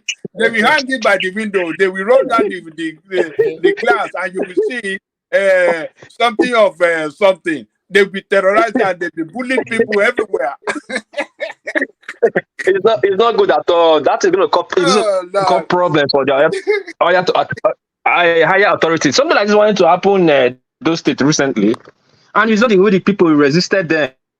The Oba have to suspend 86 Enogi, like he's talking about now, like Bales. No, but they were complaining because they were making mischief on land issues. So there are too many complaints, and the Oba had to suspend all of them. And no election is coming, and the Obaseki tried to okay, because when Oba suspend them, their salary, they will not get salary. So they are complaining okay, we want to start controlling our side, not that we are leaving the Oba. You see the way people reacted. Even Obaseki have to back away from that position. You understand? Now they are all suspended. It is of them. They are all suspended. You know, you don't do things like that. You cannot just start creating people that is ballet. You make them king. You make them king. They're not responsible. They're not. Nobody can question them anymore. If they misbehave in their community, who is going to question them? Who's going to come here and tell them that, okay, what you are doing is not good. This land you sowed is not good, or this is doing is not good. Nobody can control them anymore. And that's the problem we are facing in Nigeria. Police is spoiling everything. And I think we should really push that this traditional ruler of a thing, they should remove them from under the governors and the local government chairman. They should be on their own so that they can control, discipline all these their ballets and all this whatnot. But the fact of the matter is that, you see, we that are Yoruba, we know the real king among us, and we know those that are political king. So the political king, people know them that all this one are political king. But the real traditional king that comes with history, ancient history, and ancestral history, we know them, and they are not many. Yeah, true. Yeah, true. Anybody will know that. For you were talking about Oyo now. If you talk about Oyo now, you talk about Alaafin for Oyo, the sort of Ibadan, the Olu of Ibadan. Yeah, actually, are there not just 11 Yoruba kings that actually have actual Odua crowns? There are not many. There are not that too many. Yeah, they're not too many. Yeah, are we counting the Oba of Benin as part of the Odua crown Yoruba kings? No, don't count him. It's part of us now. It's part of our No, truth to be told. Along that Odudua children, they are not up to 5 that is really, really there. The Oba Benin, the real. I can hear you. I can hear you. There are 5 of them. Yeah, 5 of them. Yes, including the Oba of Benin. Yeah, everybody knows that. Every Islam knows that.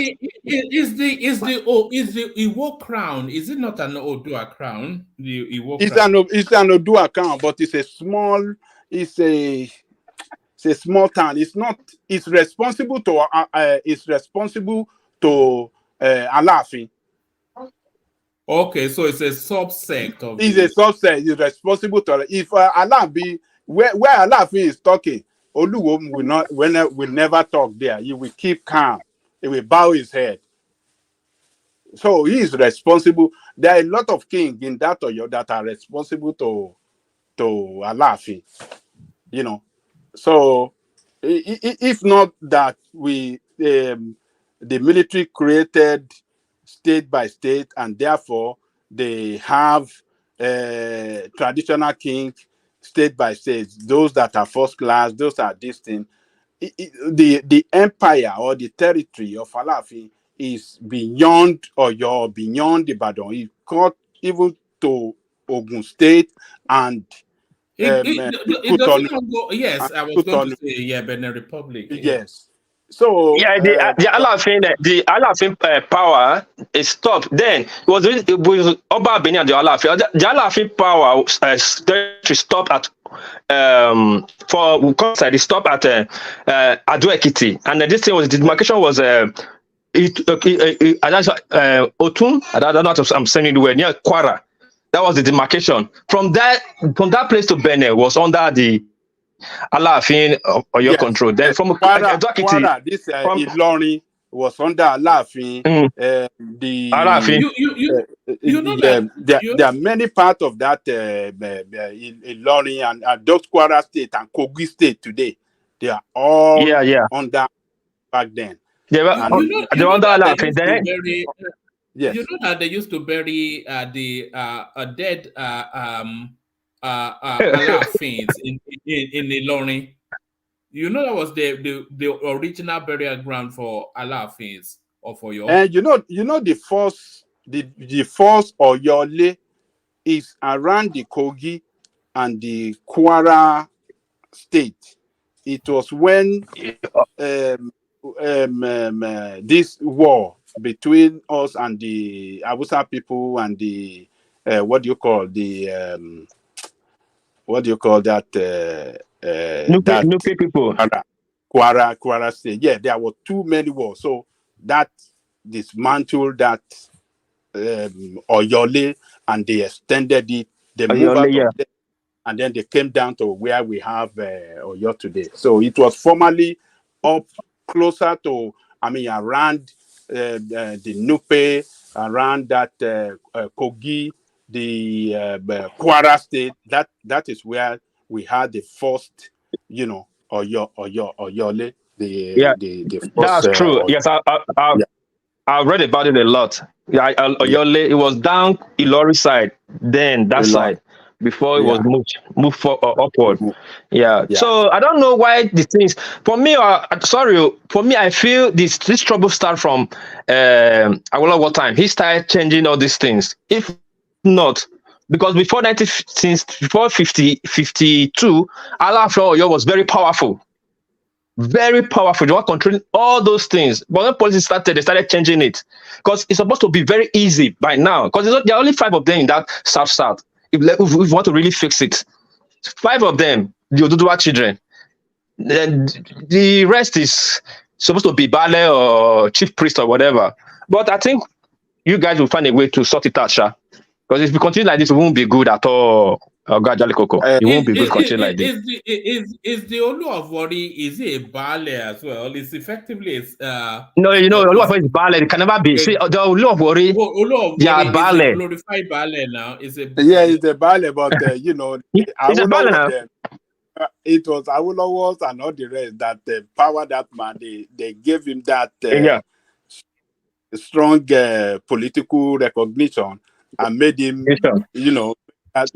what they are today as but it kind of Bale now. But they're Duke. They're all bad children now. They're Duke. Like just all those other who have been Benin, they are Duke title Enogi. See, his name is Ogiame. Not Olu of Wari. He's what I gave them that name Olu. Brought them from big Wari to the main Wari, which they still have problem today, and call it Olu of Wari.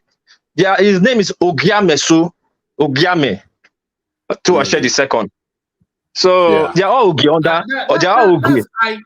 But that's Ike's name now. Ike is Ogiame now. Ike on our. No, Ike's family. Yes, Ike's family is Ogiame.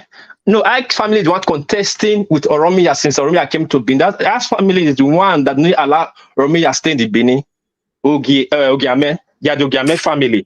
The one contesting the throne. Till tomorrow, they are still contesting it. So.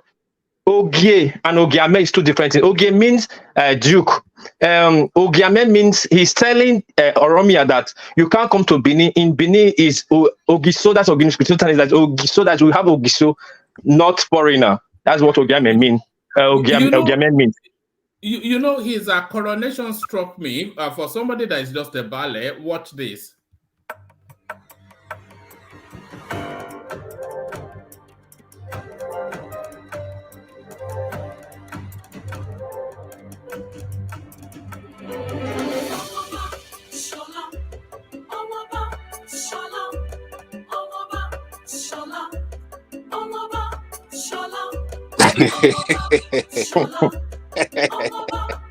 Yeah, but yeah.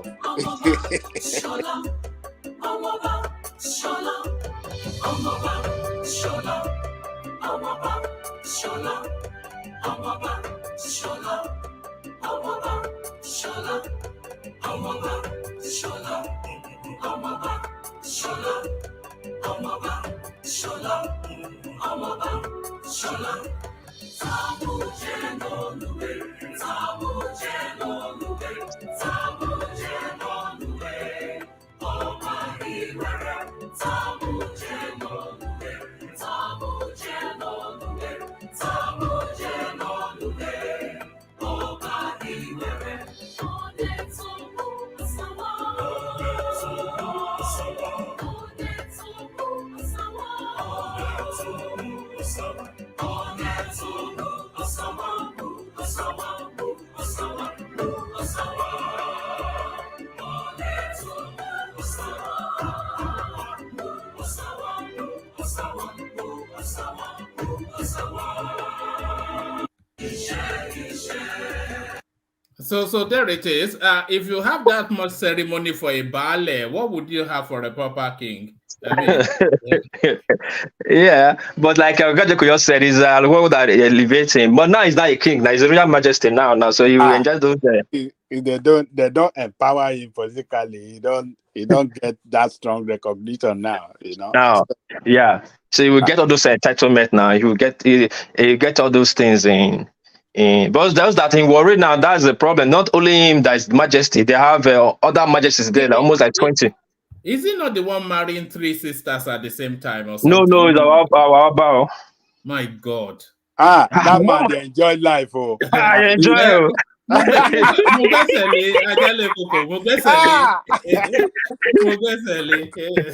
know why enjoy life? Who know why enjoy that kind of life? Nothing wrong. Nothing wrong there now. He did not marry his own cousins now. He did not marry his own. He married different persons. Like 2 sisters now. Yeah. Nothing wrong there now. Not somebody different 2 sisters that he married. So it's okay. Maybe they be virgin before when they married. All wives are all virgin. They have to. That man don't they enjoy heaven for this world? The way we did now, heaven they enjoy for Ajale Koko, did you hear this one about one of the wives of one of the late Alafio for you is now dating Portable. That one, you know. Yeah, that guy. Yes. Yes, sir. Yes. Yes, sir. I watch what. In fact, I think they've had a child together. He was still having matter. He was having matter to say that after king and another king. That's what he said in the interview at Portable. I didn't want to talk about it. Like this is nonsense. All these kind of little things bring disrespect to the tradition. Normally in any tradition, any ex-king wife, nobody's supposed to go close to them. It's only the son, the new king. Is even the queens are meant to be inherited by the new king. Yes, the new king. Yeah, the new king. Yes, I'm saying the son, the new king that will not decide to give it to his own chief, not even come on us. The wife of the king is now with Zo. Teloju. My God. It's funny. Oh, it's funny. In Benin, you cannot. But in the case of Alafin, there are some. I don't know. I think I listened to the interview of that Alafin himself. That most of them are not real. His wife. Yeah, they are not real wife that he bed with, but they are just, some of them, he sponsor them, he financed their education, and they said they want to stay in the palace, and then he allowed them to hang around and every community I think once in a year or every 2 years they bring wives to the Oba, and where are you getting that from? No, it's all those kings. Look they are doing it. Ike, doing it. Come and defend your title. Oh, this is Ike. You should really be. This should be you, Ike. What happened? Look at that. In the comments. This should be you. Now America, they can't do chakara. I mean, it's true. He's intimidating them in Ghana while this guy is sitting on your throne. Look at the guy sitting on your throne. One man, you don't know the Alafin, they get gifts every day from cow to women. They bring for them. Yeah, No, that's true. That's women. true. They don't That's bring them true. women now. Who brings them? Yeah. It's People, not yes. Swaziland now. You know they do that in Swaziland, but I don't think they do that. No, they do it. They'll do it in Yoruba land. Mama, you don't know. We go and give their daughter to the king. To the king. Look, I surrender this to you. Let him live with you, marry, and yeah. So the king, I think I listened to one of his interviews. So he was saying that no, some of them, I mean, many of them that they see around him, it's not that bedding with have anything to do sexually, but just some of them will say, oh, they want to stay in the palace and they want to after and then you say okay, and then they all come around together when he's traveling. They want to follow him, and I said, well, who knows the truth? Only God knows. Maybe this lady that is just going with Portable, he wasn't having the. They didn't do that ritual. It was not really traditional and do you remember the former wife of the Ooni of Ife, the one that is from Edo or Benin that ended up with some Italian guy? Is it Italian? Lebanese. I thought there was Magun. Is there no Magun? I thought there was Magun. I thought they put Magun on them. One man. I don't disrespect the. Don't let us talk about our new. Let's leave our needs. Okay. Okay. Let's talk about the Benins instead. Yes.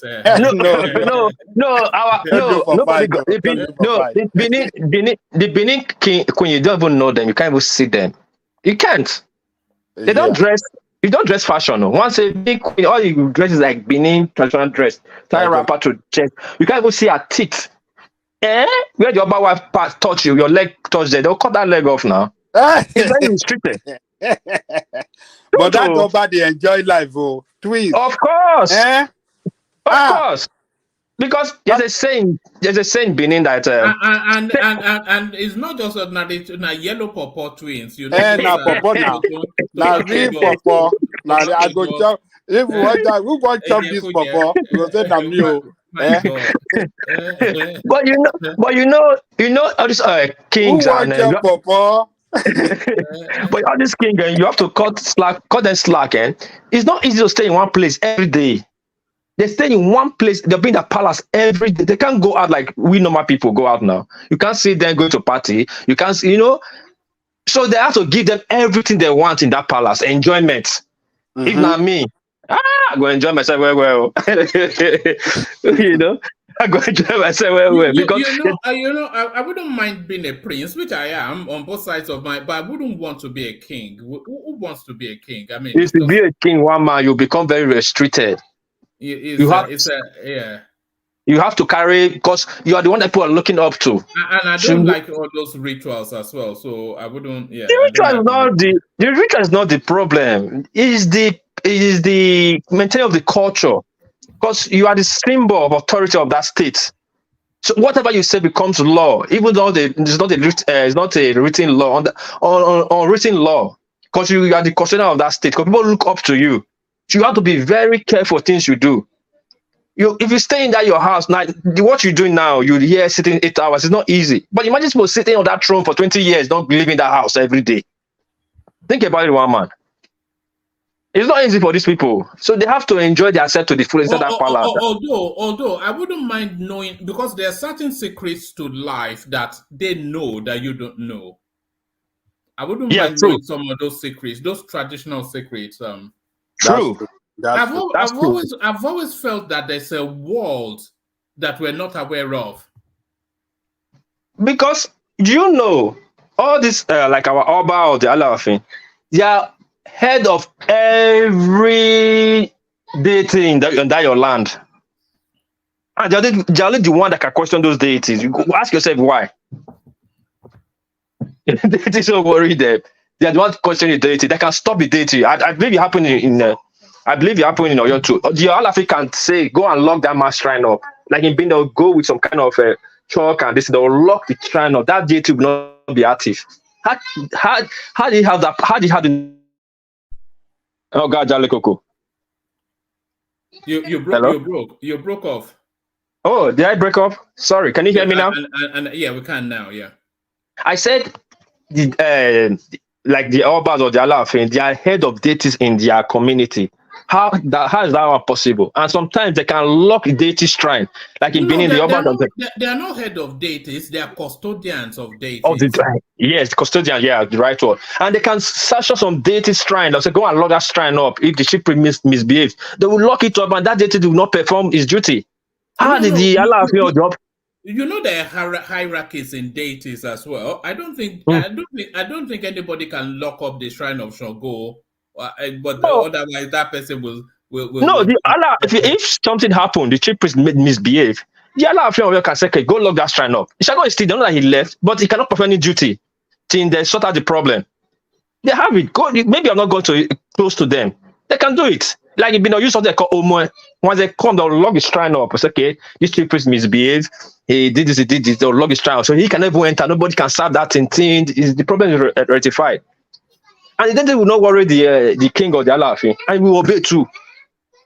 Don't see the respect. The deity will obey the law.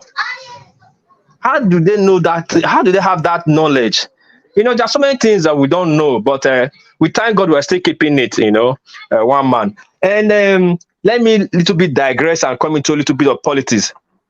One man, you don't see this appointment our guy is doing now, because he's now our president, it's been confirmed. I don't see it's a little bit Lagos State mafia appointment.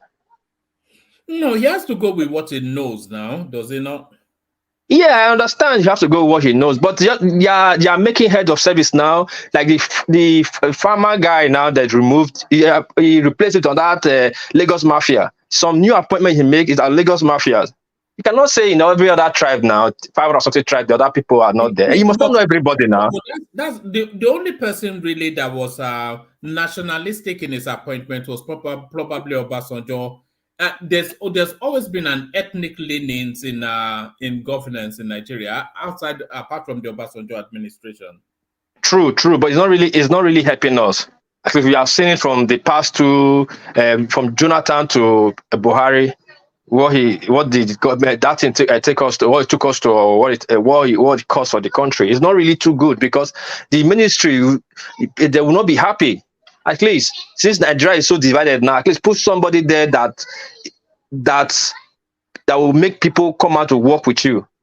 Because it will be difficult. You have to be fair though. The best brains in Nigeria are in and from Lagos. Well, but it's not only the Lagos Mafia that is in. At least if you bring on that person, like for example, now you bring Utomi.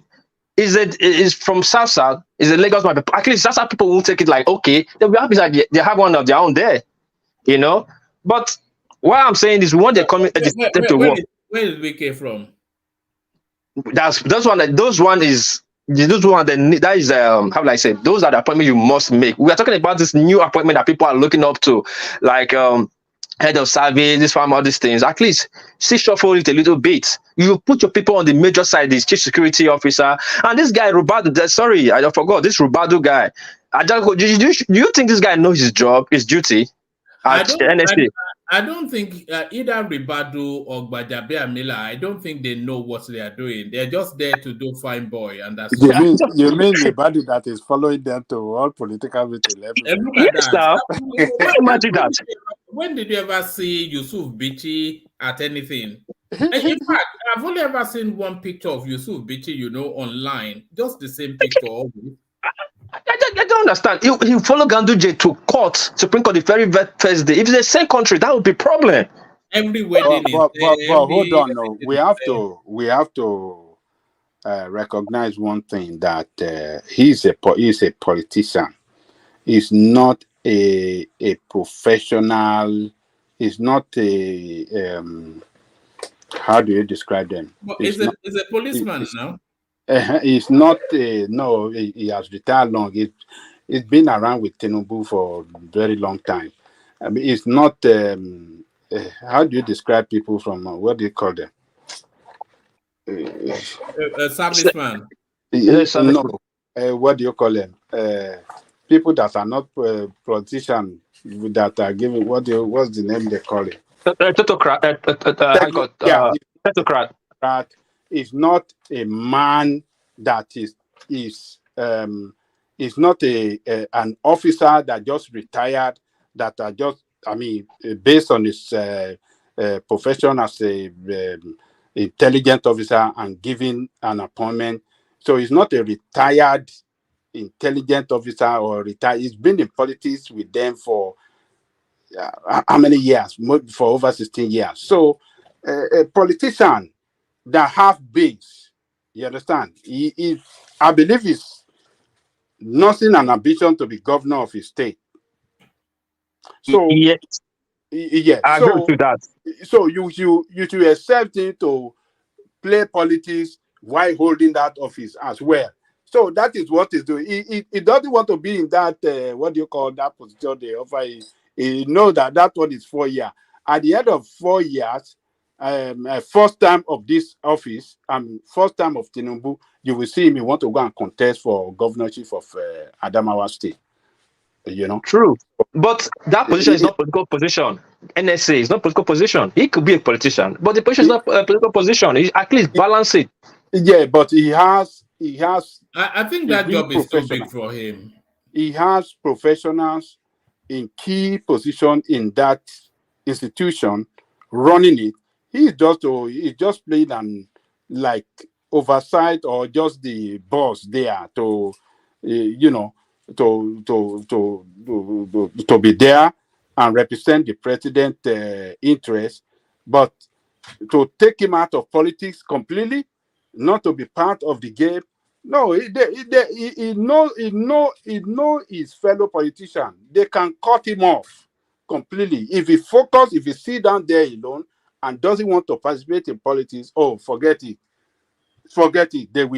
They will destroy his political interest. So he's playing it smart. It's we from our side that doesn't understand the game he's playing. And we are looking at it, judging from the way that the past, his predecessor operated. That's why we are looking at it. He should operate like that. No, he's not going to do it like that. He's a politician. The other guy was not a politician. So that one had no romance with politician at all before giving appointment. So he was just sitting down there doing his job and doesn't want anything except with the president. President is his own. Buhari back then was his own man. That's it. No other politician. He doesn't play around with politicians, but Buhari. But this one, he wants to hang around with the president and the chairman of the party, playing his politics, doing his own calculation, preparing grant, making friends, so that when it comes to the next 4 years to come out for his governorship, the grant he would have, prepare grant easy for him to secure that ticket. So look, it's a politician, no, just leave him, make they do him like that. Everybody is after their own selfish ambition. So that is it now. So that's the way I see it. All right. All right. So there is no Thomas. It looks as though One piece is gone. He has not. I think it's muted. He's attending to Children Matters. Children Matters. The president of Children Matters on one man went to move. I have the expectation that we'll be celebrating yet another bat this time next year for our War Peace. What Peace doesn't play?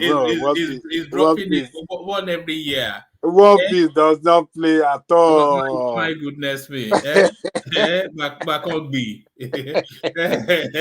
Back on B. One piece, slow down. No, try and space them out a bit. You know, traditionally you should have 3 years. Is it 3 years the traditional Ajale Koko in between children? No, I think it's 2 years and a half now. That's sufficient to that Yeah. should be, yeah. You mean for what piece or what are you saying? No. I'm saying traditionally because in my family, Oh, for it should instance, be 3 years. I yeah, mean, traditional is 3 yeah, years now. yeah. They Yeah. space it out, 3 years after But within the 2.5 years, are we 2.5 years or something? However long we've been running this platform, I think Bob Peace must have at least had 5 children. Bob Peace. Anything, oh God, One Piece. It's Babasale. Is trying to repopulate. You know, they say the Japanese population. And by the way, you know, there's this thing going on. All these Western populations, they're slowly dying out. You know, they are not reproducing and they are aging out. That's why you see Germany going on an immigration drive. That's why you see a lot of them are going. Even Japan is now opening up to black people. German is crying seriously. The only people reproducing children are black people. You know, so Germany is crying seriously. The people that are reproducing there are the immigrants from Syria, from all those countries that they took in during the time there was a time they took about 1 million of them. Yes. And it's just for reproduction. That's why that woman is a very smart woman. Because Germans are not reproducing again. And they are fastly aging out. They so what are they going to do? And that's one thing that America have done smartly.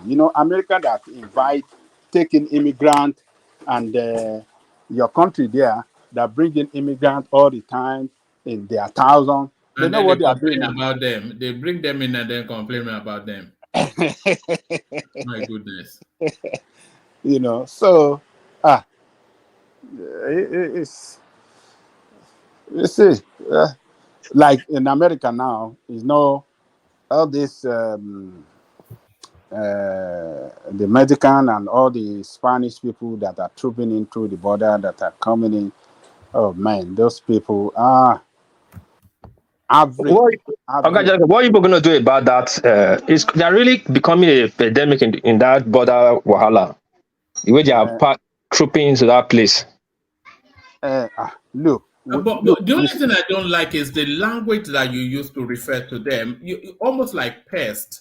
They're almost trying to. They're almost locals. They are dehumanizing them, which always leads to disaster. You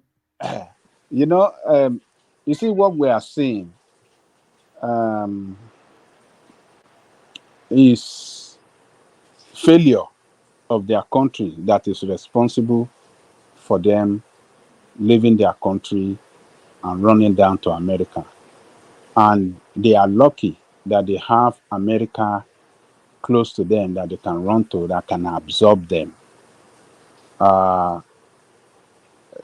In the case of ours, Nigeria, we are the biggest country in West Africa. Where are we running to? Do we have any neighboring country we can run to that can absorb us or can make our economic well-being better? Where would we run to? Where can we run to? But because we are failing too, just as those people, their country used to be good, but bad leadership for a long period of time destroy that country and render them, not fit for purpose. And that's why the people are running out in their millions. And some of the factors responsible for that too, America was behind it, because some of those countries, their leaders, some of the leaders that are not in good time with America, you see, like Hugo Chavez, they impose sanction on them, like some other country too, that they impose sanction and consequently they destroy their economy of their country, and the people have no other choice but to leave, because you have a situation where poverty is weaponized, gangsters all over the place, insecurity, just as we have in Nigeria. So people cannot live peacefully in their homeland due to insecurity. So they have to run. They have to run away. Good morning. Yes. Good morning, woman. Yes. Simba, good to see you. We were just about to start wrapping it up when you turned up. What you are just discussing, that was what even interests me. Yeah, let me say this. Baba Koko, I want to ask you a question about what you are saying about. Let me land this. This is the reason why we have to stand up for that country we have as Nigeria. We don't have any other country. We have to stand up against these politicians because they don't care. We have to hold these people responsible. We have to speak up. We have to cooperate together. We have to do away with our tribal and all these sentiments that drive our sense of purpose. We have to do away. There must be a meeting point for us as Nigerians, irrespective of the tribe we're from. And at the moment, the country is seriously down. And how can we get it up? We can cooperate, join hands together, fight for good governance. That is the only way out, because that country, it is failing. You must not allow it to fail completely, because those people that we are seeing on the TV running come from other countries around America to America, it's because their country failed. The country failed. It failed. So look, when we are growing up, we used to watch all these failed countries in Africa, like Ethiopia, like some other country. We watch them fighting war among each other. We watch series of things, and you pity them, and you think we thought back then it cannot happen in Nigeria. But that is what is happening in Nigeria today. What we never envisaged, we never thought can happen in Nigeria is what we are seeing today in Nigeria. Because why? Because bad leadership and bad governance. So it's time for us to stand up as people. We have to, if there's a way we can connect all of us, even in other platforms, and everything. Look, let us do away with this sentiment that we have been, driving all this while. Let us have a meeting point and let us fight for the sake, not only for our own sake now, but for the future of a generation coming behind us, so that they can come and meet a country that they can be proud of. Let me leave it there. I think Simba has a question for you. Yes. Okay, two things. Earlier on you talk about the low fertility rates in the developed world, like in Japan, in the Europe, and the likes. I was watching a documentary about 3 days ago, and they were talking about this same problem in Singapore and Hong Kong. And they said as far back as 1960, the reproductive rate is about 35 children to 1,000 population. 35 to 1,000 population. Disaster, that's a big disaster. No, as far back as 1960, I'm just talking 1960. But now they say it's about 5 to 1,000 population. Yes, about 5. So what they are doing now, they are paying them for having children. They are paying a family before about $2,500 for having a child. Now they want to increase it to about $9,000 just to encourage them to reproduce, because the reproductive rate is 0.9. 0.9. Oh my God. And you know the So problem with them is that they don't want immigrants to come in. They don't welcome immigrants. They are not we immigrant can friendly. exactly. We can wrap everything. Let me talk to what you just finished about the economy of all these developing countries. You know what is happening in the world now? It's just like blocking a drainage. If you block a drainage, water will always find its way.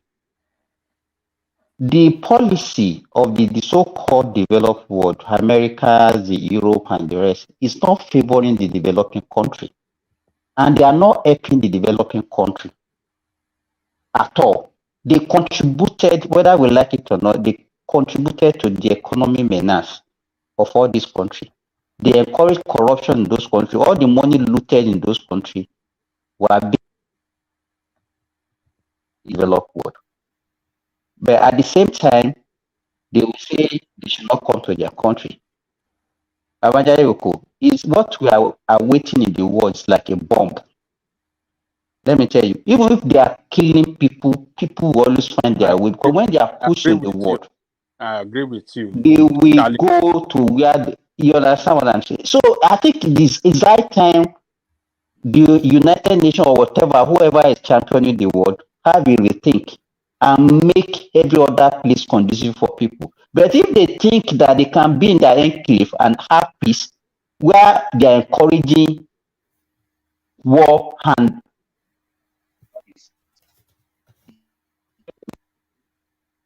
We're losing you, Simba. it's just a matter of time. Where I agree with you is the direction that this world is moving towards. We don't know. We don't know. War everywhere. War everywhere. This war, we don't know where it can lead to. A slight mistake can just it can just lead to nuclear war. Do you not see a third world war and inevitability? It's almost unavoidable, the trajectory that the world is on now. Look, one man, it is so unpredictable. We cannot predict what can happen. Every time now, when I'm going to bed in the night, I pray. I say, well, only God knows if tomorrow will come, if we meet tomorrow. Not that anything will happen to us, but with this nuclear threat from one side against the other, we don't know what can happen. And this war is affecting the economy of, look, this little war they are fighting in Israel and Palestine, you will see the world economy will shrink because of two things. Inflation might go high because if the war gets worsened, we are going to see supply of energy, oil. That one will be affected. The price of oil. Let's say Iran, they go and attack Iran now. There's war. Iraq is down, and Saudi Arabia and other country, you see the price of the oil will go up, and that will affect the economy of the world. Already, the economy of the world is not in good shape. Inflation is high, so we are going to see that, and then the shipping through that region, supply chain will be affected as well.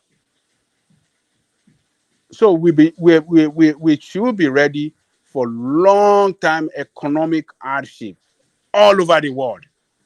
Long time. Abajayoko. Yes. Hello. Already Israel is suffering. The economy now is running negative. S&B has downgraded Israel to negative. Because you ask the question, why did they hold on in actually the land invasion of Gaza? Initially, I think they are waiting for supplies from the Americans. That's why I suspect. But carry on. Yeah. No. They are even. Let me tell you. Initially, about 75% of their population supported it. As we are speaking, only 25% are supporting it now because they are already seeing the effects. Yeah, it's not a war that they can win. You know, when Russia invaded Ukraine, we are thinking that okay, it's something that they will just run on them, and then within some few days, they look at it now. It's over a year. So you understand? So no, you see, Simba, see the images coming out from there. No, it's so bad. Nobody, like even the Israelis, a lot of them are speaking again. They don't. When we talk about justice and equity, let me tell you, we are just deceiving ourselves. There's nothing like that. There's no word like that in the world. No, that one. Let's cancel that one. Is not in existence. It's not in existence. It's not in existence. We are just deceiving ourselves. It's not in existence. The poor oppress the rich, the powerful oppress the. So that is the law of nature.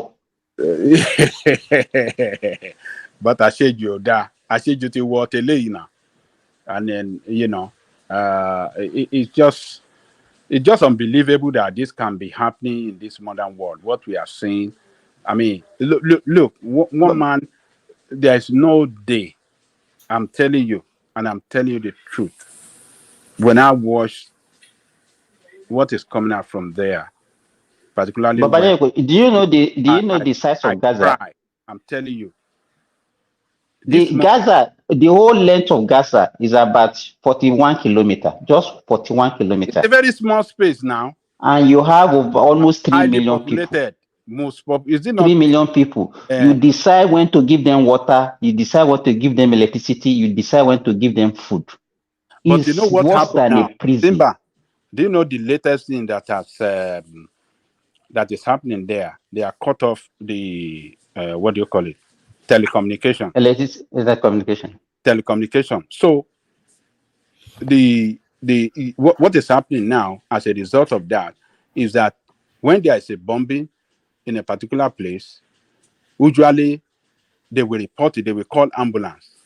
But with the cut off of the communication, they can't reach out to ambulance or emergency. So there will be more morbidity and mortality. All right, gentlemen, I'm going to have to, because I feel sleep calling and Thomas disappearing. But stay steady. The conversation can still carry on. Not a lot of super chats, but certainly sufficient enough from the people who did super chat. That is Alexander Gomez setting the tone there. And of course, Ayo picking up the baton. So there is Ayo picking up the baton. And that's Ayo again. You know, he doesn't like to go once. He likes to go severally. Ike Ogeome, who takes time off from being a prince to throw at the paupers. And there he is doing it again. So there it is. So thank you to all three. Oba Atokweye. Oba Atokweye. So thank you. So thank everyone. It's been a short and sweet session. I was trying to get somebody to come and hold the space. Even we didn't even see Ola. Ola is attending some Owambe. Thomas has gone to church. Mike unreachable, rational mind. I couldn't reach him as well. So and I have to go to bed. But we shut it down only to reconvene for tomorrow. Thank you, everyone. Keep it tuned in. Oh, I forgot to mention that. Are you joining Dupsy tomorrow, Adan Lekoko? By the grace of God. Yeah, so I forgot to mention Dupsy. So Dupsy is on tomorrow. She kicks it off is that showing on the screen? Yeah, so she kicks it off at 3:45 p.m. UK time, whatever that time is, your space. Let me put the link in so you can join her. So so bookmark this link that I'm about to send to the comment section now. So bookmark this link and put on your bell notifications and all that. So Dupsy was excellent next Sunday, and she's got a myriad of juicy storylines that she's wanting to present for your consideration tomorrow. So she'll kick it off with middle-aged parenting and all of the controversies of that space. And then she's got a few little bangers lined up to back that up. So there is the session. So if you click on the link that I've just sent to the comment section now and put on the bell notification so you're not any chance of missing Dupsy. So she's on for tomorrow. So be there or be squared, as they used to say back in the day. I suspect they don't say that anymore. But thank you for joining. So we'll end it here, only to reconvene tomorrow. Thank you all. We'll see you tomorrow. Thank you, Ajanle Koko, especially Simba and of course Dewale. So it's been a cozy little session today. A cozy little session. Yeah. Okay. Yes, very enjoyable. I didn't even want to stop, but I'm struggling to keep my eyes open. Oh, Princess Rosie hops on. Okay, let's hear from Princess. Oh, so Princess, are you here to speak to us or just for the after show? It's just for the after show. All right. But I'll be there tomorrow to support Dupsy baby. Dupsy Whoopsie. Yes, Dupsy baby. Look at that. All right. Thank you, everyone. We'll see you tomorrow.